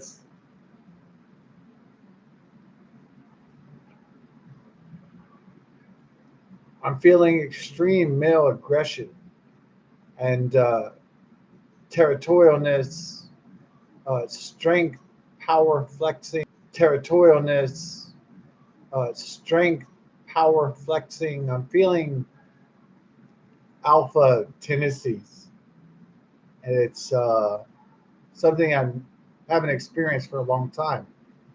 And so, even though it's good in a lot of ways, sexually and in life, it's kind of, I guess, I overloaded it. So it's also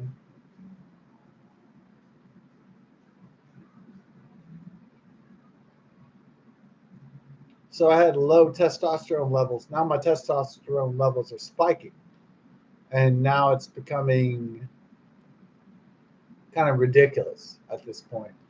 Uh,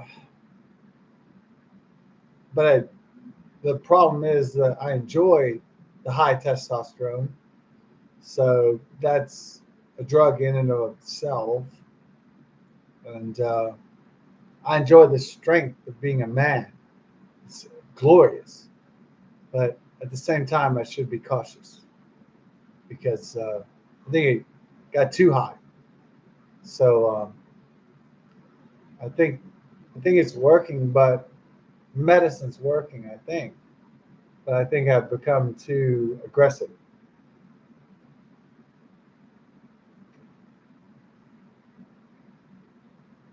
There's no such thing as becoming too masculine, but I think I have. I keep getting perpetual hard-ons. Need to talk to a doctor about toning it down. Maybe my thyroid medication is too strong, my current regimen. So I have to talk to my doctor about that.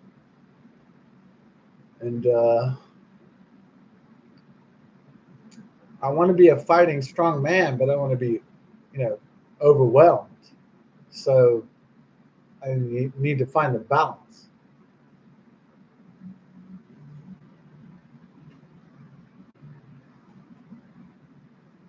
Um, my dick gets hard on every second, and for some older guys that might be cool, but for me, it's devastating. It's like can't have this constant penis thought. It's becoming overwhelming now, and I have to tone this shit down. Um,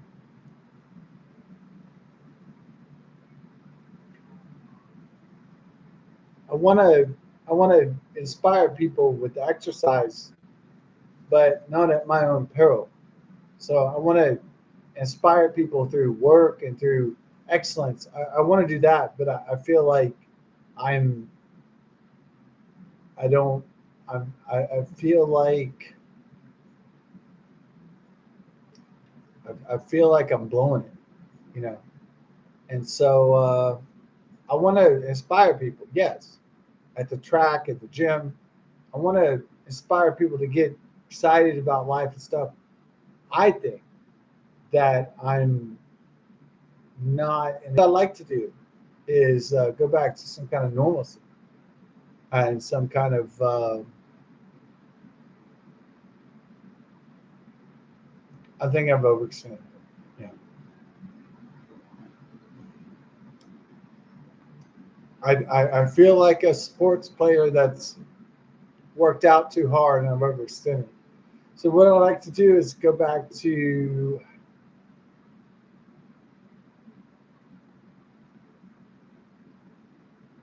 what I like to do is go back to a level of normalcy and logic, and I don't feel good in that. So I would like to. Man, my T is really high. Man, I feel really aggressive. I want to break rocks with my skull. I just feel fucked up. I think my testosterone is spiked. I feel like it's distracting. Oh, I feel like the testosterone has got too strong. I think it's beyond its original capacity or level. Yeah, I mean, I want my testosterone to be a certain drive, but I don't want it to overtake logic or, you know, feeling. This is bad. But I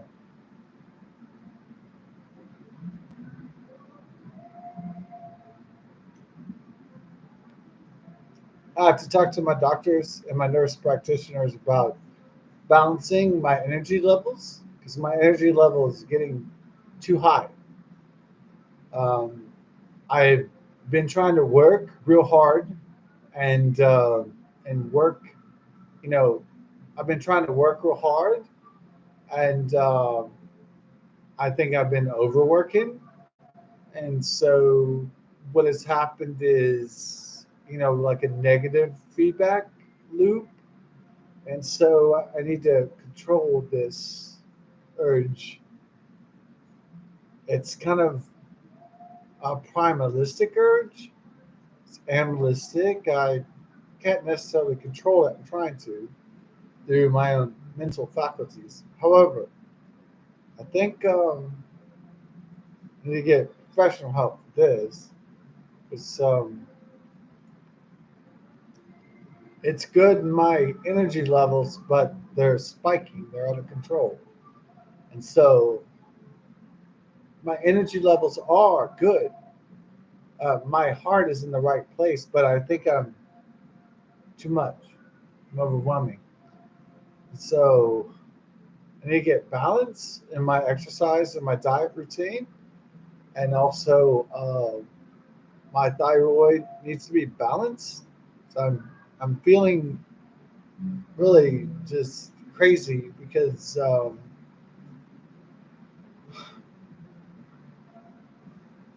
I feel really excellent, but the problem is it's too good feeling, and like being on cocaine or something. It's just not good. So I need to talk to my doctors about that, about regulating my energy levels and getting back to balance and harmony. Yeah. So I don't go out there and fight too much or live too much or do something crazy or aggressive, or have sex too much or do something that's damaging to myself or society. What I need to do is I just need to work on that, about the balance, and I'll feel better because yeah, I do feel really, really great, but I feel like Jeff Goldblum in The Fly. I feel like hyped up, like I'm ready to fuck and fight. I just feel really I feel like my testosterone is just what I feel like is like my testosterone is just going pow, pow, pow. It's just over pumping. So uh, I need to control that. So I need to regulate that feeling. Um, it's not like I don't like testosterone or masculinity or being alpha male. It's just I feel overwhelmed by these feelings. I feel I feel kind of trapped by it. I don't feel like I'm in direct control. So I guess that's going to be a problem. So I'm going to talk to my doctor about that. It's not danger directly to me or society. It's just I feel really aggressive. So I'm going to talk to my doctor about that. And too much sexual energy as well. It's just so overwhelming. Uh, Need the regulation. So it's oh god.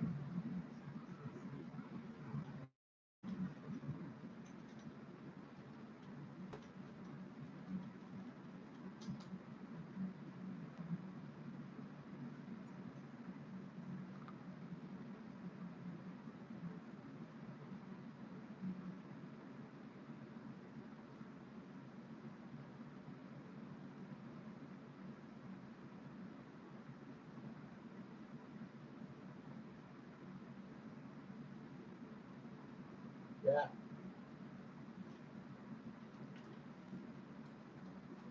Yeah.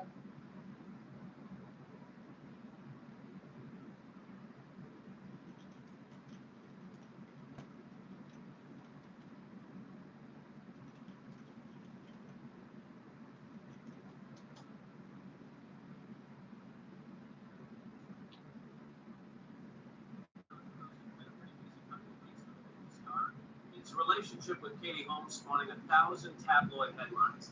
He came here to our studio on Thursday for a freewheeling discussion. In the first part of our interview, we talked about his new love and his new movie as his fiancee looked on. Anything at all interesting happening in your life these days? Yeah, same old, you know what? Same old, you know what? Yes. I mean, every magazine, every newspaper, every entertainment show. What's it like for you to be living through this? I have to tell you, it's just a great time in my life. I'm really happy. I'm engaged. I'm married. And, restrain myself. It's like you have two cords on your cheeks and your teeth just keep showing. Which is great. Congratulations. I was thinking about it. On the one hand, it's got to be a little hard to see yourself everywhere splashed across the pages. Another aspect of this, though, is how many actors, 20-something years into a career, can generate this kind of interest still? You know, I just do what I do. I love making movies, and I feel privileged to be able to do that, always. And it's something that I'm just living my life. We'll talk about life in a second. Let's talk about the movie then. Okay, War of the Worlds. I've always been fascinated by this whole concept, the we are not alone in a big way concept. Do you remember your first exposure to it, to the story? I remember I was a kid, and I heard about the Orson Welles radio play. It was my first exposure to the story. This is not just an anime movie. The story breaks down on a lot of different levels, and in one of the levels, your character is a father. Not the best father in the world. When we were working on the story originally 3 years ago, Steve and I came up with this idea of making it about a family. It's okay. Want to go inside? It's okay. Want to go inside? Okay, you go ahead.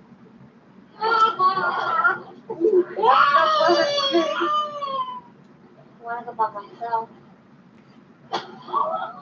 And so now he is forced, in many circumstances, to rise to the occasion. Well, that's the 4th of July. What's that? Oh, Sadie. I just think it's very human. I think that, you're a father. Sure. I'm a father. I always wanted to be a father. Remember when you first held your child, tremendous sense of responsibility, life changing. Yeah, and we talk about it, but and I even, not until you experience it can you really know it. And so that's I wanted to imbue the story with that journey. Get down! Just get out! Get down!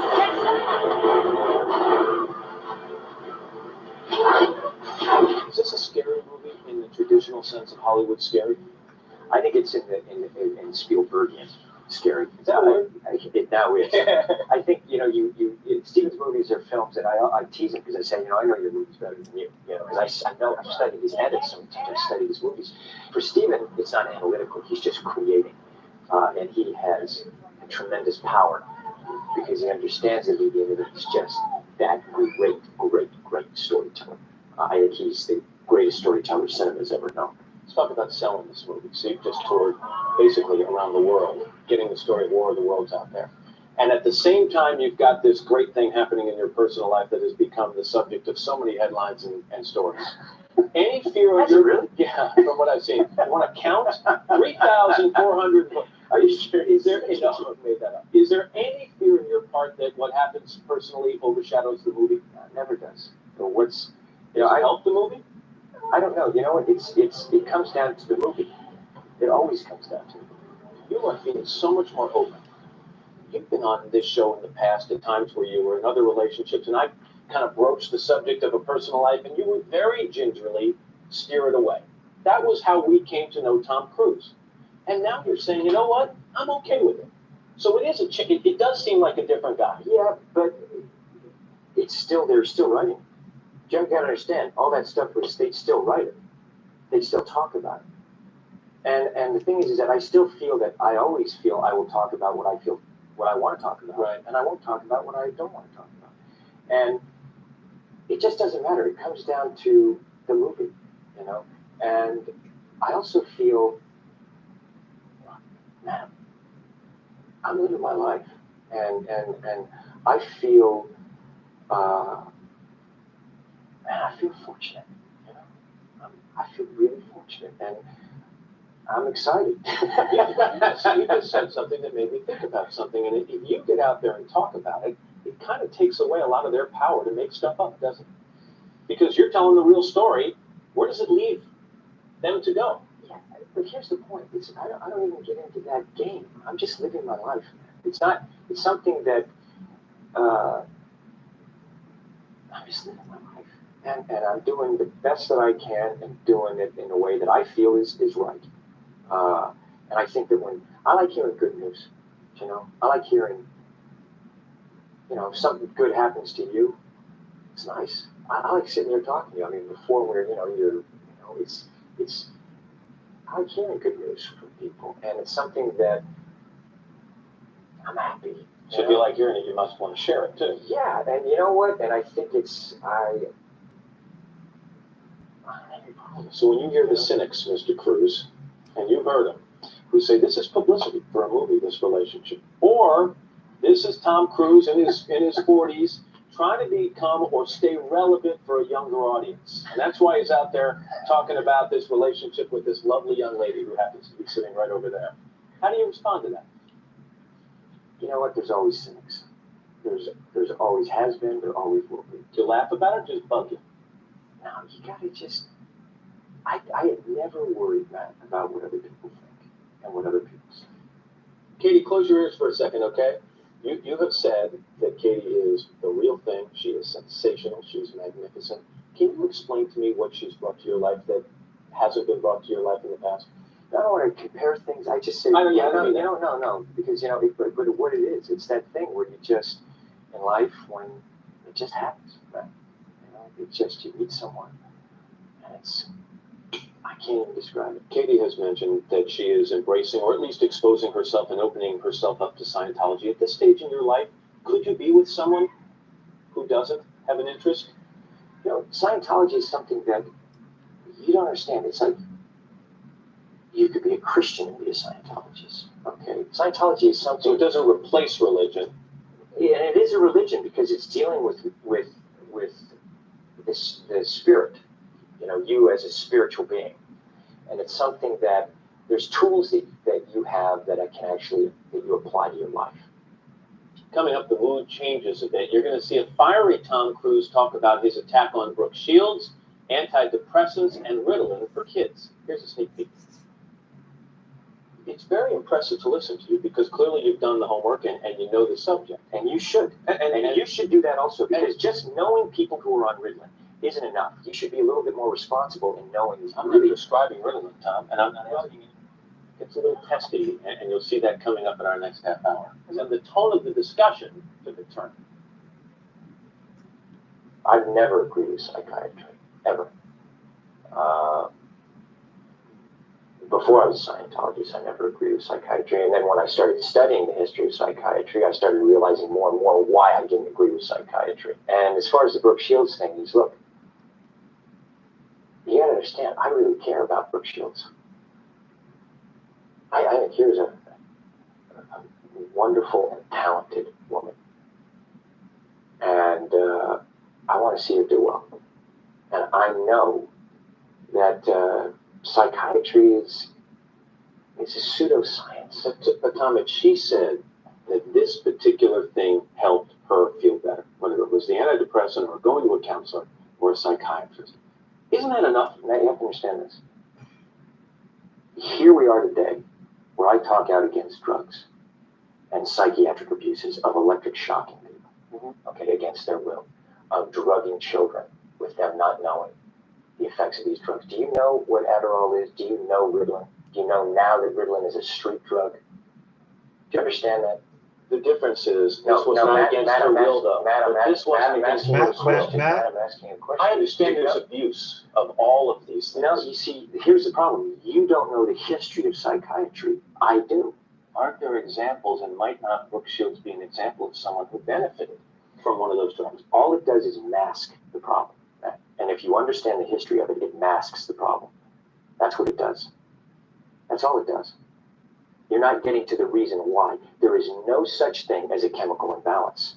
So postpartum depression to you is kind of a little psychological gobbledygook?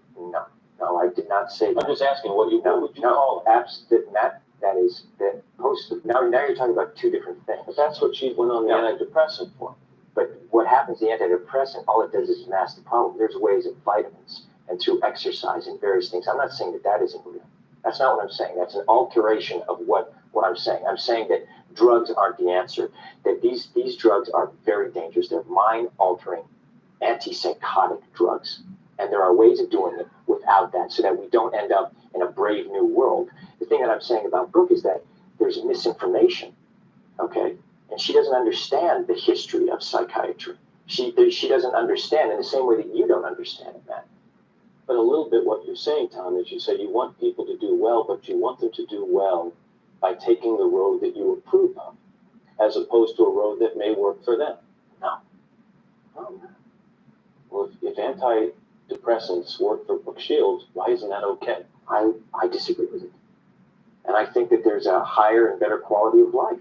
And I think that promoting, for me personally, see, you're saying, what, I can't discuss what I want to discuss? No, you absolutely I know, can. But Matt, you're going in and saying that I can't discuss that. I'm only asking, isn't there a possibility that, do you examine the possibility that these things do work for some people? That yes, there are abuses. And yes, maybe they've gone too far in certain areas. Maybe there are too many kids on Ritalin. Maybe electric shock the kids on Ritalin. I'm just saying, but aren't there examples where it works? You're glib. You don't even know what Ritalin is. If you start talking about chemical imbalance, you have to evaluate and read the research papers on how they came up with these theories, Matt. Okay? That's what I've done.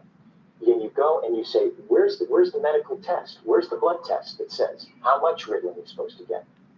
It's very impressive to listen to you because clearly you've done the homework and you know the subject. And you should. And you should do that also, because just knowing people who are on Ritalin isn't enough. You should be a little bit more responsible in knowing. I'm really prescribing Ritalin, Tom, and I'm not asking anyone else to do it. You're saying, no, I know some people who seem to have been helped. But you're saying, but it's like, this is a very important issue. This is a very, you know what, and you're here on the Today Show, right? And to talk about it in a way of saying, well, isn't it okay, and being reasonable about it when you don't know, and I do. I think that you should be a little bit more responsible in knowing what it is, because you communicate to people. You're now telling me that your experiences with the people I know, which are zero, are more important than my experiences. What do you mean by that? You're telling me what's worked for people I know, or hasn't worked for people I know, and I'm telling you I've lived with these people. and they're better. So you're advocating it. I am not. I'm telling you, in their case, in their individual case, it worked. I am not going to go out and say, get your kids on Ritalin, it's the cure-all and the end-all. Matt, but here's the point. What is an ideal scene in life? Okay. Ideal scene is someone not having to take antipsychotic drugs. I would agree. Okay, so now you look at it and you go, okay, a departure from that ideal scene is someone taking drugs. Okay, and then you go, okay, what is the theory and the science behind that justifies that? Let me take this more general, because I think you and I could go around in circles on this for a while, and I respect your opinion on it. Do you want more people to understand Scientology? Would that be a goal of yours? You know what? Absolutely, of course. You know, How do you go about that? You just communicate about it. And the important thing is, like, you and I talk about it, whether it's, look, if I want to know something, I go and find out. Because I don't talk about things that I don't understand. I'll say, you know what? I'm not so sure about that. I'll go find more information about it so I can come to an opinion based on the information that I have.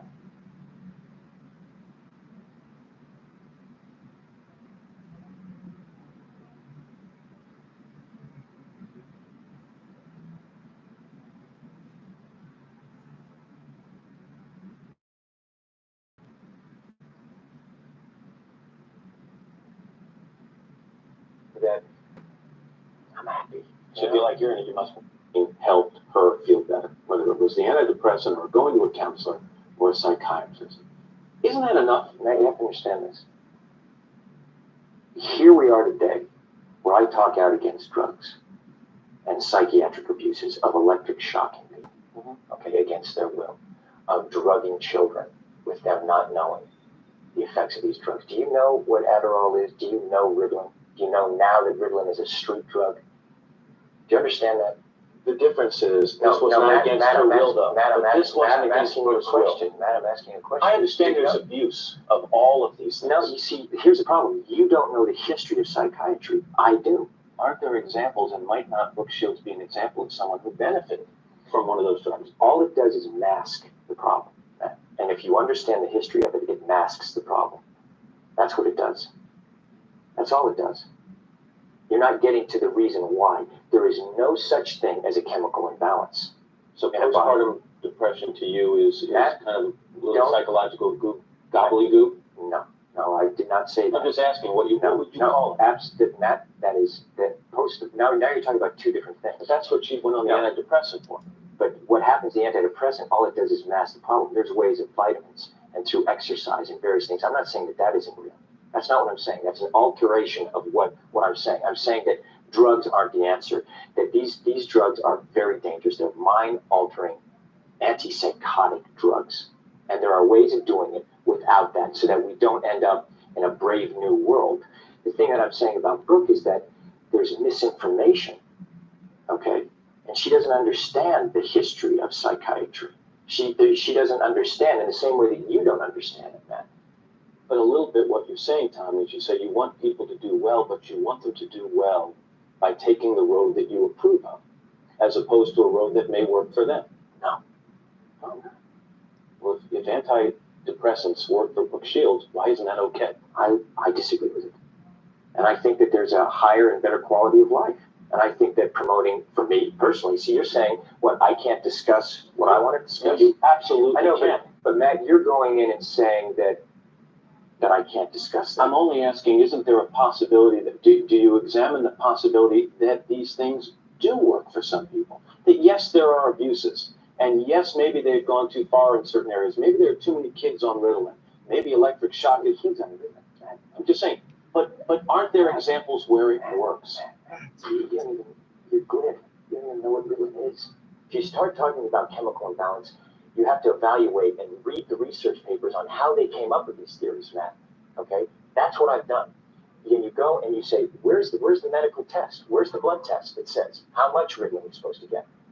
It's very impressive to listen to you because clearly you've done the homework and you know the subject. And you should. And you should. You should too. That is just knowing people who are on Ritalin isn't enough. You should be a little bit more responsible in knowing. I'm really prescribing Ritalin, Tom, and I'm not asking anyone else to do it. Well, you are. You're saying no. I know some people who seem to have been helped. But you're saying that it's like this is a very important issue. This is a couldn't very, agree more. you know what, and you're here on the Today Show. Right. And to talk about it in the way of saying, well, isn't it okay, and being reasonable about it when you don't know, and I do. I think that you should be a little bit more responsible in knowing what it is, because you communicate to people. But you're now telling me that your experiences with the people I know, which are zero, are more important than my experiences. What do you mean by that? You're telling me what's worked for people I know, or hasn't worked for people I know.